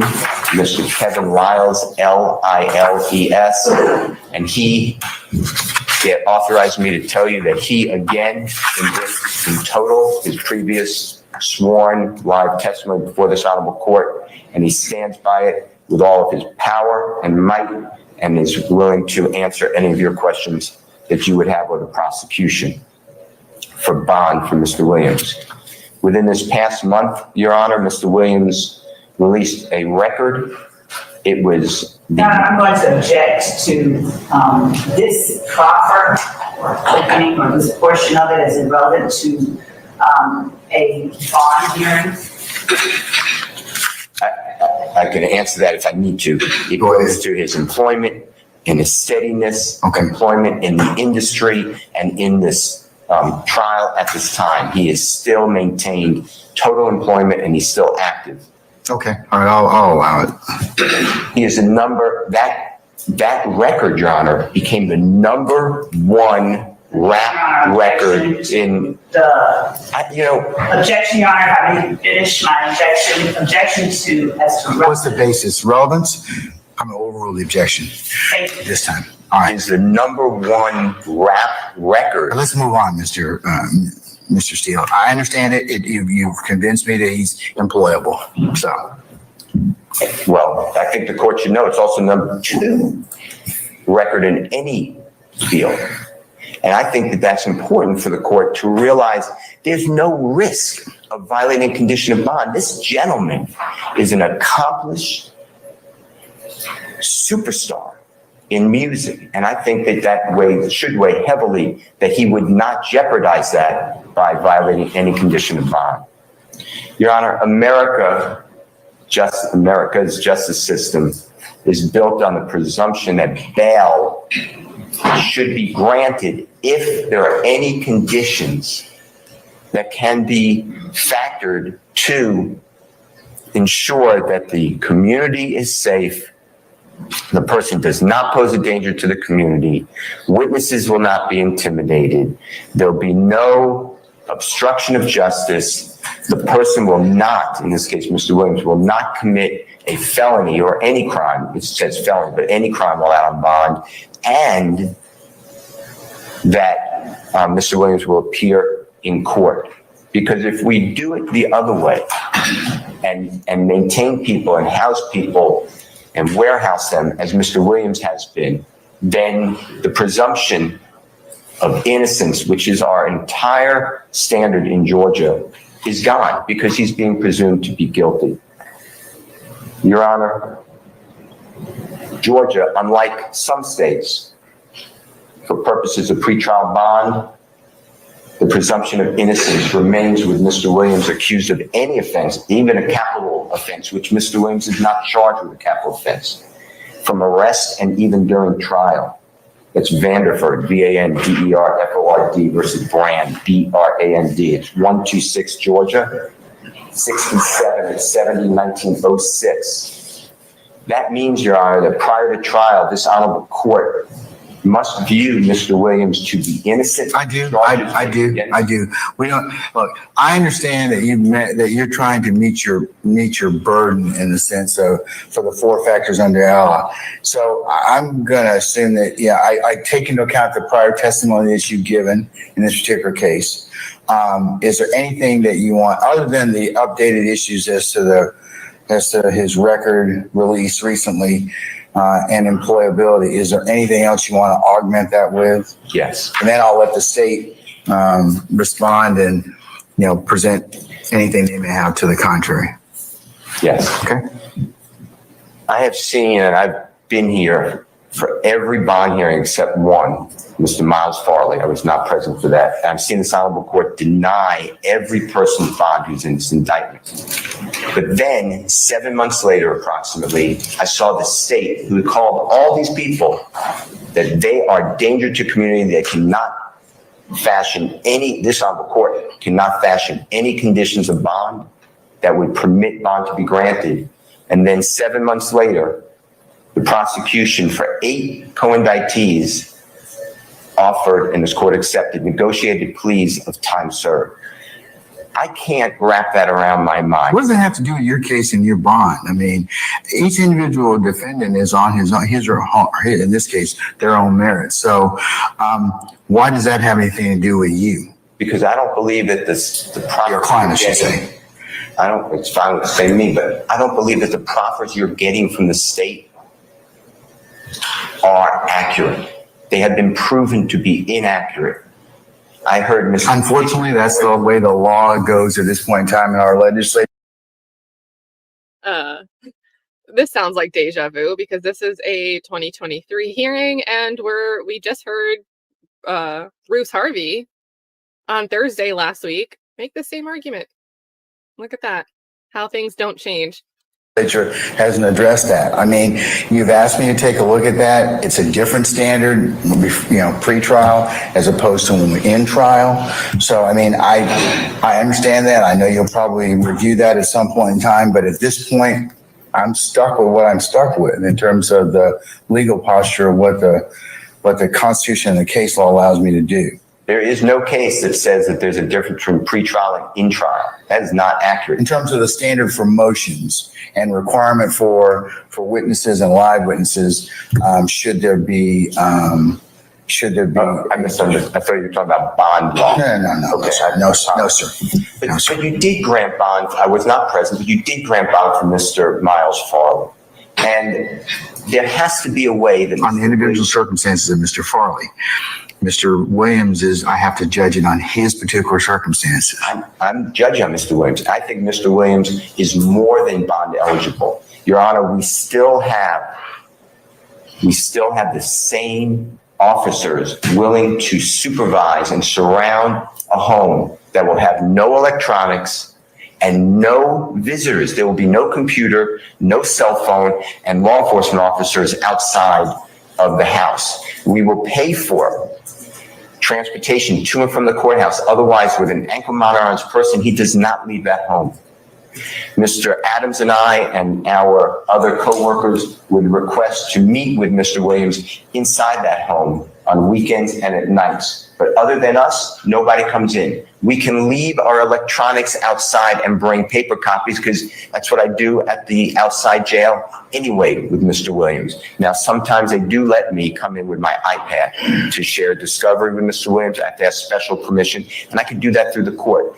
But Your Honor, that is a factor that should be considered by the Honorable Court, that Mr. Williams can live at a location that can be vetted by the Honorable Court and law enforcement and the district attorney's office. I've gone further, not only with local police officers. If you don't like local police officers, I'm not saying anything wrong, but for whatever reason, that is not sufficient.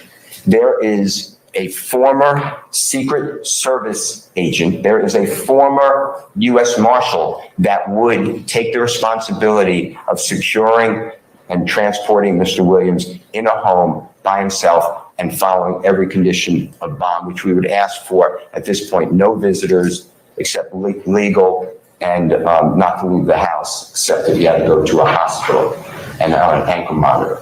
Your Honor, liberty is the norm in our community, and this custodial detention prior to trial, when there are conditions that can be fashioned, is against our law. I will answer any of your questions. Mr. Ogunlesi will answer your questions, but he is Mr. Williams' manager.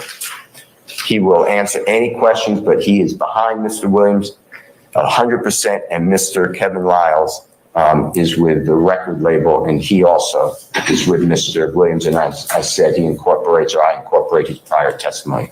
Your Honor, I want to answer any of your questions. I want to thank you always, but this is a big case with a lot of discovery. We got discovery yesterday evening. I go through with Mr. Williams. I'm with him every day. I'm in court with him. I'm on a Zoom call with him, privileged Zoom call at the jail, or I'm with him at the jail. It is a lot better for us if he can stay awake, if he can participate and assist, and there are conditions that we have, because he has the resources. That doesn't mean a resource to flee, like you heard he could rent a plane. He's not doing that. He has too much to lose, and he's too recognizable. Thank you, sir. Okay. Thank you, Mr. Steele. All right, Ms. Love or Ms. Hilton, ladies. Thank you, Your Honor. Your Honor, to begin with, I noticed that Mr. Steele referenced this status, the state that we're in, as pretrial. I noticed that and noted it because I wanted to make certain that the record is clear that we are currently in trial. We are not at a pretrial status or state. Mr. Steele referenced the fact that he has demanded a constitutional and a statutory speedy trial. And Mr. Steele also referenced the fact that the court promised or guaranteed that his client would receive one. And in fact, the court has upheld that promise and we are in trial. The statutes in the case law that reference bail and bond also use pretrial release interchangeably with bail and bond. And so I just wanted to point out that we are currently in trial. Also, Your Honor, since the time that this court first found that the defendant poses a risk of committing additional felonies and poses a flight risk, there has been no change in circumstances beyond what Mr. Steele has described as the defendant's discomfort, his dissatisfaction with the food that he is given, his choice to only eat certain foods that are provided, and that's it. Using the rationale that Mr. Steele employs, it's tantamount to being unconstitutional to confine anyone, given the description that he has made of his client's circumstances and his assertion that every person should have the right to be free from those type of circumstances. I want the court to take note of the fact that the legislature, in enacting the statute for which Mr. Williams is charged, said that they wanted to make certain that the community is free of intimidation and threats caused by criminal street gangs, understanding that the state has the burden of proving all of the charges alleged in the indictment at trial. We are at a position, however, where we can point to circumstances that reflect that the defendant poses a significant risk of committing additional felonies. These acts that the defendant has committed go very far back. They include acts of intimidation during the time that his brother, Your Honor, I am proffering as an officer of the court. Yeah, let her finish, please, Mr. Steele. I apologize for posing objections. Well, what's the basis? It goes against the law for presumption of innocence. This is the charges in the indictment which the court has to presume innocence. It's an improper argument. I believe it's just her proffer. I understand the legal requirement, and your client is presumed innocent. But I think Ms. Love is proffering how Mr. Williams is or continues to be a danger to the community. Thank you, Your Honor. Using the irrelevant information, it's the indictment. That's what Ms. Love is referring to. It is not.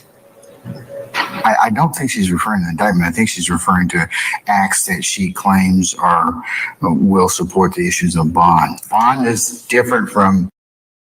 But then what does she do when trial starts? She wants to consider any and all things as acts relating to like prior bad act evidence, like overt acts or intrinsic acts. But here, she pretends that's not the case. Trial on the merits. I understand that. I listened intently, and this is the indictment, and that's what Ms. Love just stated. It's the charging document, but I understand, Mr. Steele, that it's different. The state has the burden. Bond is different than proof at trial. I understand that. Do you have any further objections, sir? 401 right,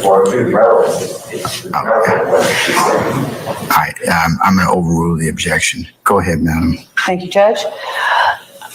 The defendant, as far back as the time when his brother, Mr. Greer, who was before the court earlier this year, was initially set to be on trial, was one of the witnesses, and in fact, a person very close to the defendant, called the police and indicated that the defendant had messaged her, snitch hoes get murked, them and their kids.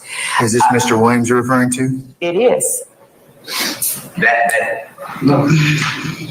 I did not get that. Snitch hoes get what? Murked, M-U-R-K-E-D. Get murked and what else? Murked, them and their kids. Okay, I got it. Your Honor, in 2015, Mr. Steele may present the objection that this is part of the indictment, but I can play the actual video where the defendant proclaims, so people lie to their mama, lie to their sister, lie to their children, and then want to get in court and tell the God's honest truth. You need to be killed, bro. That's from me and YSL. Those were his words. Judge, the intimidation factor and the risk of committing additional felonies that the defendant presents is not small. I know that you have heard proffers from prior prosecutors and you've heard evidence in previous bail hearings regarding witnesses' representations as it relates to this defendant. I can state, having experienced them myself, that the witnesses have expressed extreme reluctance. One said, with fear in his voice, he's different now. He's not the same. He moves like a man with millions of dollars behind his name. And in fact, the circumstances presented to you by Mr. Steele in both this hearing and in previous hearings reflect a similar sentiment. He moves like a man with $1 million behind his name. His hands won't get dirty, but people will enact his wishes. Since the time that we have been in this trial, we have seen it was captured on surveillance footage from inside this courtroom. One defendant who was on trial with this defendant bring to Mr. Williams Percocet in open court. Since the time that this trial has begun, we have had no less than 20 incidents, less than 20 incidents involving various crimes from drugs, shanks, and attacks being committed while the people who have been charged in this indictment are in fact confined.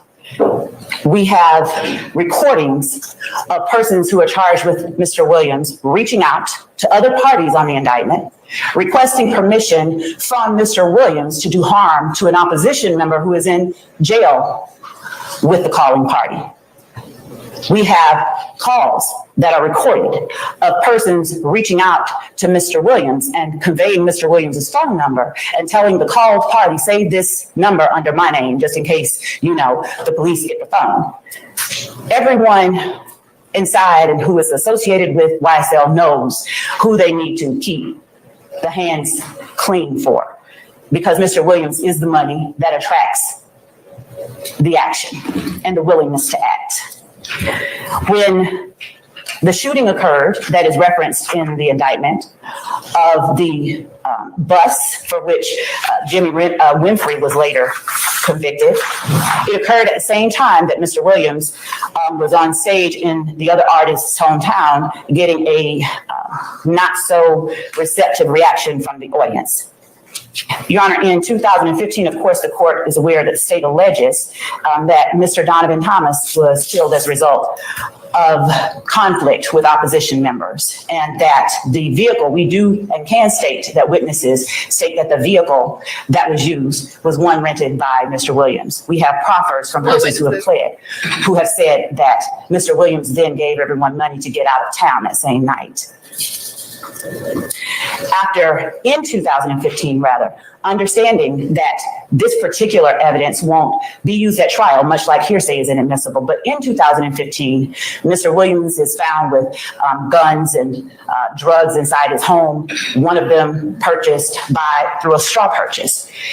You would think after being arrested for that in 2022, he wouldn't have a cache of drugs inside his kitchen, a whole drug store, in fact, inside his kitchen. But not only does he have that, he has guns that have been modified with switches to make them automatic and other firearms inside his home.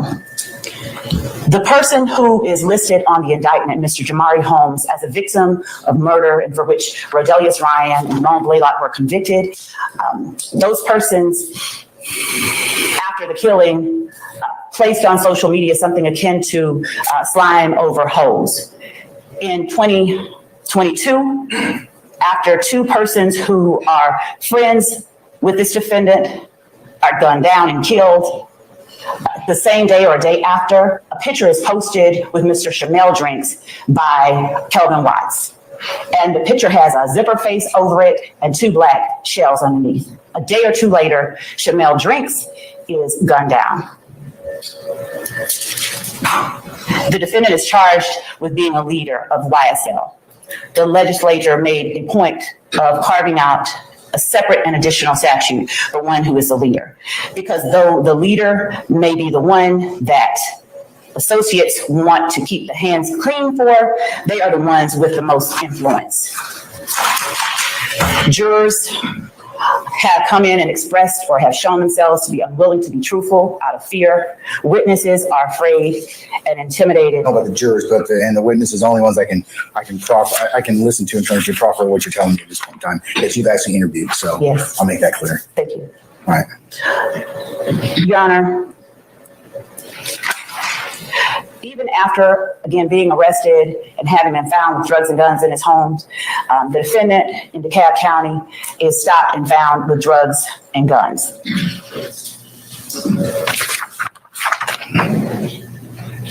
I believe that at a previous bond hearing, prior FTA was referenced by the prosecution. Mr. Steele's assertions regarding the nutritional content of the food that the defendant has chosen to consume while he has been confined does not rise to the level of warranting additional circumstances that merit the defendant's release during trial. We would ask that the court find that based on the actions of the defendant, he presents a risk of committing additional felonies and that he poses a risk of intimidating or threatening witnesses. Your Honor, incidents prior to the ones charged in this indictment involve the defendant's presence at other violent felonies, his participation in them, and witnesses' statements that Thug made me do it. I knew I should have followed my mind and ran with him. Other people who are named in the indictment were charged and later convicted, but the defendant is the one who managed to avoid being accountable or held accountable for those actions. Ms. Locke, can I ask you a couple of clarifications? When did the snitch hoes get murked? Snitch hoes get murked, and then they and their kids get. That was in 2010 at the time of Quintavious Greer's trial. Okay. And the incidents where calls were made. Is that more recently? Yes, when was that? Those were made in 2021. Any calls or any other things after the commencement of this particular trial? Anything after December of 2022 or into 2023? As we are still reviewing the calls that we have received, I've not come upon ones from 2023. I can only point with respect to things that have been observed by officers and members of the state's staff, the drug transactions that have occurred. Do you have interviews with more recently? Some of the things you told me, are those based upon witness interviews that you have indicated that have been held sometime by your office, sometime during 2022? Yes. And 2023? Yes. Okay. All right. right, madam, anything else?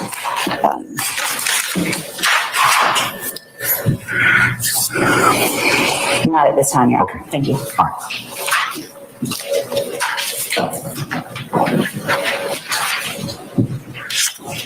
Prosecution to hand to the court and to Mr. Williams' counsel, snitch hoes get murked, then their kids in 2010. That did not happen. She's an officer of the court, And so am I. okay, and you should. I believe a lot. Mr. Samuels attempted to, when he was involved in this case, to have me do that, and the law doesn't. You guys notice how Steele will say the words, and the jury's not here, but you notice how he'll say the words when he's quoting Love? To order the prosecution to.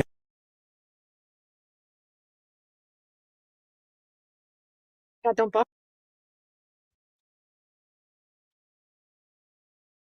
Ugh, I broke it.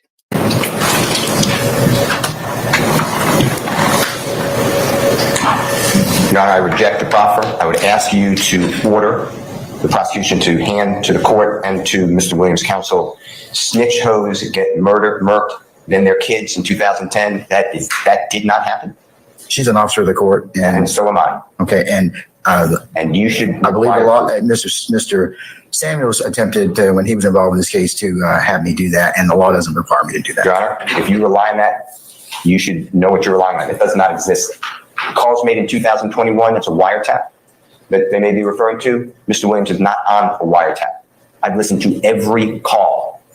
Okay, well, I'm going to give that less weight than I would the conversations that Ms. Love has had with recent witnesses in 22 and 23. Let me give you something out of discovery. Mr. Eppinger's mother said that Jeffrey Williams ruined her son's life, recruited him into this YSL criminal street gang, and led her son down the wrong path. Mr. Eppinger's mother is mentally ill. She's never met Jeffrey Williams, and her son never said that. That is the type of information you are being given today to rely upon. Ask the state for the proof. There's no problem. You'd ask me for the proof, and I'd say, here it is. Your Honor, this conversation that Ms. Love wants to have about the legislature made it different for leaders. She does not cite any provision of law because it doesn't exist. Bond. It's not really relevant for my bond determination at this point in time in terms of, I mean, it's still, I have to look at the Iowa factors and that's my principal guiding foundation. Aren't you concerned at some point, Your Honor, that you're being told misrepresentations? At some point, do you just think? If that's the case, then there are other remedies for this court to undertake and other bodies that this court can refer those matters to. I have to take your proffers that you tell me as counsel when we all go through a very lengthy licensure to include a professional ethics MPRE examination given in tandem with our licensure as lawyers. So I think most people take that pretty seriously because to lie to the tribunal is pretty serious. So if I find that out later on, I'll make the appropriate decision. And Mr. Williams will still be potentially rotting in jail. The point, the rubber has met the road, Your Honor. I'm telling the court, I'm imploring the court to, if you're relying on that proffer, please ask to see the evidence. Going back, every other term used here is in the indictment. Those are the allegations. The state wants to turn it upside down and say, well, just presume that this happened. Presume now a search that was illegal. Let's presume that as well. The failure to appear, what they didn't tell you was there was no notice given. It was a speeding ticket that got dismissed. That's the failure to appear. Your Honor, you are being given information that is not appropriate. I'm telling the court that Mr. Williams, I would not come before the court. It's the third time. Mr. Williams can have a bond with whatever conditions the court needs. It will just be the right thing to do under law, under IALA, which is AYALA. I'll answer any of the other questions, but the tour bus, Mr. Williams was, Mr. Love rather put Mr. Williams in that. Mr. Williams was out of state. He was not charged in Cobb County. And there's a memo from the Cobb County District Attorney. He's now a Superior Court judge, the Honorable then District Attorney Reynolds, saying there's not enough evidence to charge Mr. Williams in any crime involving the tour bus shooting that involved a gentleman who performs under the name Little Wayne. That's what you're being told, though, today, that somehow Mr. Williams was involved. And I'm telling you different. All right, sir. Thank you.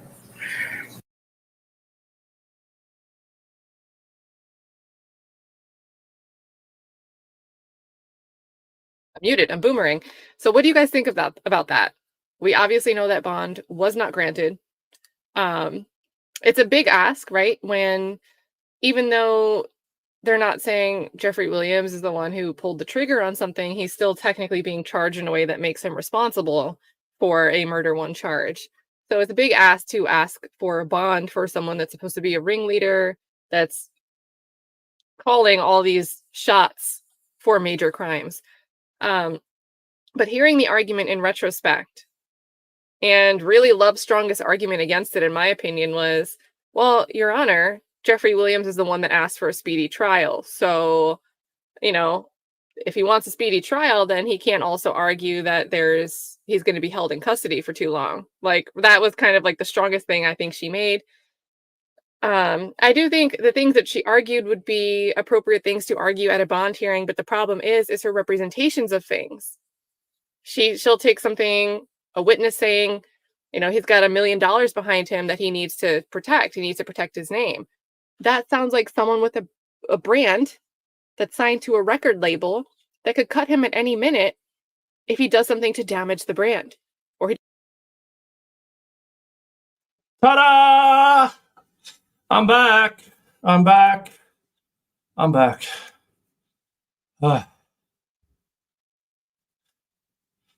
Yes, I heard they. Oh, damn, they've been back for a good while. My apologies.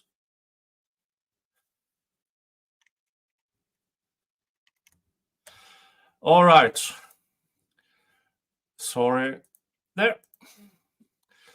Whew. Ta-da! Matters. Yes, Your Honor. Your Honor, Mr. Steele has provided to us in that Dropbox link an exhibit that I assume he may intend to use with Mr. Copeland, and it's going to be Exhibit 236A. It's a Instagram posting. I believe the posting may have been on June 27th of this year, in which Mr. Copeland appears post, he is an innocent man in real life. The demons that has been on me at certain times in my life have full control. And he goes on, I think I know who he is the innocent man that he might be referencing, Your Honor. I'm not sure how this is going to come out during Mr. Copeland's cross-examination. However, the state's concern would be the initial part of he is an innocent man, and that's invading on the province of the jury, depending on what he is innocent of, or determining from this post what he may or may not be innocent of. I'll cite the court to Fordham v. State, which is 352 Georgia Appeals 520. From what year? 2019, Your Honor. Okay. And essentially that Georgia law generally precludes a witness from testifying. Slow down. Sorry. Georgia law what? Generally precludes a witness from testifying as to his or her opinion regarding an ultimate issue in the case, because to do so would invade the province of the jury. And so if you're trying to say he's an innocent man, that could be perceived that you're trying to invade what the jury ultimately has to decide about Mr. William or any of the defendants' guilt or innocence. And so I'm just bringing to the court's attention. I don't know how it's going to come in, but that is the state's concern regarding this posting. That's a bit Mr. interesting Steele. regarding how much crap you have been flinging to the wall. Flinging 1.25 so we get. But lay people, by the way, can comment on an essential element if it's their observation, A, but B, it's for impeachment. I believe that Mr. Copeland, and I don't know what he's going to say, I have not spoken with him, but I believe that he has targeted Mr. Williams in that posting on June 27, 2024, saying that my conscience caught up with me, and he's an innocent person. I believe that that can go to the jury the way it was said. I don't see any problem with that. It's a prior inconsistent statement, because he's telling the jurors through 2015 video, audio, that Mr. Williams is the reason that the person's dead. Mr. Williams gave the order to kill Mr. Copeland, that all these people work for Mr. Williams. So I believe that it's critical, his state of mind. And the jurors obviously go to weight. I understand there's a 9-year difference, but it goes to weight. Okay, so how is this a prior inconsistent statement? This was made subsequent to everything that I may just not be following you. I understand. Prior inconsistent statement is anything prior to the trial of the case, but I could get you that case. Okay, well, this is in the midst of the trial of the case. Prior to testimony. It's not prior to all of his testimony either. I don't think it matters. You know, if he said to someone on the way in here, hey, what I said on the 2015 about being at the green store is not true, that comes in for impeachment. I asked him about it, then I could put up the person we said it to. It does not matter. It's a prior statement that is inconsistent with what he said. So I feel very comfortable that that is the law. I tell him It's not a prior statement. It can't possibly be a prior inconsistent statement if it's not a prior statement. This is not a statement he made prior to any of his 2015 statements to law enforcement. Let me get you the case, but it Okay. does not have to be prior to the statement that you're impeaching. It's a prior statement of that witness. He made a prior statement on June 27, 2024 that is inconsistent with his previous statements, but I can get you those cases. Okay, I don't know that it's inconsistent with his trial testimony, though. He's testified at trial. Everything I said to the police, I just said it because I wanted to get out of there, and none of it was true. So this is not inconsistent with that either. Well, it is for two reasons, or I believe it's admissible. One, he's saying that what he said was about an innocent person, which is different than I just wanted to get out.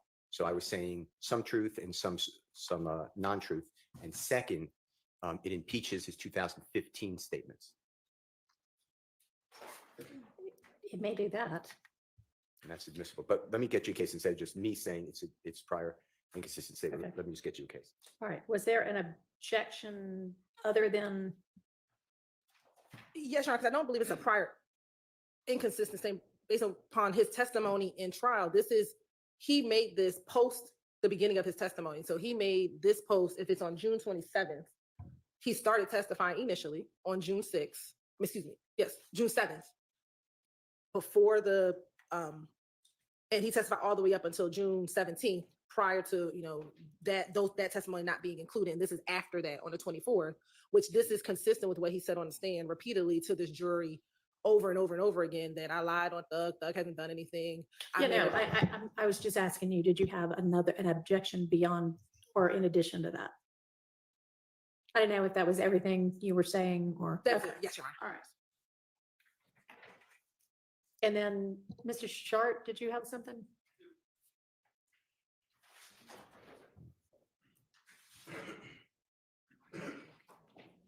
Your Honor, it is my belief that Mr. Steele plans to play a phone call that Mr. Copeland is on with his sister. I believe it's marked Jeffrey Williams 250B. My concern is from 1605 to 1629. There is a comment made by who I believe to be Mr. Copeland's sister, stating that she has heard that Shannon got shot at because he killed Nutt, is close to the quote. It's based on speculation and hearsay. It's obviously very prejudicial to my client. So I would ask that if Mr. Williams or if Mr. Steele, on behalf of Mr. Williams, is to publish JW 250B, that the times between 1605 and 1629 be redacted to take that segment out. All right, any response, Mr. Steele? Any objection to that part coming out? Okay, thank you. All right, anything else?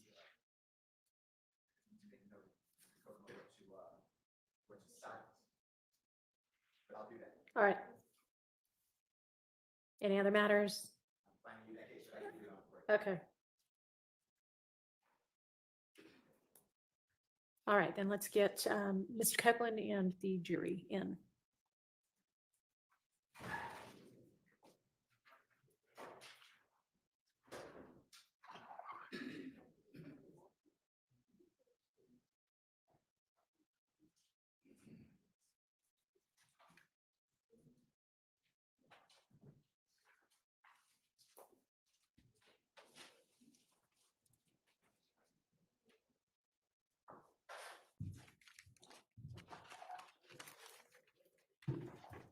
Okay. Regarding all the strikes that has been going on lately, Baker believes it is the YouTube AI who sees, for instance, in this case, the law and C-word feed, which is there.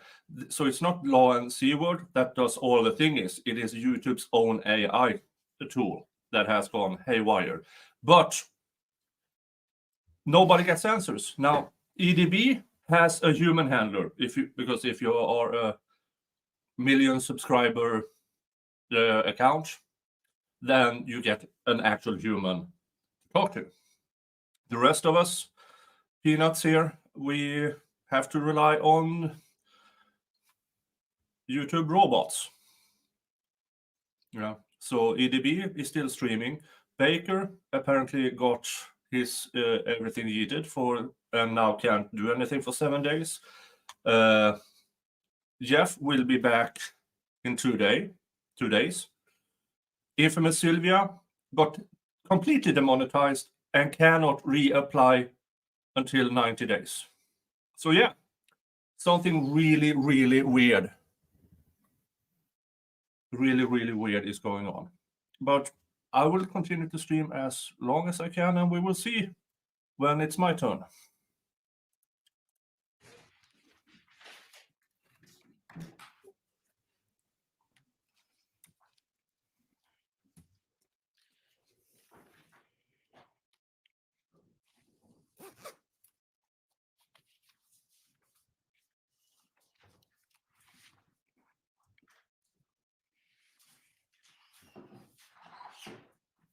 All right, Missouri.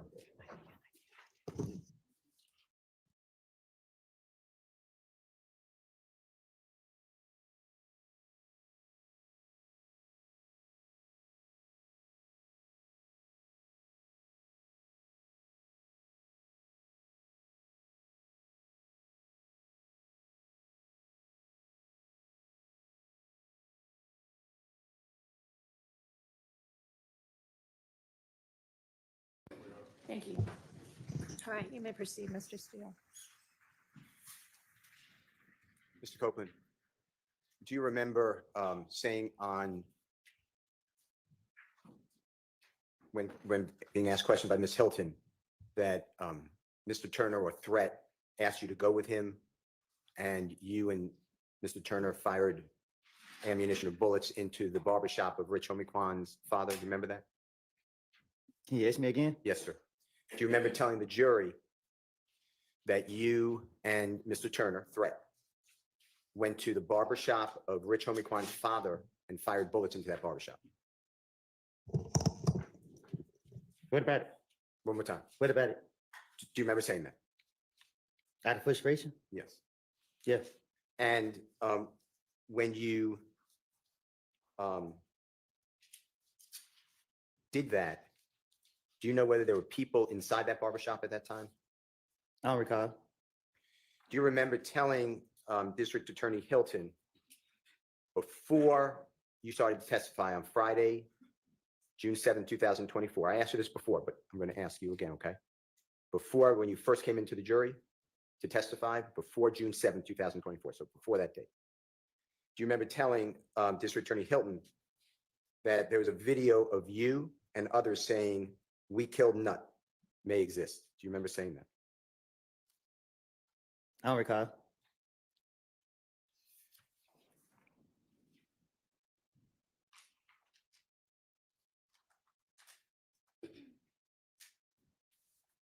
Let's see if that is a prior inconsistent statement. Did you tell District Attorney Hilton that? That's how it. That there's a video with you and others admitting that you killed Donovan, Nut, but Donovan Thomas?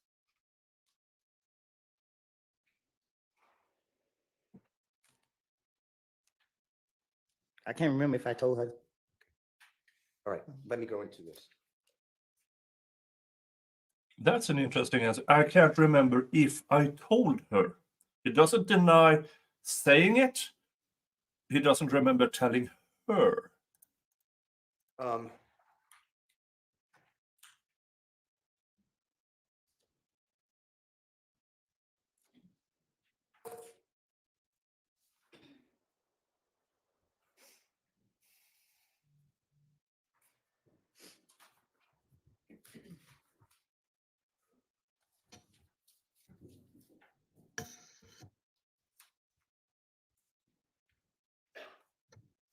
I want to ask you about Jeffrey Williams with JW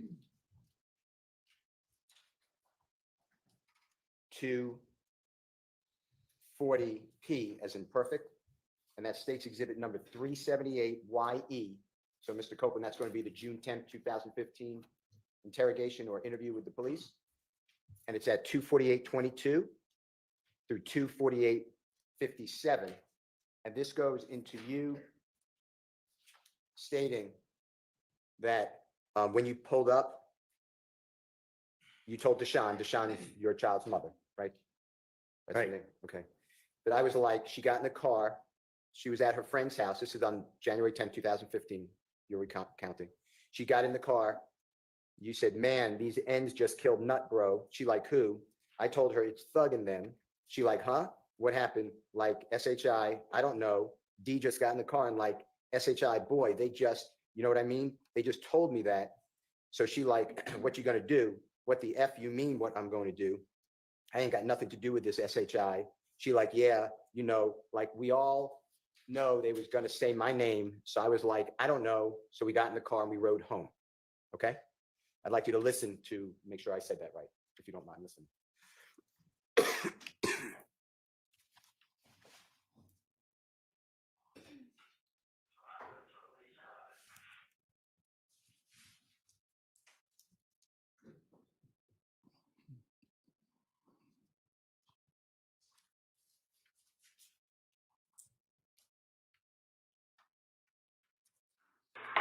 That was got Deshaun. So my cousin told me Deshaun, I like, she got in cuffs, she was at her house, she got in cuffs. And he needed to kill her. She like, ooh, I told her, she told him. She's like, huh, what happened? I said, I don't know, DJ got in cuffs like shit. But you know what I mean? They told me like that. So she like, what you gonna do? What the fuck you mean what I'm gonna do? I ain't got nothing to do with this shit. She like, yeah, you know that. Like, we always gonna say my name. So I'm like, I don't know. So we got in cuffs. We go home.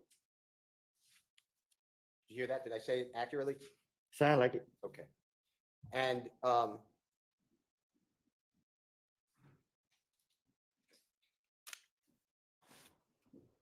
you remember telling the police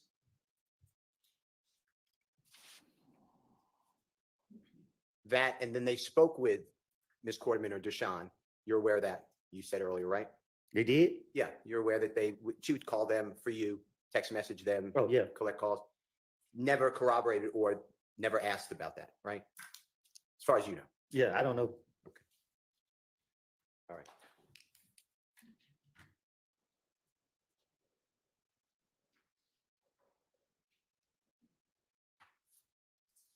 You want to have 1 second? Sure. I apologize.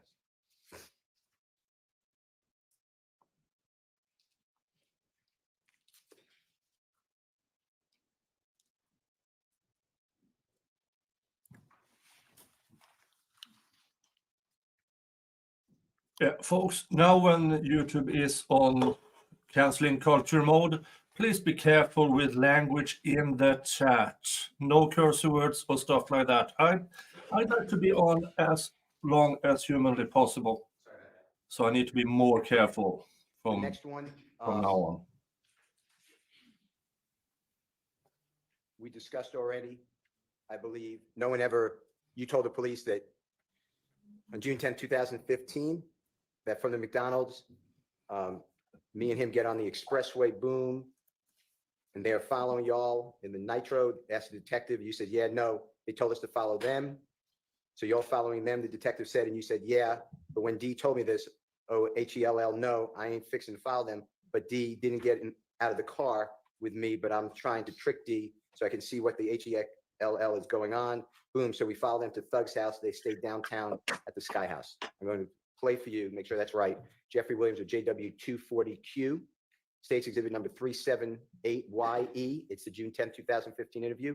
It's from 9:58:12 to 9:58:39. So we gonna get on spirit. Wait, are they following y'all? Yeah, nah, they told us to follow them. Okay, so y'all follow them. Yeah, but when you told me, I'm like, hell no, I ain't gonna follow them. But I didn't even get covered. I'm trying to keep these, I see what the hell going on. So we followed them to the door. They stay downtown on Scout. What I said, was that fairly accurate? He said, I told you, I heard it, but man, I'll tell the police anything. And the truth is, you didn't follow Jeffrey Williams to Sky House. I don't remember that night. So much going on. I don't know what happened that night. When I say follow to Jeffrey Williams Sky House from the McDonald's. What I'm saying is, so much what happened that night, I can't say I was all over the place. I don't remember exactly what happened that night. Let me ask you this. Did you ever drive by at any time, the scene where the barbershop is, where Donovan Thomas was shot and killed on January 10th, 2015? What you mean? Did you, at any time, I understand there was a lot going on, but did you drive by the scene, you know where Donovan Thomas was shot? You know what I'm talking about? Yeah, In I front know of what the you're talking barber about. house? One more time? I know what you're talking about. Okay. Did you, on January 10th, 2015, drive by that street where he was shot? I can't recall. Okay. Let's do this. Did the police, detectives, federal, anybody, district attorney's office ever come to you and inquire of you whether or not your phone records show from the McDonald's area, cell phone tower, to the Sky House? Did they ever ask you about your phone records to see if it tracks what you told the police? They never told me nothing about my phone at all. Okay. All right. I want to talk with you about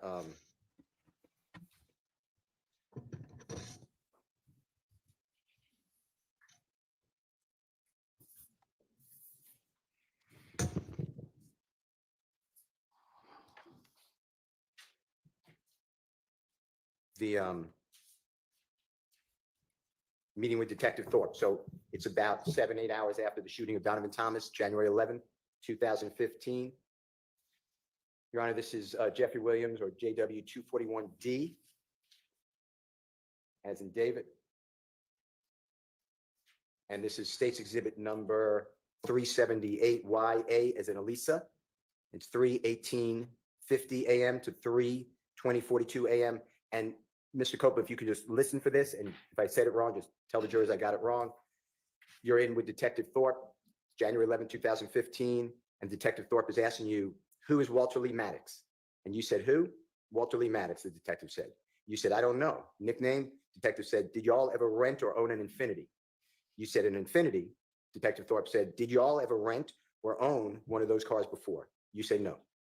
You deny it. Detective Thorpe said, have you been stopped in an Infiniti before? You said, have I? No. Detective Thorpe said, have you been stopped in an accident in an Infiniti? You said no. Detective Thorpe said something, I don't know, you could tell us if you can recognize it. You said, have I ever had a car break-in? No, let me think. You talked about this year. Detective Thorpe said, anytime. You said, I had a car break in a Pontiac. That was a couple of years ago. Detective Thorpe asked you, what kind of car does your brother drive? You said, a white Dodge Charger. That's the truck he gave me. You said, Detective Thorpe rather said, does your brother got two cars? You says, nah, his girl got a car, and that the car he got, the Dodge Charger, and she got the ugly little Malibu, like 19 something. Detective Thorpe said, a 2014 Dodge Charger. You said yes. Detective Thorpe said, white. You said yes. Who drives a Nissan? Detective Thorpe asked. You said, a Nissan, what color? Detective Thorpe said, it is gray. You said, I don't drive no Nissan. Detective Thorpe said, okay, y'all ever have an Infiniti Gray Q45 before? You said a truck. Detective Thorpe said no. You said a car. Not that I know of. I want you to listen to this. If you don't mind, tell me if I did that wrong. Who's Walter Lee Maddox? Who's Walter Maddox? No nickname? Did y'all ever rent or own an Infiniti? Infiniti. Y'all ever rent one of those cars before? Have you ever been stopped in an Infiniti before? Have I? Yeah. From an accident in an Infiniti? No. Maximum? Have I ever had a car break in? No. How do you think? How did you? Anytime. I had a car break in a Pontiac. That was a couple years ago. I ain't had no car break. I ain't had no red sleep. I ain't have none of it. Gotta call your brother, John. Oh, was that in there? A white Dodge Charger. This truck car he gave me. Your brother got two cars? Nah, he girl got a car, and the car he got the Dodge Charger. Oh, okay. Yeah, she got the little ugly little Malibu, like 19 something. 2014 Dodge Charger? Yeah.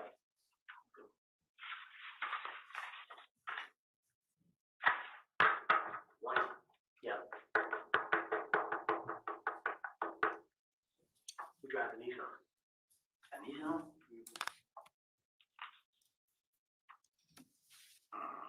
What color? What color is it? Gray. How about that? Nissan. Okay. Y'all ever had a Infiniti Gray, a gray Infiniti Q45 before? A truck? No. A cup? Yeah. That I know of. Were you able to hear that, sir? I think we all heard. Okay, similar to what I said? Huh? Similar to what I said? I guess. Okay. Mr. Copeland, you referred to Detective Thorpe as a squirrel brain. Do you remember that earlier in the testimony? Do you remember saying something like that? Yeah. And by approximately 3 o'clock in the morning on Sunday, January 11, 2015, so within 8 hours approximately of Mr. Donovan Thomas being shot, Detective Thorpe is asking you specific point of questions about you in a rental gray Infiniti sedan. Do you realize that? You said, do I realize it? Yeah. What you mean? That's what he was doing. You understand that he was asking you about a rental Infiniti within 8 hours of the shooting of Donovan Thomas. Right. And you denied any dealing with an Infiniti vehicle rental, right? Right. And that's not true, right? What you mean? You were dealing with a rental Infiniti vehicle. I was? Yeah, weren't you? I don't recall. The car that you were driving that Jeffrey Williams rented for you was, do you know that type of car that was? Or you testified to? What about him renting the car for him? Sustained. Okay. The car you were driving that you announced that you gave to Threat or Mr. Turner, do you know what type of car, rental car that was? Nope. Now, Did the police ever come back to you? Now, this should be inconsistent statement because he actually said he was driving. He got the car from Mr. Williams. So this is actually a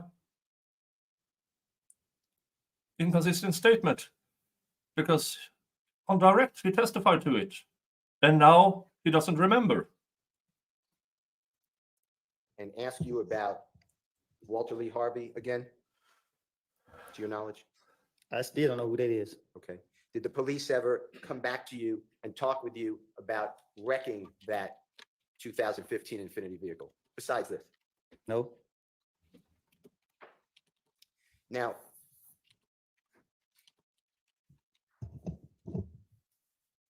you have used other people's, like when other people rent cars, you know, Miss Quarterman's mother rented cars, allowed you and Miss Quarterman to use, you know what I'm talking about? Mm-hmm. Just do me a courtesy, I apologize, but for the court. Oh, yes. Okay. And that would be in Miss Quarterman's mother's name, the rental car. You're aware of that, right? Right. And I want you to listen to, if you don't mind, JW Jeffrey Williams 240R as in righteous, states exhibit number 378YE as in Aaron. It's also June 10th, 2015 meeting or interrogation by the police, 11:33:17 a.m. to 11:34:10 a.m.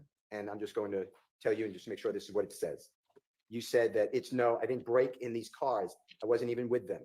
I just gave them the car. Detective said, but you said, but for what reason though? Because they was going to do some stupid SHI blank to get some money. Detective Dennis said something, I don't know what it is, so you can help us if you don't mind. You said, I knew they were fixing to go. Detective Gaither said, you knew they were going to do a job. You ain't what exact job it was. And then there's overlapping, meaning everyone's talking at one time. Detective Gaither said, but you know what an effing job is? You said, I just. Detective Gaither says, you know they ain't going to church. You said, I was just looking at like SHI. I ain't doing it. I ain't getting in trouble behind it. That's how I was really looking at it. Detective Gaither says, but you're still effing up Deshawn. Because if something else would have happened in that effing car, that truck is in her mama's name. Detective Dennis said, what if they did a robbery? You said, like I told them. Detective Gaither said, and it's the first report. Detective Dennis said, right. Detective Gaither said, we found. Detective Dennis said, we ain't even checked. And you said, what I'm saying, no. What I'm saying, I already told them. I said, look, y'all, this car is Deshawn mama name. You feel what I'm saying? I just said it like that. I said, it's in her mama name. She's gonna tell the police if y'all do anything. I did it. And I'm saying, y'all, I ain't going down for nobody else. I told her just like that. Just listen to it, make sure that what I said was fairly accurate. That ain't my fault that you did that. No, I didn't bring any car. I wasn't even with them. I just didn't have a car. But for what reason though? Because you knew they was going to do some stupid shit to get the money. I knew they was going to go. You knew they was going to do it. You didn't know how they back to it was. You know they ain't going to church. I know I was getting. I just look at it like, shit, I ain't gonna get in trouble for that. That's how I believe it. But you can still fucking up their shot because something else would happen to that fucking car. That truck is in her mom's name. What if they get a robbery?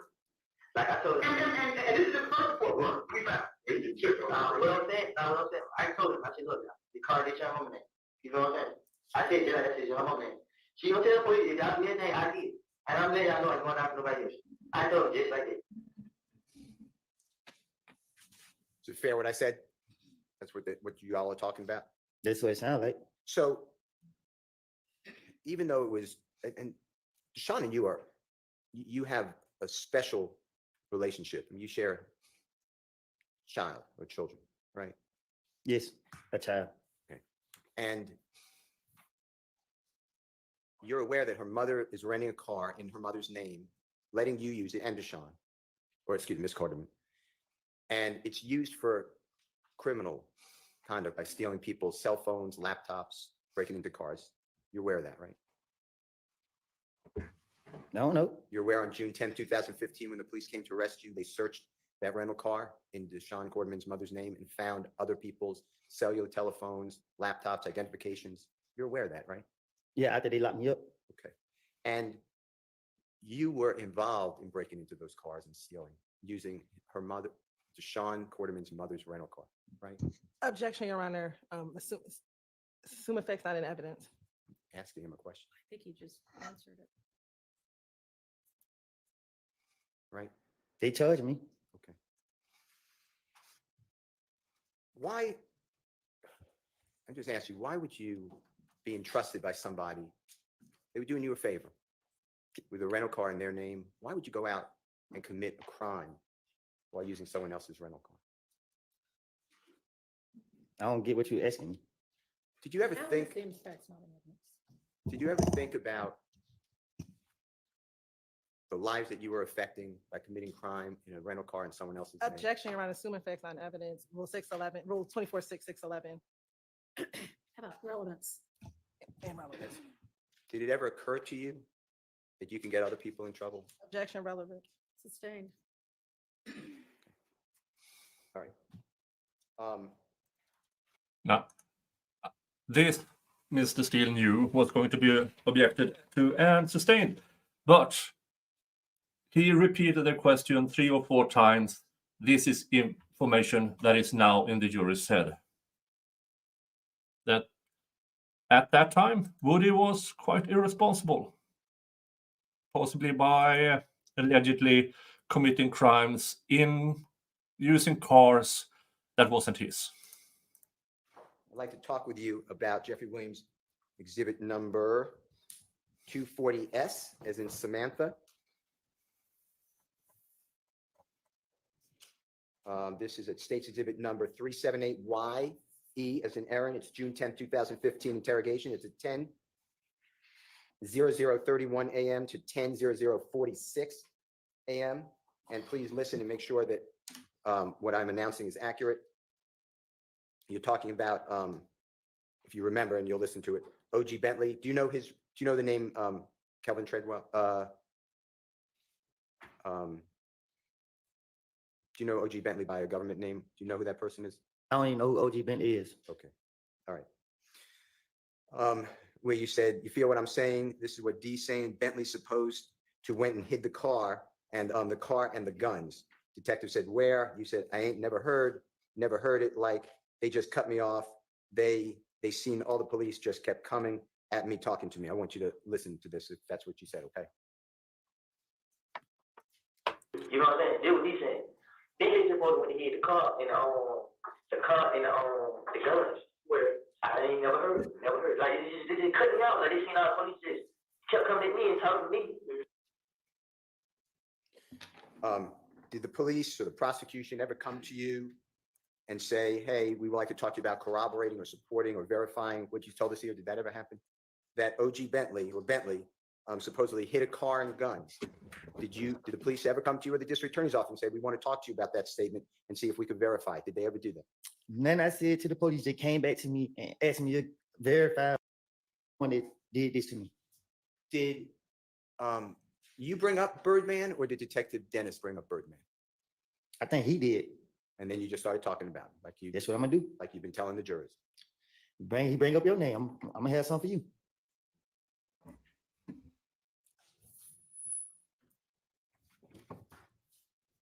I want to talk with you about Jeffrey Williams 240Y, as in yesterday, State's Exhibit number 378YE, as in Aaron. It's June 10, 2015 again.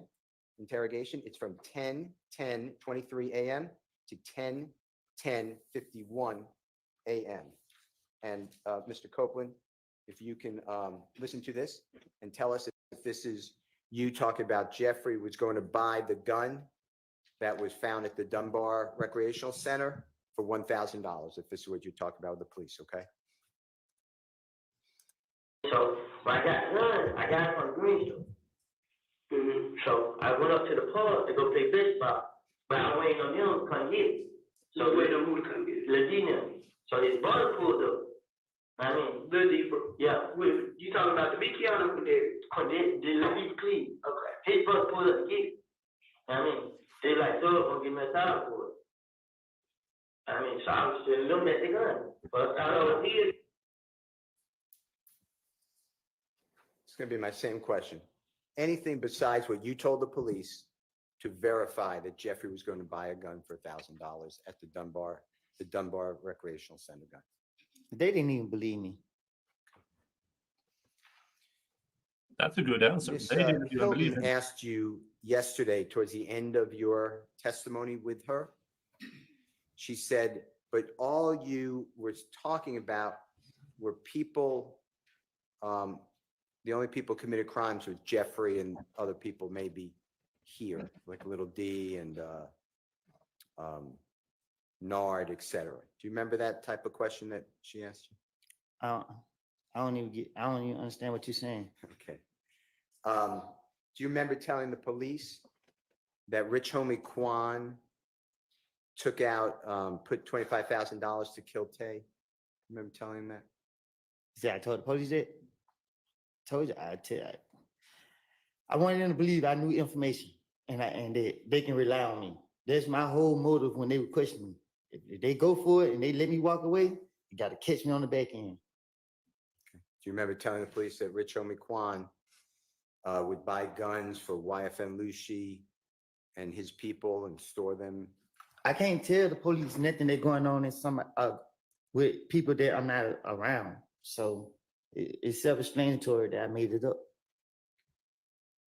Did the police ever come to you or the prosecution, meaning the district attorney's office, and say, hey, we want to go over what you said to see if we could verify it?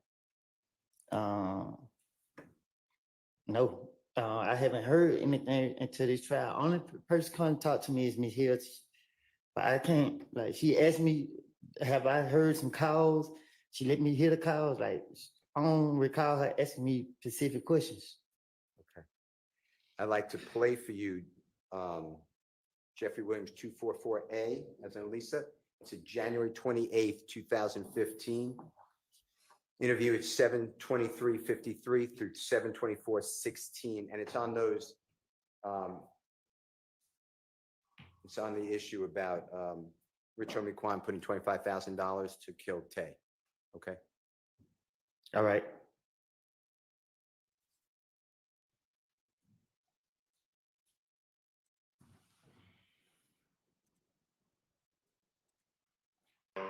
Rich Homie Kwan supposed to give him 50,000 to meet a new club. Like Rich Homie Kwan told me this ain't mouth. Yeah. Then Rich Homie Kwan like you got 25,000 here, Tay killed.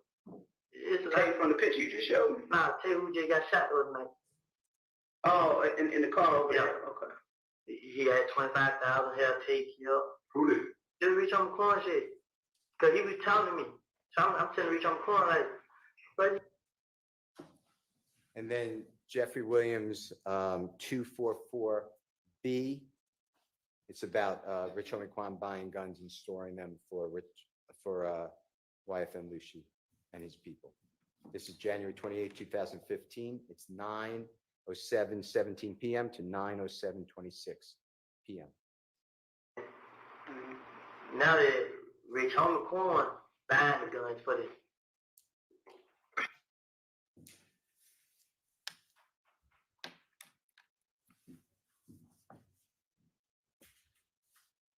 that it? Okay.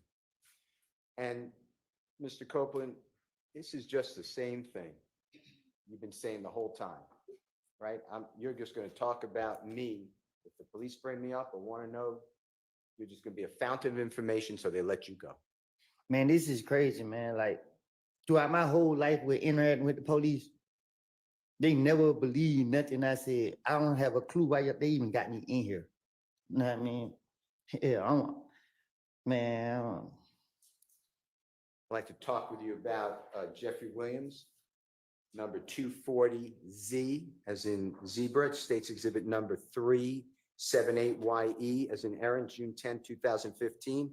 It's 1:16:56 p.m. to 1:17:36 p.m. You said, you know what I mean? This N, you know what he did to me? He gave me $300,000 to hold, and he left and came back. Detective Dennis said, and you ain't get none of that? And you said, I don't care about money. I don't. Detective Gaither said, you care about some money. And Detective Dennis said, you kind of dissing yourself, man. And you said, listen, the N would give me money. What is N? N-I-G-G. Oh, nigga. You feel what I'm saying? I didn't need nothing. I didn't.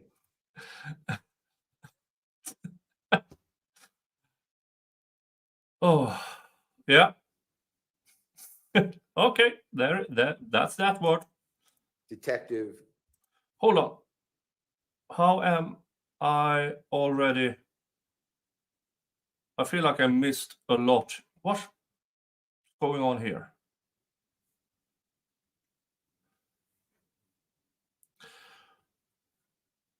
I feel like I missed out on a lot here. Did we listen to this? No, we didn't. Right. Could you help me out if you don't mind? Everything jumped 15 minutes ahead or something. It should be. That's what you want. That's what I feel like deep inside my heart. Like, I just told my brother. And you did tell your child's mother. Did they ever tell you that Okay. and focus on your statement that, you know what I mean? It was, I got scared to be around him, be told, the truth be told, I got scared. I told my baby mama, like, you can call her now, man, we gotta go, man. I think that N thug, like, that night they shot at us. When I was telling you all that story, in my heart, I was like, darn, it says another word, that N thug trying to get me killed, you know what I mean? Right. I mean, I got scared to be around. Be told, I got scared. I told baby mama, are you calling him? Man, we gotta go, man. I didn't do it. Like, when that night they shot it, when I'm telling y'all the story with it, in my heart, I just like, man, thug trying to get killed. You know what I mean? Did you hear that, Mr. Copeland? Yeah, I heard it. So in those two back-to-back recordings that we heard, the JW240U and the JW240W, on the first one, you said to the police that you ain't tell nobody that this N's trying to have me killed. I ain't tell my baby mama. And then in the second one, the JW240W, you said, truth be told, I got scared. I told my baby mama. Did the police ever ask you about that and push back and say, how do you say that? How do you say what? Yeah, that you didn't tell your child's mother and you did tell your child's mother. Did they ever do anything like that? I think they just try to make me feel comfortable. Like, they talk to me, try to make me feel comfortable to open up to them. So that's what I was thinking. I don't know. I'm not telling people anything. I ain't care about getting caught up in the lie. But I was trying to be as convincing as possible. I'd like to go into JW240V, as in Victory. It states exhibit number 378YE, as in Aaron's, June 10, 2015. Mr. Copeland's 10:20:39 a.m. to 10:21 even, or 10:21:00 a.m. And this, I'd like you to focus on what you talk about with Valerie told you that Jeffrey wanted to set you up. And you said that, yeah, but see, Valerie got in the car. She was like, hey, bro, I'm going to tell you something. Don't say nothing. You know what I mean? Like, what's up? She like, thug, this and that and that. And I'm like, detective said, no. And then you said, now I'm like, what you mean? And she like, don't trust this N, bruh. You know what I mean? He trying to set you up, talking about every time I go out, I got out of jail, something got shot up. Detective says, uh-huh. Can you listen to that for me? All right, thank you. But she very got in touch. She's like, hey, bro, I'm gonna tell you something. I'm saying it. I mean, I'm like, wait up. She's like, dog, this and this. I'm like, no, it's nah. I'm like, what you mean? She's like, I didn't don't trust this nigga, bro. I mean, they be trying to set you up. I'm like, every time I got jail, someone got shot up. So you're saying every time you got out of jail, something got shot up. That's what you're telling the police, right? That's what I told the police. Yeah. That's what it sounded like. And that Valerie told you don't trust Jeffrey. Remember that? That's what I said. Yeah.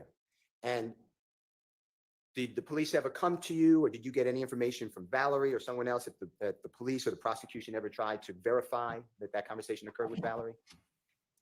After this interview right here, I went to the feds probably like 2-3 weeks later.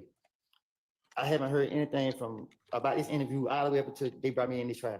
Okay. I haven't heard anything about no investigation all the way up to this trial. Okay. To your knowledge, did the police or the prosecution ever just simply go to Valerie and say, did this happen? Yeah, it's I don't know. I'd like to show you what the prosecution showed you yesterday. It states exhibit number 60W, as in wonderful, A as in Elisa. It's timestamp 208. Ms. Knight, do you mind helping me? Thank you.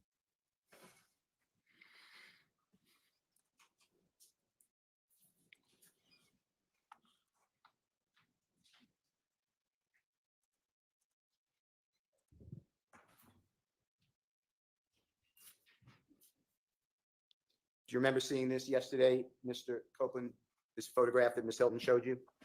Yeah. And she said, and you verified that that's Valerie, remember that? I think it's so. How does, if from your understanding, how does showing you states exhibit number 60WA verify that Valerie had a conversation with you in a car that don't trust Jeffrey? Objection, Your Honor, improper question, speculation. I'm not asking you to Vague. speculate. Vague. Okay. Can you tell the jury, how showing you states exhibit 60WA verified anything that you said to the police on June 10th, Objection. 2015? Objection vague, and it's the same question. Just reframe. Sustained. Besides that being a photograph or an image of a video, what does that picture mean to you that you were shown yesterday? That she was dirty as hell back in the day. Thank you, sir. All right, I'd like to go into Is the chat broken? I haven't seen chats in a while. Come on, folks. Oh, JW24X thank you, Louis. as an X-ray, that states exhibit number There you go. 378YE as in Aaron, June 10, 2015, from 4:13:34 p.m. to 4:14:46 p.m. Specifically, Detective Dennis asked you, what does Birdman have to do with all of this? And you answered, Birdman's quiet. Detective Dennis said, he don't tell them to calm down. You said, Birdman, he don't talk in front of us. Detective Dennis said, he don't, y'all like that? And you said, but he like, yeah, he right there. He talked to me a lot, but it don't be about nothing. Detective Dennis said, small talk. You said, yeah, what the H this N talking about? Detective Dennis then I can't understand what he's saying. Then you say, it sound like it. Detective Dennis said, you think so? You said, I don't think he did it. I don't know. Detective Dennis said, so with all this stuff with Nut, what was his reaction to it? Meaning Birdman. You said, from me to you, he was trying to pay them to keep quiet. Detective Dennis asked you, pay who to keep quiet? You said them. Detective Dennis said, who is them? You said, Nuts folks. Detective Dennis said, oh, just go about their business? You said, yep. Detective Dennis, here, take this, shut the HELL up, leave it alone. You said, I think it was 200,000. Detective Dennis said, a payoff. You said, I heard that right my own ears. Detective Dennis said, who he supposedly paid to? And you said, Fly. Detective Dennis said, who's Fly? You said, the man who owned the TIG. It's kind of a way y'all can just man, if you don't mind listening to this. What does Birdman have to do with all this? Birdman quiet. He don't tell him to calm down? Birdman, nah, he don't talk for him. He don't know y'all like that. He won't be right now. He can talk to me a lot, but it don't be about that. It's just Small talk. yeah, what the hell nigga talking about? Do he do? It sound like You think so? I don't think he did.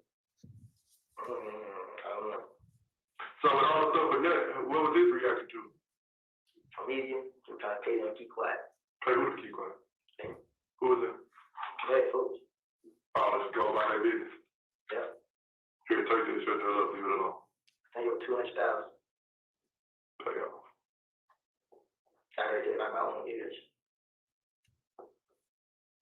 Who is supposed to pay it to? Fly. Who's fly? The man who owned the elected TIG. Copeland, what I said, was that fairly accurate to what you told the Detective Dennis? I tell the police anything. Sure. Did the police ever come to you, the district attorney's office, and ever discuss with you anything to, let's corroborate this? All the way up to this point, even today, they never sat down and asked me nothing about nothing I said in the interviews. I'm the first one to do this? Yeah, you're the only one that did this to me. Did you bring up Birdman, or did Detective Dennis bring up Birdman? I think he did. And then you just started talking about him, like you. That's what I'm gonna do. Like you've been telling the jurors. He bring up your name. I'm gonna have something for you.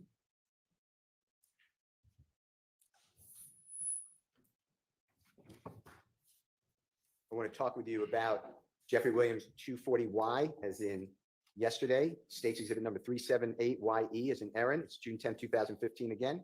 Interrogation. It's from 10:10:23 a.m.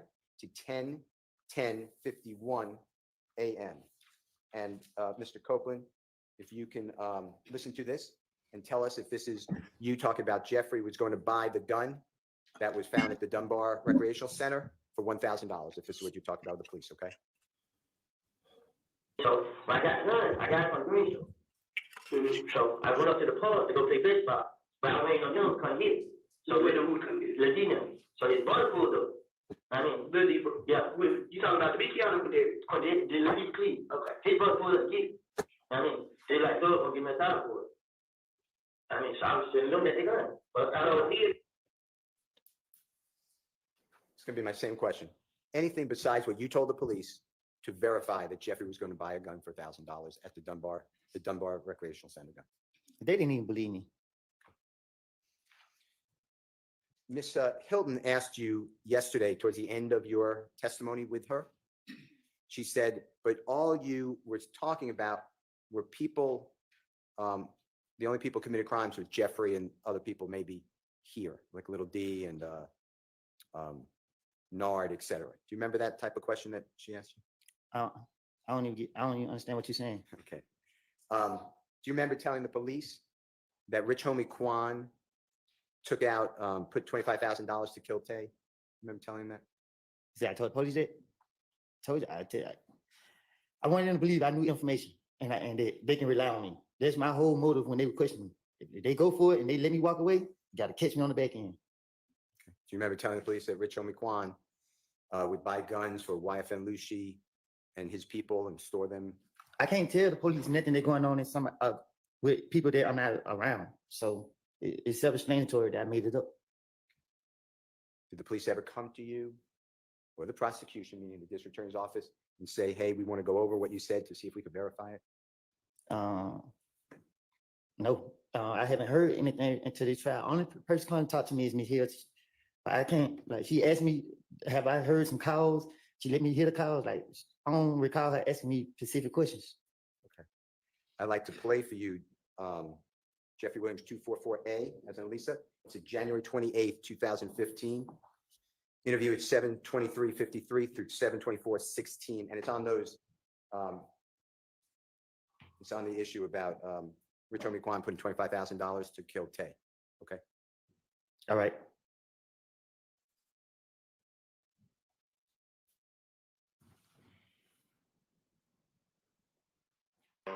Rich Homie Kwan supposed to give him 50,000 to need a new plug. Like Rich Homie Kwan told me this ain't mouth. Yeah. Then Rich Homie Kwan like, you got 25,000 here, take killed. It's like from the picture you just showed me. Nah, Tay who just got shot the other night. Oh, in the car over there. Okay. He had 25,000 here, take killed. Who did? Just Rich Homie Kwan shit. Cause he was telling me. So I'm telling Rich Homie Kwan like, but. And then Jeffrey Williams 244B. It's about Rich Homie Kwan buying guns and storing them for YFN Lucy and his people. This is January 28, 2015. It's 9:07:17 p.m. to 9:07:26 p.m. Now that Rich Homie Corn signed the judge for this. Is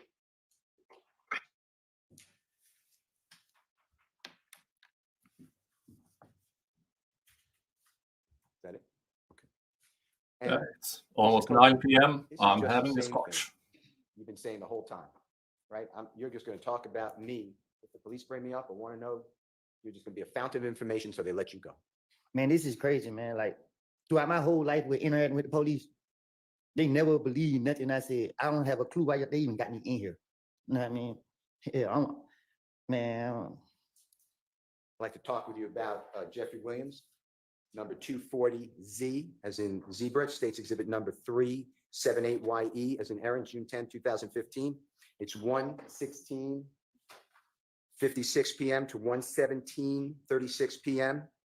You said, you know what I mean? This N, you know what he did to me? He gave me $300,000 to hold, and he left and came back. Detective Dennis said, and you ain't getting none of that? And you said, I don't care about money. I don't. Detective Gaither said, you care about some money. And Detective Dennis said, you kind of dissing yourself, man. And you said, listen, the N would give me money. What is N? N-I-G-G. Oh, nigga. You feel what I'm saying? I didn't need nothing. I didn't.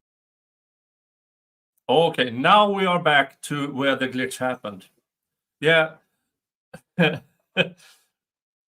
For obvious reasons, I can't say the word, but Mr. Steele tried to just explain it with an N.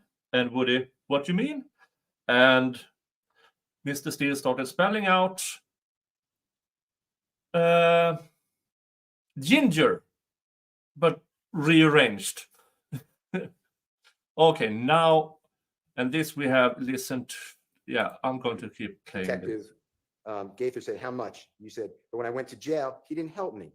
Detective Gaither said, The you just said 1.25. the most amount of money Thug Dunn gave you. Detective Dennis said $300,000. And you said, but he left with you 300. This is Detective Dennis, and I guess came back and gave you 1,000 and you were good. I just want you to hear that and make sure that's what it said.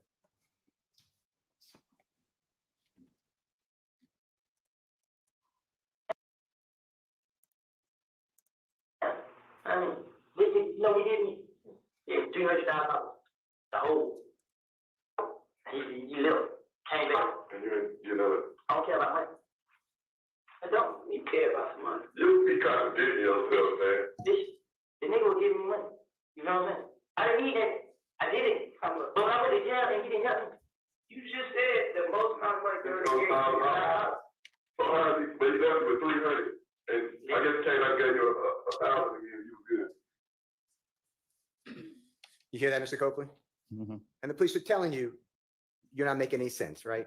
They're saying that to you, right? Right? They know, you believe, they know this is all just try to give them something they need to let you go, right? Objection to speculation. That's what you're doing. Don't speculate about anyone else. That's what you're doing, right? They know that. Dennis know it. Gaither know it. And there's no picture of you with $300,000. You're not saying that's true. You just said that to the police, right? If I had $300,000, you know, it would have been pictures, videos, and everything. The whole world would have seen it. Okay. I'd like to go through with you Jeffrey Williams, or JW 241F as in Fox, states exhibit number 378YA as in Elisa. This is January 11th, 2015. So this is, 7-8 hours after Mr. Thomas was God forbid shot. It's 3:14:24 a.m. to 3:14:29 a.m. And I want you to hear and listen for whether you said this. I never had a problem with Nut. Me and Nut ain't never had two words with each other. Me and Nut was always okay. You know what I'm saying? The only person I ever had a problem with was Cal. Just tell me if that's what is being said.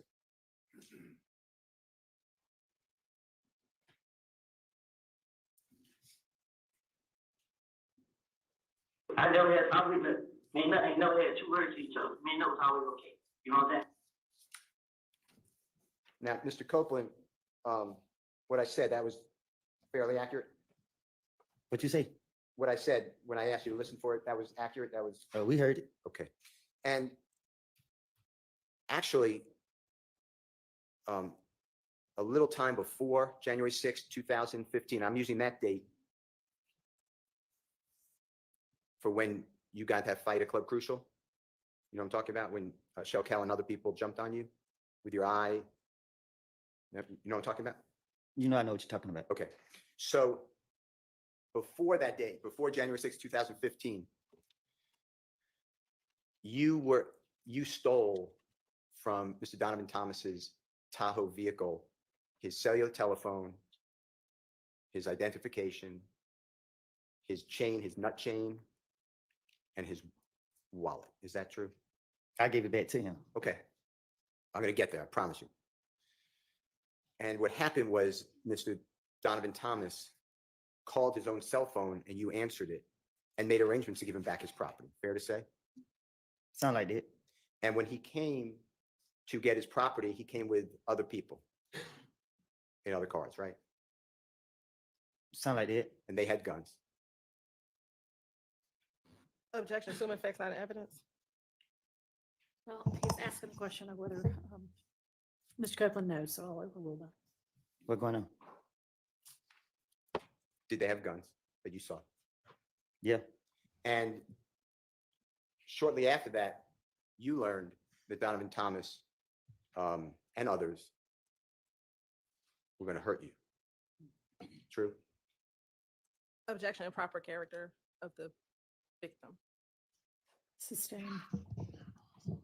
You knew that Donovan Thomas and others made statements that you heard that they were going to hurt you. Objection, Your Honor, assuming facts not in evidence and improper character evidence. Sustained. Did you ever listen to Donovan Thomas have a meeting with others where they discussed you?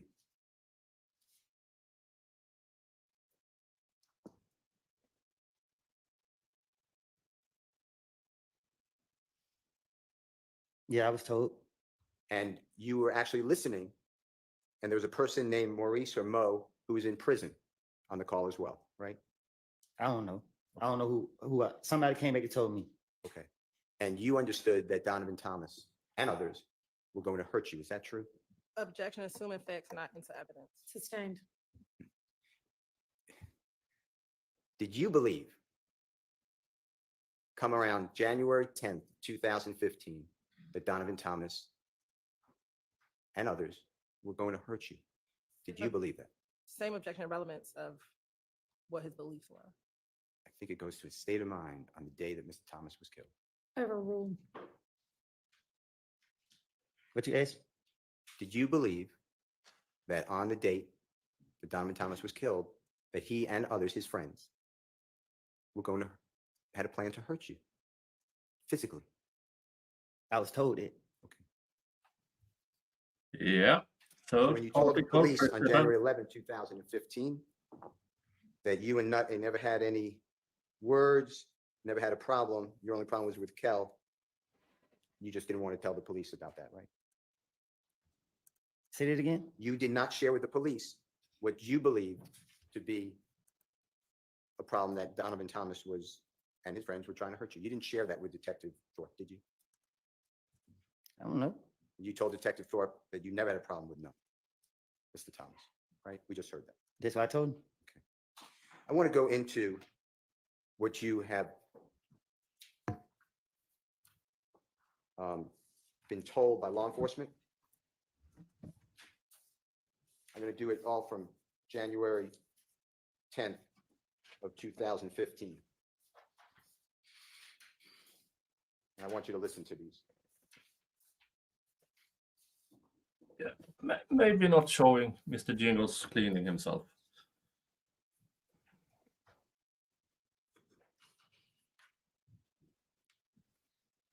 I want you to listen. This is JW 240AA, Elisa, States Exhibit number 378YE. It's June 10, 2015.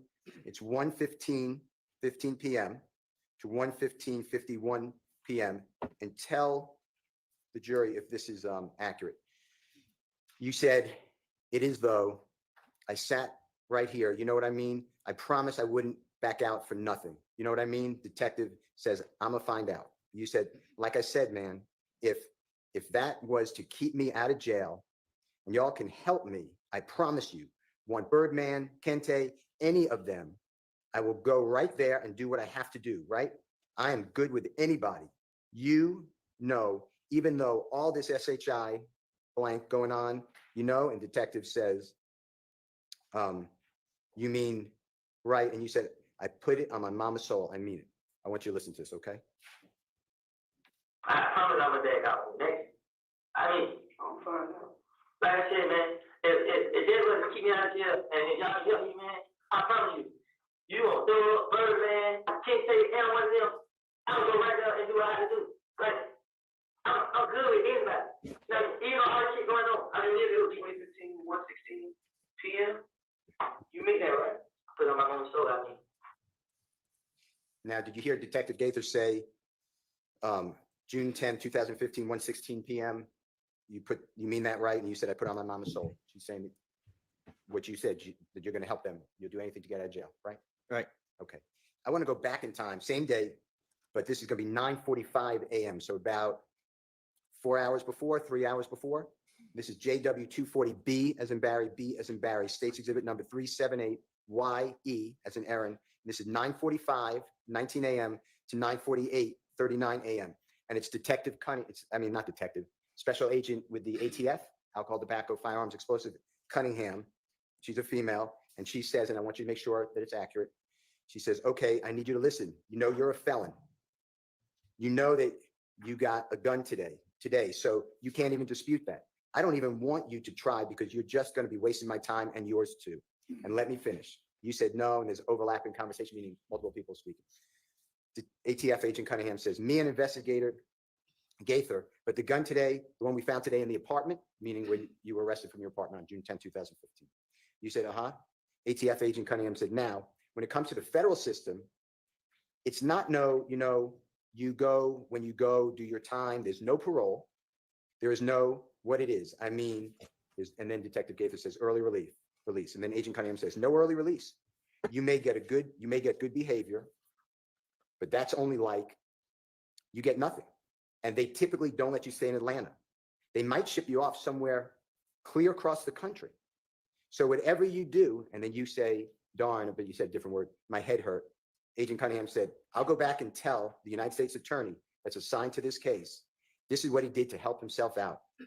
It pans out. Or I can go back and tell her, this is what he said. We found out it was a lie. He's continuing to play games. The judge do what they want to do. So before we can even get started, especially while I'm sitting here, everything is on you because I've never talked to you before. So with me, you almost get a clean slate to help yourself.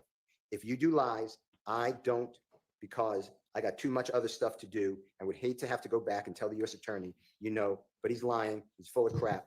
It's up to you. You said, before I lie, then there's a lot of people talking. Agent Cunningham said, it's up to you, Mr. Copeland. You said, before I lie, Agent Cunningham said, let me finish. I think it's a 3 or 4 time convicted felon you are. How many felonies do you have? Detective Gaither said, about 3, don't you? Agent Cunningham said, you got 3. Detective Gaither said, about 3 or 4. You said, talking about what? Agent Cunningham said, how many felonies do you have? You said, what am I on probation for? Agent Cunningham said, how many convictions are felonies? Detective Gaither said, it's around 3. You said, I don't know. Agent Cunningham said, let's just assume it's 3, okay? I'm fixing to tell you right now, you have heard of the armed career criminal.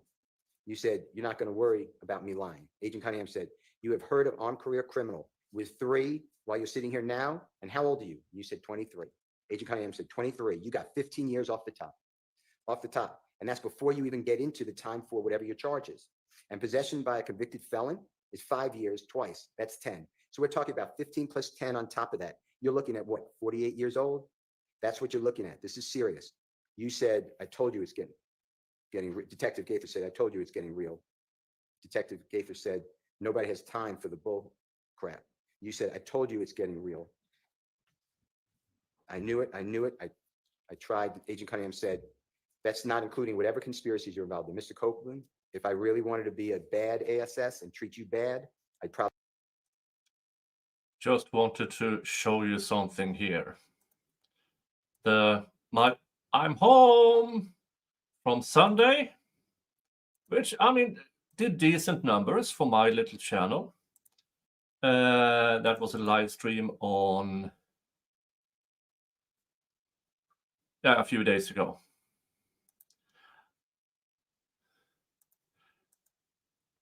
I got it now. Yeah, after manual review, it's suitable for all advertisers. Yeah, but now, during the stream and 2 days after the stream, everybody has seen it. So it doesn't do me any good. But that is the YouTubes for you. I just wanted to show you what the life of a content creator who live streams. Sometimes it takes a few days for them to come to the correct conclusion. And by then, everybody's already watched it and I make no ad revenue. All right, let's get back to the trial. Probably throw the book at you and wouldn't think twice about it.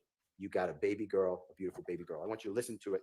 And this is all at the early in the morning, 9:45 a.m., okay?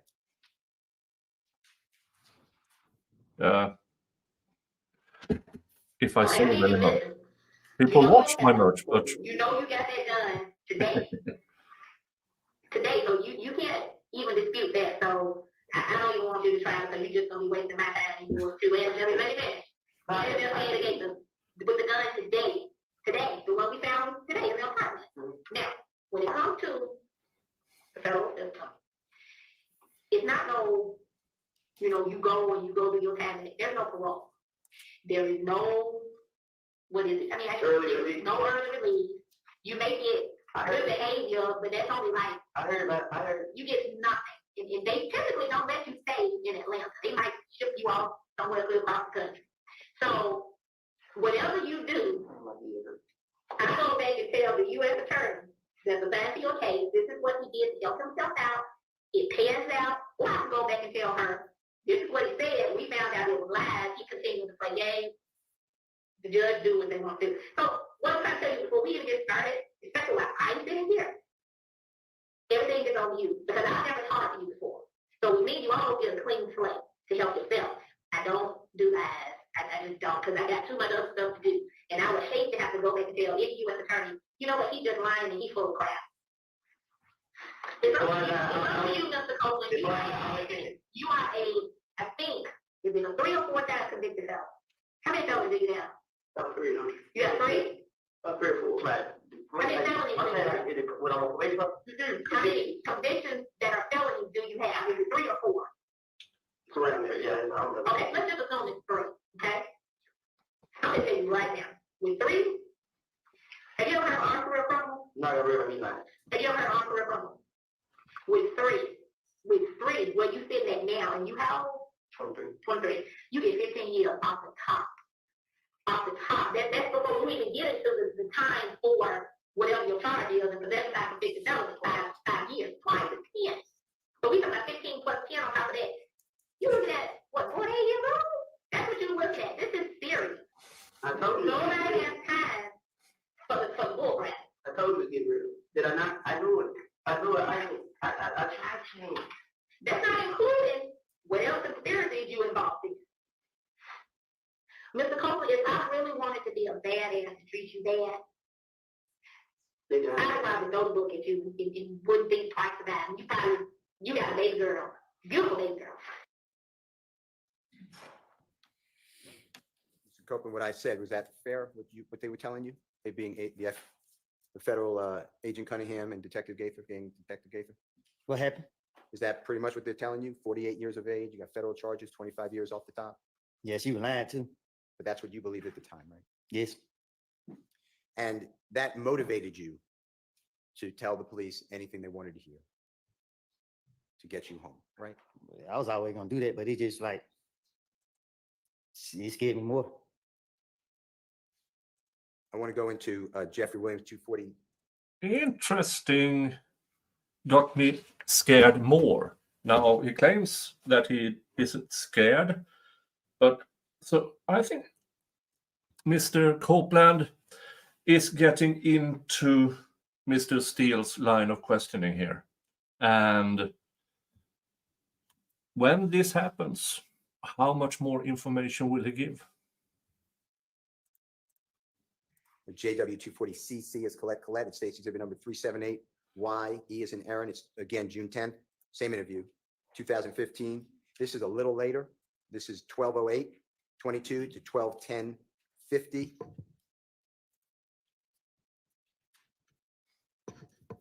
And on this one, you said, man, so what can I do? I don't know why. I'll do whatever, man. I'll wear a camera.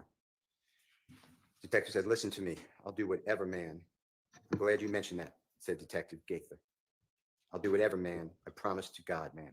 Detective said, I'm glad you mentioned that because last Thursday, Miss Kim Dammers is a United States attorney, like the head person for the federal prison system. And I basically broke down to her everything we had so far in your case, all of them, shootings, all of this, all right? She said, you guys have great cases, but we need somebody with direct knowledge that can take down the main culprits. To us, I don't think you're a main target because you are the target for them. What we want, the top guys that's calling the shots. I know you heard the term, we want the big fish. And sometimes to get the big fish, you got to dangle small fish in front of them for them to come, for the fish to come. So is that something you want to do? Because our case is sealed with you. Like it's not, of course, we would like to, solve some of these retaliatory shootings and all that stuff. But as far as your fate at this point, Detective Dennis said, you're done. Detective Gaither said, you're cooked. The only thing that may possibly help you is helping yourself by speaking what you know. You said, I just. Then Detective Gaither said, right. And then, but that's Shannon. And Detective Dennis said, he's on the same level as you. Detective Gaither said, basically, I don't consider Shannon a big fish. Detective Dennis said, he's a small fish. You said, I know what y'all want to throw. Detective Gaither said, like, he's a gopher, you understand? And that's why he's less, in my opinion, he's less than you, with your status, in my opinion. And you said, so what do I need to do? And Detective Gaither said, I want to know what the F-U-C blank thug doing. I want to know what, I want to know what the F thug doing. Oh, I want to know what the F, goddamn, excuse my language. Where is his money from? If they got to get Birdman, we want to talk about the darn, or it says, damn, Wayne Bus. I want to play that for you. Tell me if this is what you were told. So what can I do to make strange up? I don't know why I do whatever, man. I do whatever, man. I'm glad you mentioned it. I do whatever, man. I promise God, man. I'm glad you mentioned it. Because last Thursday, Miss Kim Dammers, the U.S. Attorney, like the head person for the federal services, and I basically broke down to her everything that we had as far as your case, all the retaliatory shootings, all this, all that, right? She said, you guys have great cases, but we need somebody with direct knowledge that can take down the main culprits. To us, I don't think you're not a main target because you are the target for them, but we want top guys that call the shots. I know you heard the term, we want the big fish. And sometimes to get to the big fish, you got to dang the small fish in front of them to come, for the fish to come. So, if that's something that you want to do, because our case is still with you. Like it's not, of course we would like to, solve some of these retaliatory shootings and all that stuff. But as far as your case, at this point, you cooked. And the only thing that may possibly help you is you helping yourself by speaking what you know. Right.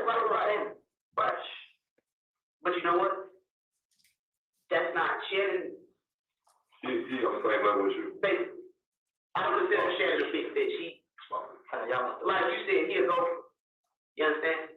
And that's why he's less. In my opinion, he's less than what your status is. I want to know what the fuck Thug doing.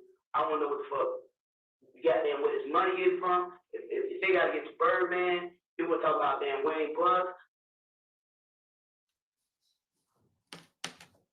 Fair what I said, Mr. Copeland? This what it sound like. You knew before going in that law enforcement, they made it clear to you. This happens to be recorded, but they made it clear to you that they wanted Jeffrey Williams, you to give information on Jeffrey Williams, right? Yeah. And the only way that you were going to avoid, in your opinion, what you were told, pretty much the rest of your life in prison. Is that how you understood it? Was to give information on Jeffrey Williams and others? True? Really, just him. And it was a lie, wasn't it? What you mean? Jeffrey Williams didn't do these things that you're telling the police. But I told y'all that. All right, let's take a break. All right, they are taking a break. I mean, I don't have to add much to this because Mr. Steele is performing better and better, and Woody is warming up more and more and more. So, yeah, I think the defense is doing great.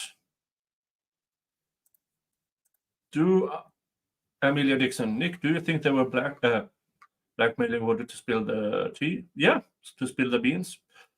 Coercing, yeah, definitely. All right, I've asked Ms. Bursfield to check on how the juror is doing as well, so I'll let y'all know what we hear back. Anything before we take our recess? I will get you those cases. Okay, all right. Thank you, ma'am. Okay, let's see if they are back.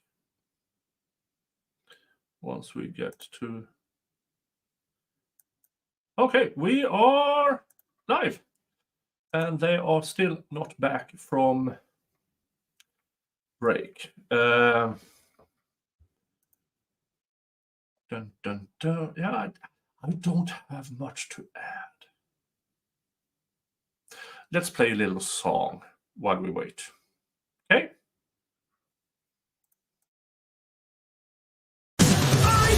From Sweden drives across the land. Steel is with axe in his hand. Georgia lives this inside. Cryptic funny looks like sound cry.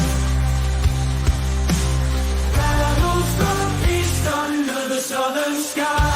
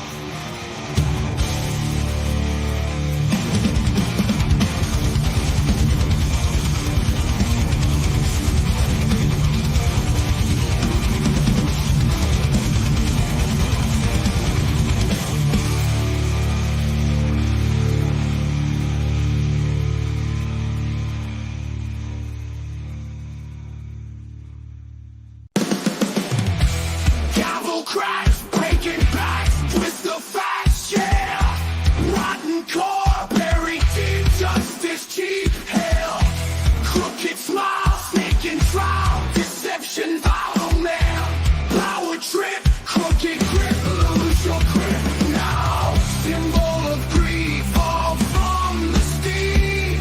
No more lies, mask, disguise, greed ain't no creed. Gave the judge from the bench today. No more lies, corrupt decay. Gave the judge, watch him sway. Okay, so if we can go maybe about 45 more minutes or so, and then at least let them go for the day after that, all right? And if they're ready, which I think they are, let's get Mr. Copeland and get them back and try to make some more progress.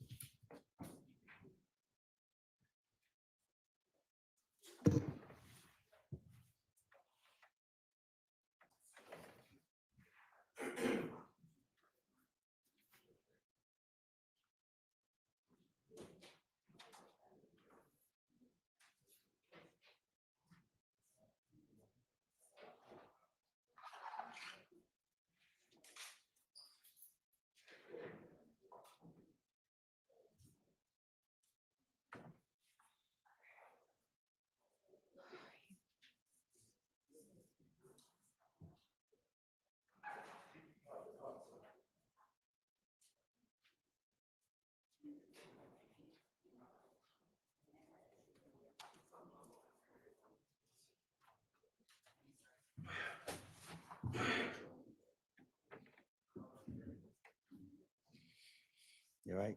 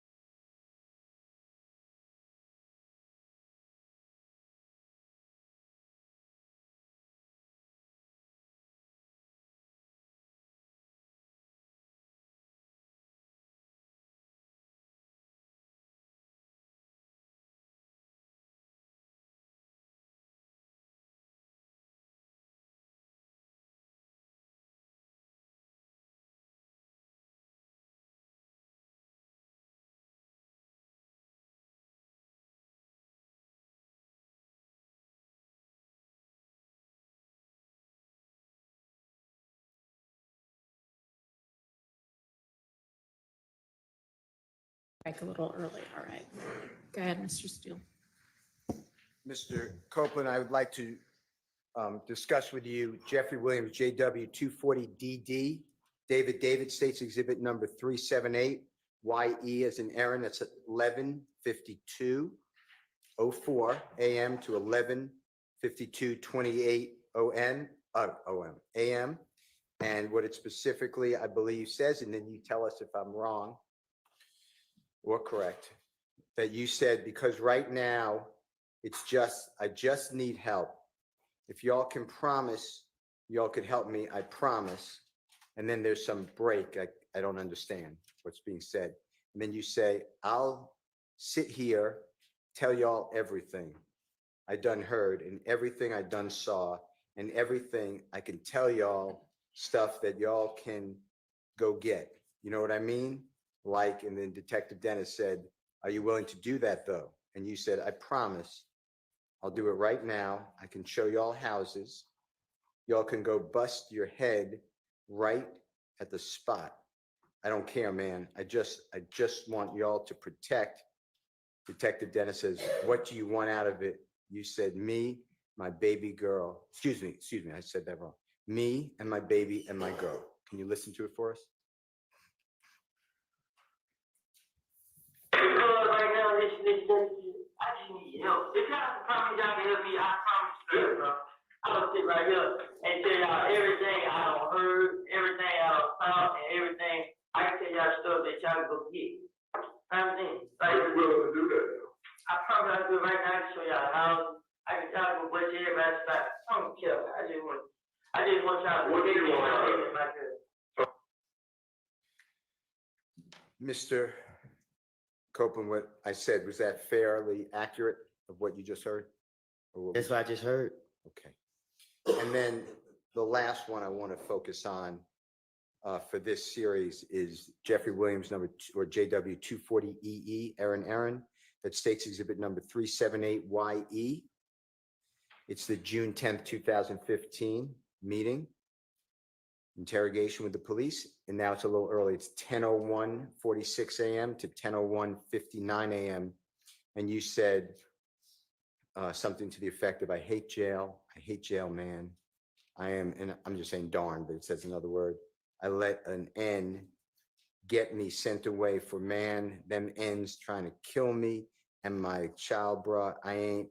And then he talking about killing me, bruh. Listen, I'm a tell you anything. Okay, if you could just listen to this for us. You know what they did to me? Tell us. Tell us.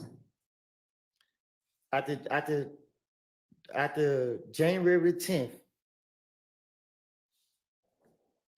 people started shooting at me and my family. February, I went to jail for trying to protect me and my baby and my girl at the time. They put me in Rice Street on some stuff called medical flow. It's somewhere hid in the jail. It stink. It's crazy people in there talking, yelling through the door, putting feces all on the window and on the wall. They locked me in the room. It's one door right here, it's one door right here, and it's another door back here, and it's another door back here. I'm behind this door. I don't see nobody, I don't talk to nobody, I'm by myself. I'm at the verge of losing my mind. People trying to shoot at me while they got me locked in this room. I can't talk to nobody, I can't see nobody, I'm locked in this room. They held me in that room for 3 weeks. I got out of jail. I had a court date for another county where I never even been to for some charges I never even did. I don't steal out of stores. I went down to that courthouse and tried to get it situated, went in the wrong courtroom, told the deputy, hey, my name is such and such. I missed court, I'm here to fix it. He said, oh, I gave him my name, told him what happened. He said, oh, you got a warrant, and he locked me up. They put me right back in jail. I stayed in jail a whole month. I had to use the money for selling my four-wheeler to pay an attorney to come represent me. I got the lawyer to come represent me. That lawyer, he got me a bond. A friend of mine gave my baby mama the money to pay my bond. She paid my bond. I got out of jail. The very next day, Atlanta police came into the gym with a whole lot of them. They got me, said that this my bag, this my gun. They took me from my neighborhood to Turnerfield. They questioned me. I told them it wasn't my gun. They let me go. They came back and get me June 10th. They questioned me. I was at the verge of losing my mind because every time I come outside, they keep locking me up. They got me. They did it. They held me in the interrogation room for a whole day, probably. I don't know. They put me right back in Rice Street, put me right back behind all these doors. They constantly kept doing it to me. You know what I mean? Like, I don't, at this point, like, man, I'm tired of keep reliving this stuff. I'm tired of it. I'm tired of it, man. I'm sitting right here. I got cramps, man. I got knots in my stomach, man. I haven't ate none. I tried to eat yesterday. I haven't ate today. Y'all sitting up here. I asked for a break. I asked. I'm in pain right now. I understand it might be my fault. I'm telling y'all, I made it up. I lied. Damn, man. This is crazy. I'm telling y'all, my stomach hurting, man. Well, with the honorable court's order, we're going to be leaving in a little bit of time. Can you try to just listen to the JW 240EE that I just said? Oh, he should have ended there. Well, asked for, can we return tomorrow? If you need it, could you put in your earphone if you don't mind? I can hear it. Okay. I hate jail. I hate jail, man. I was damn all this nigga. This shit with man, my nigga try to kill me and my child, bro. And then he somebody kill me, bro. This, I'm telling you, man, but you.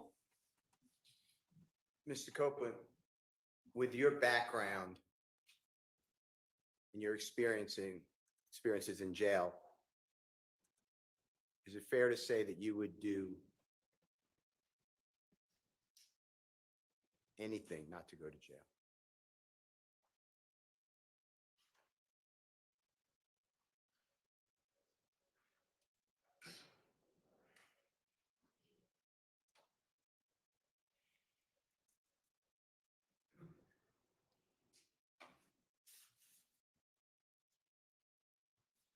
Mr. Copeland, can I ask you a couple of questions?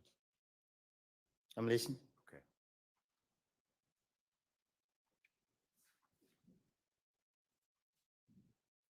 For people who've never been to prison or jail, do you know the difference, by the way? Y'all know the difference. Objection, Your Honor, relevance. Sustained. Whether it's a prison or jail, is it fair to say that Rice Street is not either one. There's not prison or jail. I don't know what that place is. This is the worst place in the world. do you remember being in custody after Friday, June 7th, 2024, after the first time you testified before the ladies and gentlemen of the jury, and before you came back in the late morning of Monday, June 10th, 2024? Do you remember where you were held? You talking about they locked me up here? Yes, sir. What about it? Do you remember where were you held in the Fulton County Jail, another jail? Do you remember? When they took me out of here? Yes, sir. Yeah. Where were you held? They took me to Rice Street, and then the next day came, they took me from Rice Street to DeKalb County Jail, and they down there just as worse as Rice Street. And DeKalb County Jail, describe to the ladies and gentlemen jury what it was like when you were in that jail. Objection, relevance, Your Honor. Goes to his motivation for testifying here. I don't know that we need to get that far afield. He's already told us that Rice Street is horrible. It's the worst place in the Oh, world. DeKalb Judge, is even don't worse. do Let's move this. on. You seriously, you knew exactly what he was about to tell the jury. He was held without food or water the entire weekend. You knew exactly what you were turning down here. Oh, bad words. Really bad words. Mr.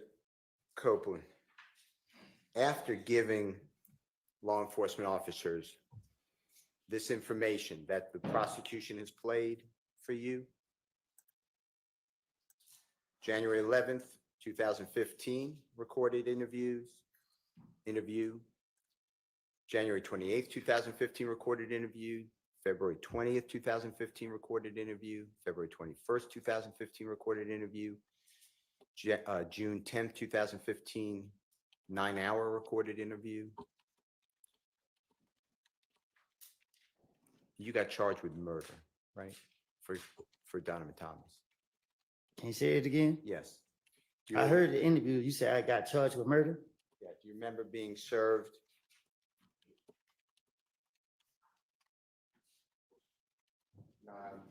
Marking Jeffrey Williams number 245. May I approach, John? You may. I'm going to show you this, Mr. Copeland. If you need any assistance, let me know. Do you remember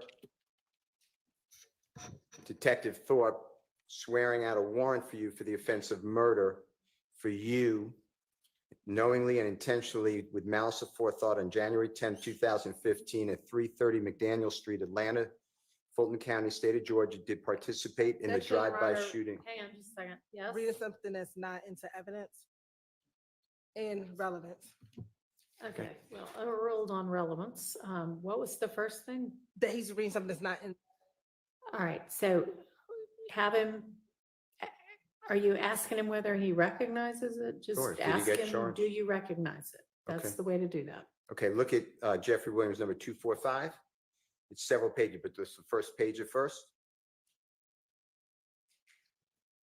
Do you recognize that as the warrant taken for your arrest for murder of Donovan Thomas by Detective Thorpe on October 20th, 2015?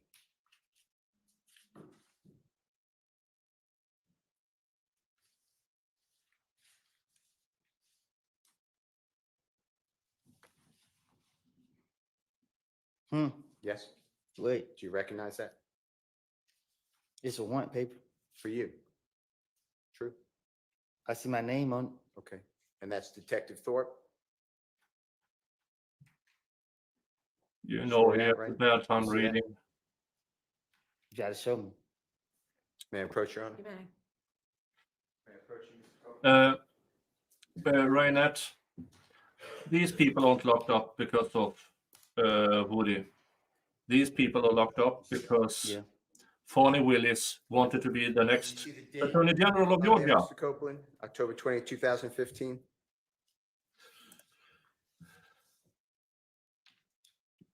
You said who? October 20th, it says 10/20/15, 2015. Do you, No, I don't see it. may I approach, Your Honor? You may. Are you gonna ask him whether it was served on him? Because he didn't really answer whether he recognized. Date? Mm-hmm. Yes. And at that time, you were in federal custody at the Robert A. Dayton Detention Center. When I say that time, October 20th of 2015, you were awaiting the federal charges that eventually you were sentenced to 51 months in custody, right? No, I was sentenced to 5 years. Okay, apologize, 60 months in custody. Apologize. While you were held at the Robert A. Dayton Detention Center in Clayton County, do you remember that? Lovejoy. Yes, Lovejoy. Do you remember being served by a United States Marshal these warrants while in Lovejoy? No, my attorney told me. Okay. And you were charged with what crimes? He just said murder. All right. For Donovan Thomas, right? That's what he said. Okay. So after Detective Thorpe, you knew that he worked with Detective Gaither, right? What you mean? They were coworkers. They were working, they interviewed you together, interrogated you. You knew that he worked with Detective Dennis, right? Right. You knew he worked with federal ATF agent Cunningham, right? Right. And he took out a warrant for you for murder of Donovan Right. Thomas just 4 months after you gave the last interrogation that we have, June 10th, 2015, right? Right. Mr. Copeland, eventually,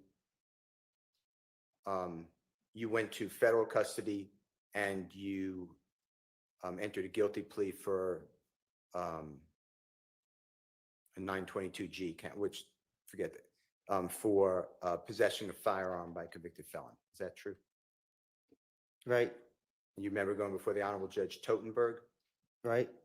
And she gave you the maximum sentence for that, 60 Right. months. And you served 51 out of the 60 months. Is that fair to say? Right. Okay. I want to show you some of your prior convictions and tell me if you recognize them, okay? I'll be right back. Your Honor, may I have a second? You may. Oh, the prosecution do not like this. First, now they know he was actually charged with the murder of Donovan Thomas. Then they learned he took a plea deal for gun possession and served a few years in prison. And now they are about to learn that all charges was dropped. Probably, I don't know. Eventually, they will come to that all charges were dropped. But now, again, what Mr. Steele is going for here is look at all his convictions. Look at everything, he was once charged. While they're looking for that, Mr. Copeland, Jeffrey Williams wasn't charged with murder of Donovan Thomas, right? I don't know. Not to my knowledge.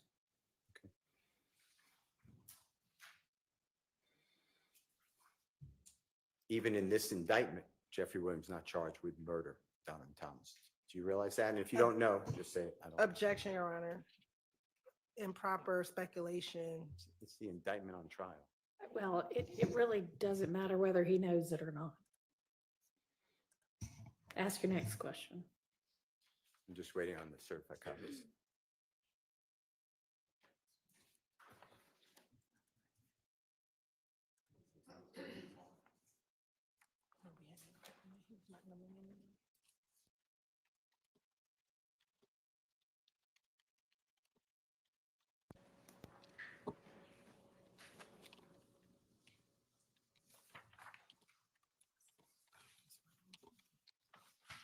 Mr. Copeland, I'm just going to ask you some questions while the prosecutor is looking at this, okay?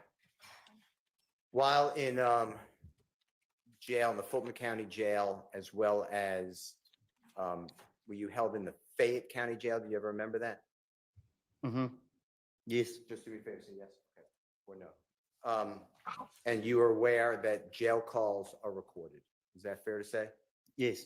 Now, is it true that at times people in jail, I'm not saying you, but people in jail have contraband cellular phones, like cell phones like you would use today? They have them in the jail. A person who's in custody. You said, do people in jail have phones? Or in prison, yeah, or both. Mm. And if you don't know, just, I don't know. Yeah, people in jail, yeah, I guess. Okay. Okay. I'm going to show you what I've marked. I'm starting at 252J as in Jake. May I approach, Your Honor? You may. Mr. Copeland, may I approach you? Mm-hmm. This is, I'm just going to show you what I've marked as Mr. Williams 252J, okay? And if you could just take a look at this for me. Do you see what it says here? United States District Court, Northern District of Georgia. Mm-hmm. Atlanta Division, United States versus you. United States of America versus you, Mr. Copeland. You see that? Mm-hmm. And do you see your lawyer's name, Ms. Durrett? Mm-hmm. And that's Durrett. And do you see the Honorable Judge Totenberg's signature on there? Mm-hmm. And that was your judge, correct? Yes. Yes. And you see the date, October 24th, 2018? Yes. And it has an amendment to the judgment, same case number, your name, right? Yes. And it just has October 22, the same date, but the judge signed October 31, and it just amended your sentence. Is that fair to say? Yes. And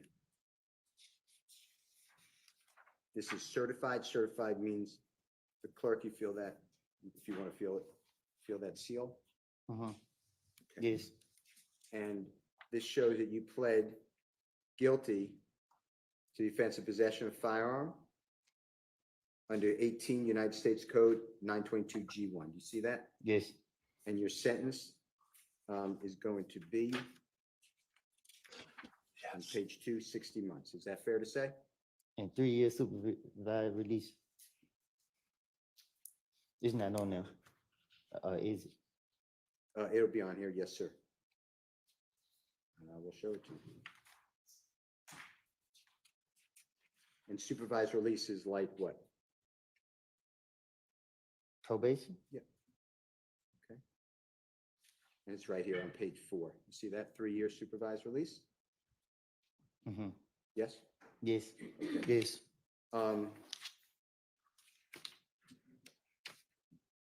Your Honor, I move for the admission of its certified document 252J. It's a conviction of Mr. Copeland from the Northern District of Georgia.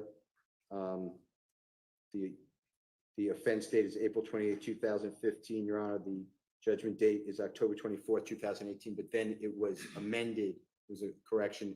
It's October 31, 2018. All right, so minute. I'm just going to move this to court.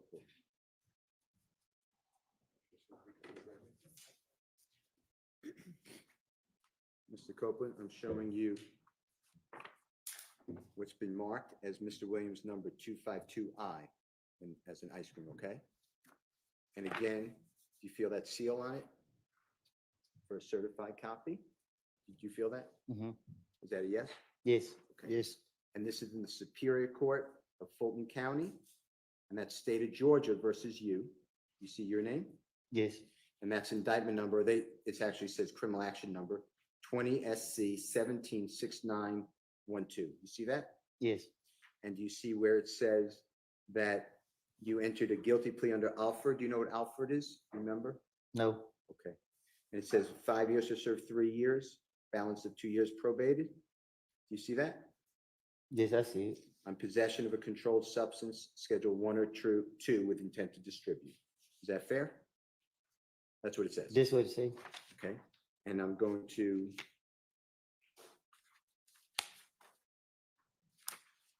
turn to, you were sentenced by the Honorable Judge Ingram in this courthouse. Do you remember that by any chance? Yes, And I'm going here to your indictment. And Judge Ingram's name used to be Judge Millender. Did you know that? And if you didn't, that's fine. yes, I know it. Okay. And this indictment was returned by the grand jury on November 20th, 2020 for the offenses of participation in criminal street gang activity. But you did not plead guilty to that. You pled guilty to possession of a controlled substance, Schedule 1 or 2 with intent to distribute, count 2. Is that fair to say? Yes, Okay. And did you see your signature under where it says Kenneth Copeland weighs a copy of the indictment, list of witnesses, formal arraignment, pleads guilty to count 2? You see your signature there? yes, And then the Honorable Jonathan Melnick, yes, that's your lawyer, right? Former lawyer. And you pled guilty on January 25, 2022. Fair to say? yes. Your Honor, this is a certified copy, and I would move for the admission of Mr. Williams number 252I. Admitted.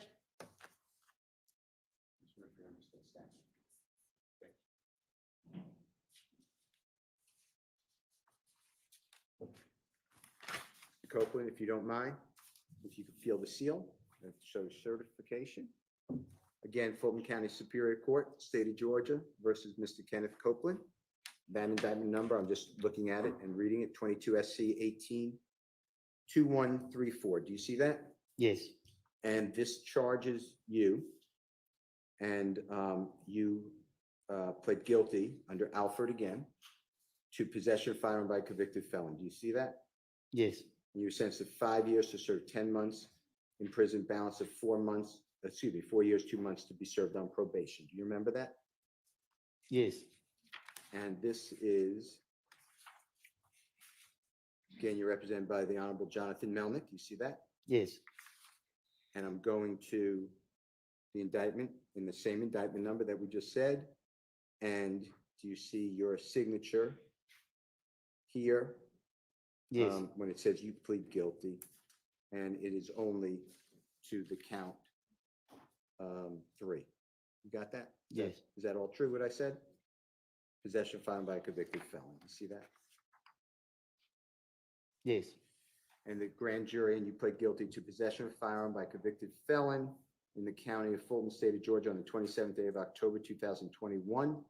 did knowingly and without a lawful authority possess a certain firearm, a Glock handgun, accused having been convicted of felony in 10 SC 96938 Superior Court of Fulton County offensive aggravated. Sorry. Yes, ma'am. Having been convicted of felony on indictment number 10 SC 96938 in the Superior Court of Fulton County, Georgia, for the offense of aggravated assault with a deadly weapon on March 7, 2011. Is that true? What's true? That's what it says. Yes. Okay. And that's the count that you pled guilty to. True? Yes. Your Honor, I move for the admission of Mr. Williams, number 252, M as in magic. Admitted.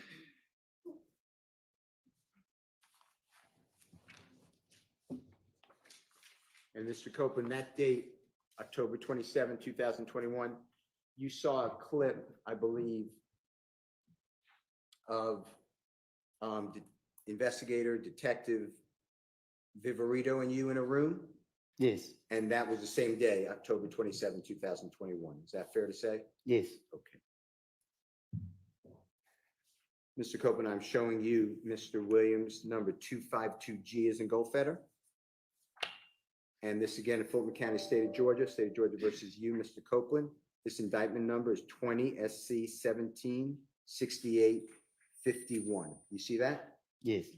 And this has you pleading guilty under Alford to count 2, possession of a vehicle with an altered VIN number. A VIN number, you know what a VIN number is? Huh? Do you know what a VIN number is? No. Vehicle identification number? Yes. Okay.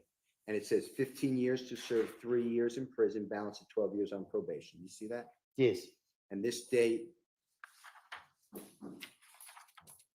is also before Judge Ingram on the 25th day of January 2022. Is that fair to say? Yes. And here's the indictment. Same number that I announced before, State of Georgia versus you, and charging you to count 2 with possession of a vehicle with an altered VIN number, and you pled guilty to that count and count 3. Yes. Willful obstruction of law enforcement. See that? Yes. And that's your signature, or the judge? Maybe try turning that backup mic off. I don't know if that'll make any difference or not. Okay, I don't know why that's started happening. Go ahead. And you pled guilty to Jonathan Melnick's your lawyer, 25th day of January 2020. Fair to say? Yes. Your Honor, I move for the admission of Mr. Williams, a certified copy, Your Honor, 252G is a bill. Admitted.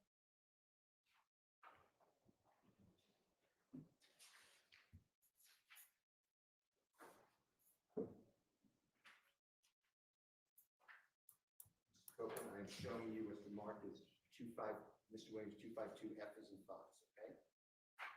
Superior Court of Fulton County, State of Georgia versus Mr. Kenneth Copeland. That indictment number is 12 SC 11 3315. You see that? Yes.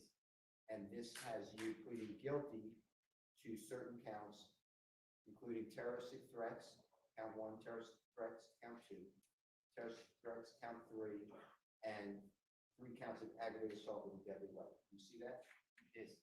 And you were sentenced to serve a total of 10 years to serve 2 years in prison, balance on probation. Is that fair to say? Yes. And this again, you feel that certification? Yes. And this was for the Honorable Todd Markle. Do you remember him as a judge by any chance? Yes. And this was the 12th day of August 2013. And that's your indictment, correct? Yes. And that's your signature? Yes. And that's what you pled guilty to, those crimes that I announced. Can't do anything about sound because they are far away from the microphone. Admitted.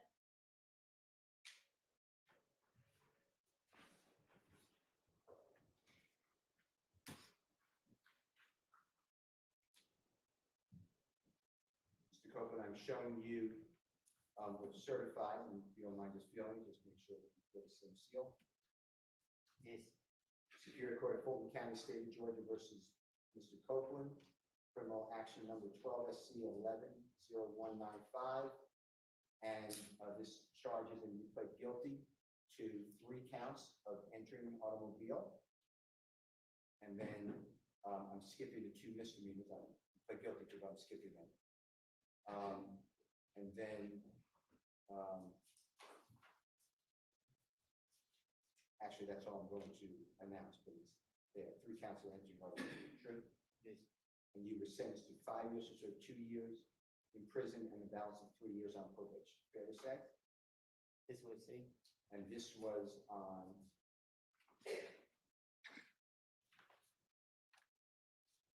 August 12, 2013.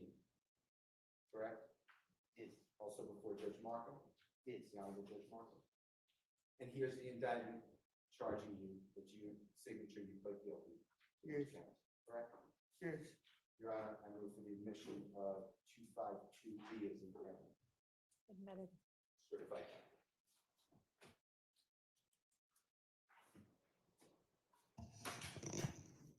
Mr. Copeland, I am showing you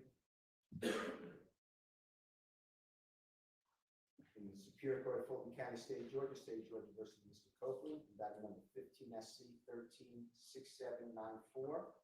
You have a certification on that, if you don't mind? And this is Jeffrey Williams, 252D as in David, okay? Go ahead. And this has you pleading guilty, sentence of 5 years to serve in prison, community time served for theft by receiving stolen property. See that? Yes. And this was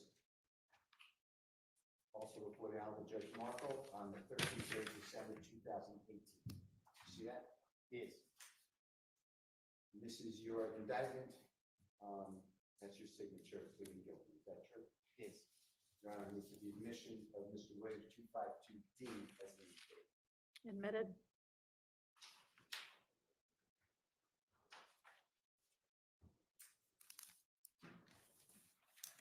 Copeland, I'm showing you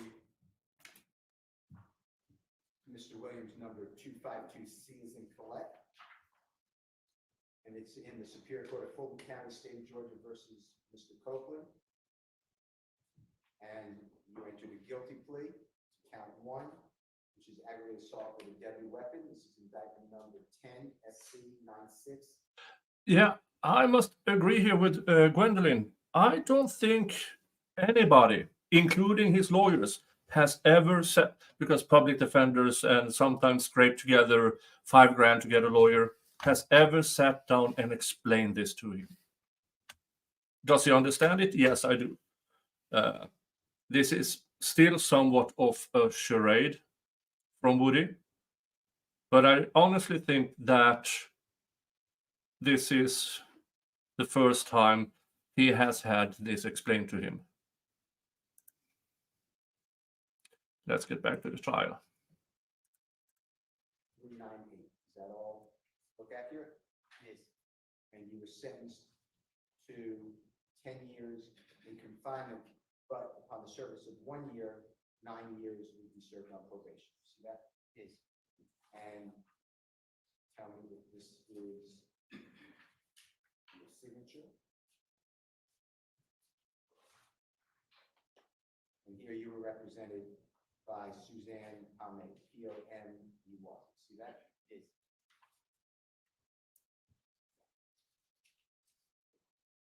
Here's your indictment, and that's your guilty plea under Alford versus North Carolina. You see your signature? Yes. You entered that plea on the 7th day of March 2011. Fair to say? Yes. Your Honor, I move for the admission is a certified copy of Mr. Williams 252C as in court. Admitted.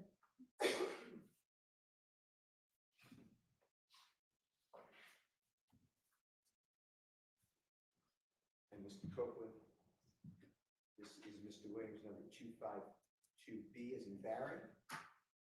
And this again is in Superior Court of Fulton County, State of Georgia versus Mr. Copeland.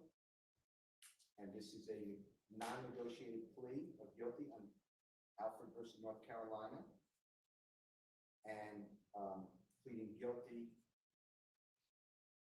to 5 years to serve in prison, on probation. Is that what it says?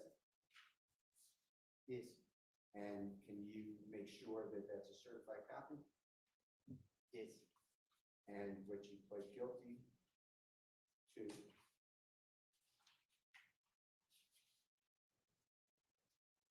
With your lawyer, Jessica Stearns, Stearns, you see that? Yes. And this was August 31, 2009, correct? Yes. And you pled guilty under Alfred versus North Carolina to count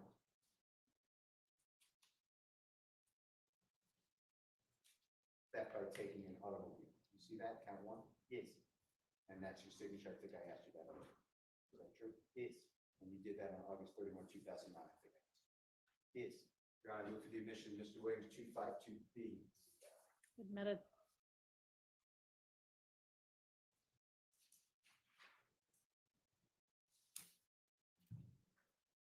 Mr. Copeland.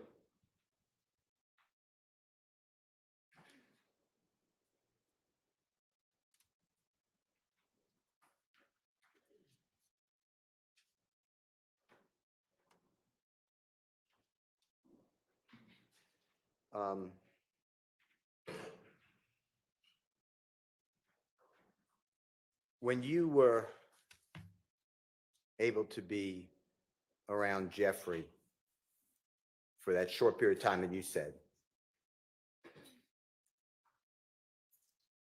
that benefited you because it made you more known. Is that, am I saying that right? Is that true? Objection on vague as to what period of time? Can you rephrase your question, please? Sure.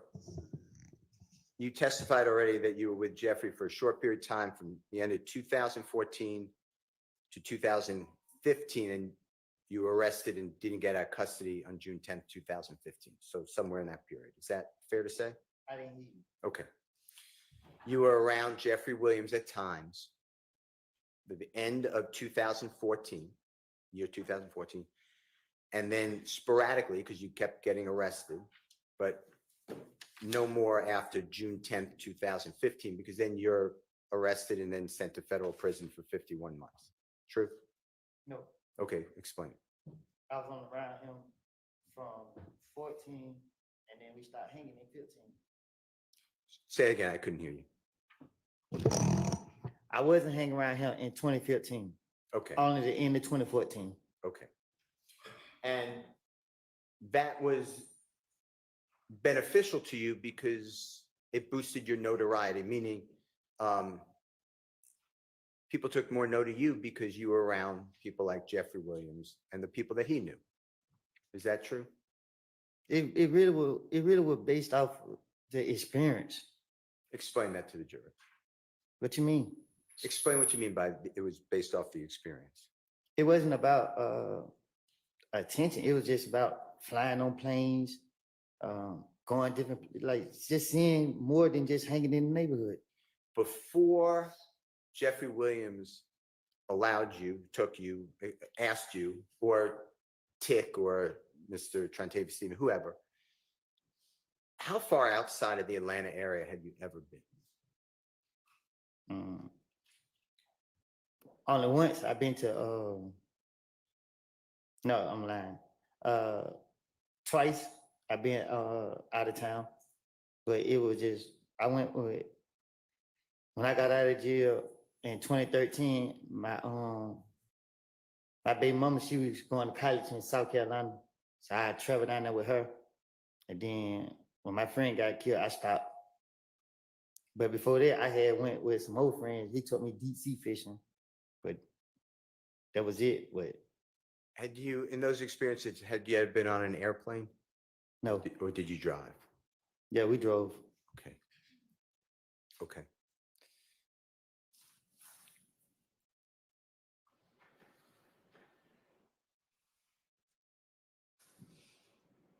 Mr. Steele, is this a good time to stop? Sure. All right, we're gonna go ahead and break for the day. I will see y'all back here at 9 in the morning. Just a reminder, wear your juror badges. Don't talk about the case with anybody. Let anybody talk about it with you, including amongst yourselves.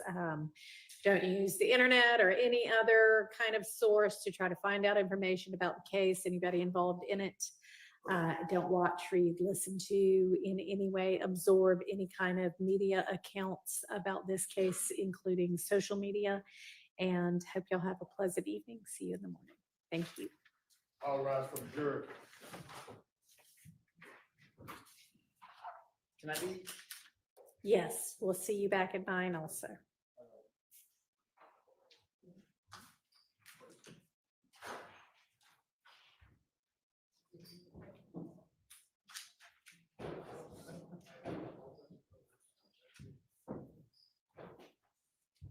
All right, let's see if they are going to talk about something. Some motion, some evidentiary thing, something. And I got a comment about, oh, I have a hard time hearing your commentary, or my accent, something. What was it? All right. Sorry we're having Hard a to break understand. early, but I do believe my English is good enough for most people, but not for all people. And I can't do anything about it. So, yeah, but I get those kind of comments maybe once a month. So I do believe it is something I don't need to address. Other than, this is my accent. If you don't like it, there are plenty of other channels. If it's not Scottish, the accent is fine. Arr, that's Scottish. Scottish is a pirate accent. anything y'all need to take up with the court? Anything we can go ahead and take care of?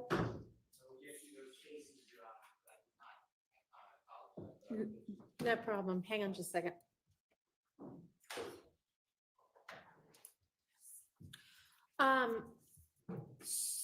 So time-wise tomorrow, what are we anticipating in terms of? I will be done, in my estimation, which is horrible typically, but I will be done.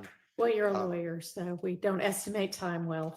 Okay, well, then my guess is I will be done at or before lunch. When I say at or before, your honorable court starts right on time.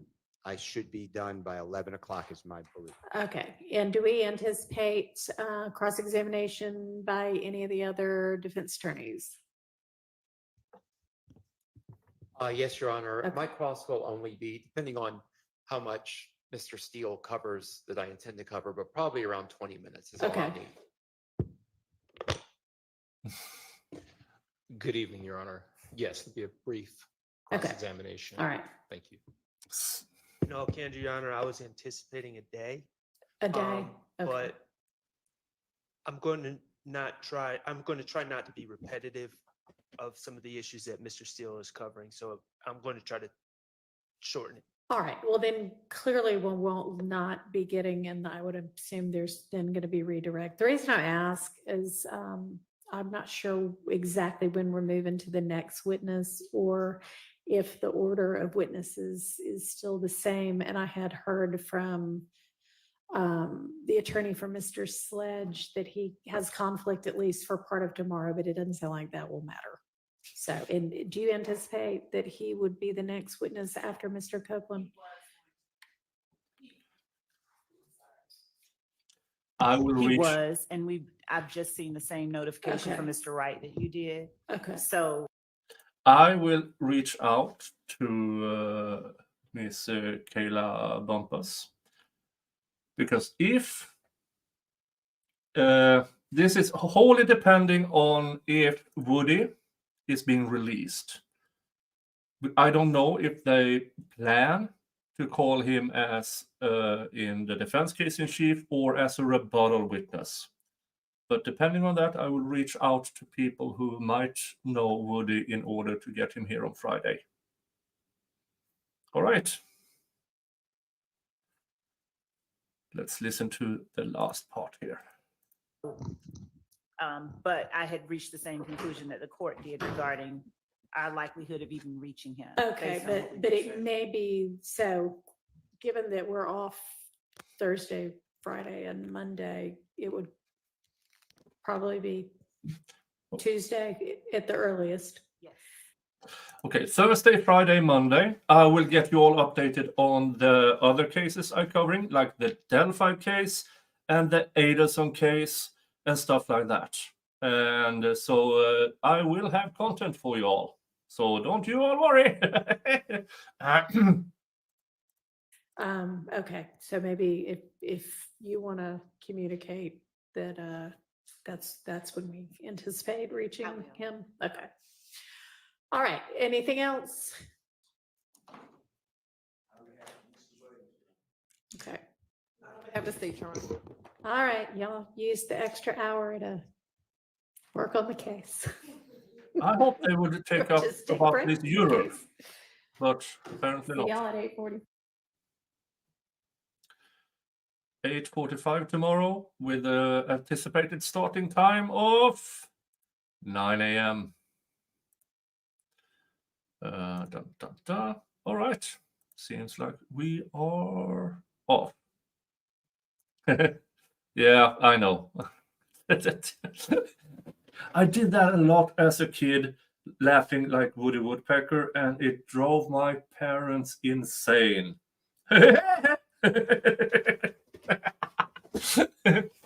Yeah. Oh gosh. So this was a excellent day today. Excellent cross-section. This is the difference between a good lawyer, a bad prosecution. I mean, no disrespect to any of the other lawyers. I believe Mr. Steele in this trial is only matched by Mr. Harvey. I enjoy listening to Mr. Shard, but Mr. Steele is in a class of his own. And this really shows. This really, really, really shows how he started out yesterday, the last 15 minutes, with Woody on complete defense. I mean, defense of himself after being handed over in disarray by the prosecution. And how he slowly but steadily wheeled him in. I mean, it's excellent, extraordinary, in the good sense of the word, lawyering by Mr. Steele. So, tomorrow, yeah, well, more of this up until 11. Then somebody else will take over. What might happen tomorrow is that I will only do the Mr. Steele's cross-examination, because I have more stuff to do at home that I need to be having done before I go back to work on Monday. So, and then Thursday, Friday. Thursday, I will do the rest of Wednesday. Friday, probably something about either the Adelson case or the Delphi case. I don't know yet. Or if I simply do both. I really don't know. Friday evening, afternoon, late afternoon, it is Friday panel show. And if Woody is released from his subpoena, I will try to have him on here.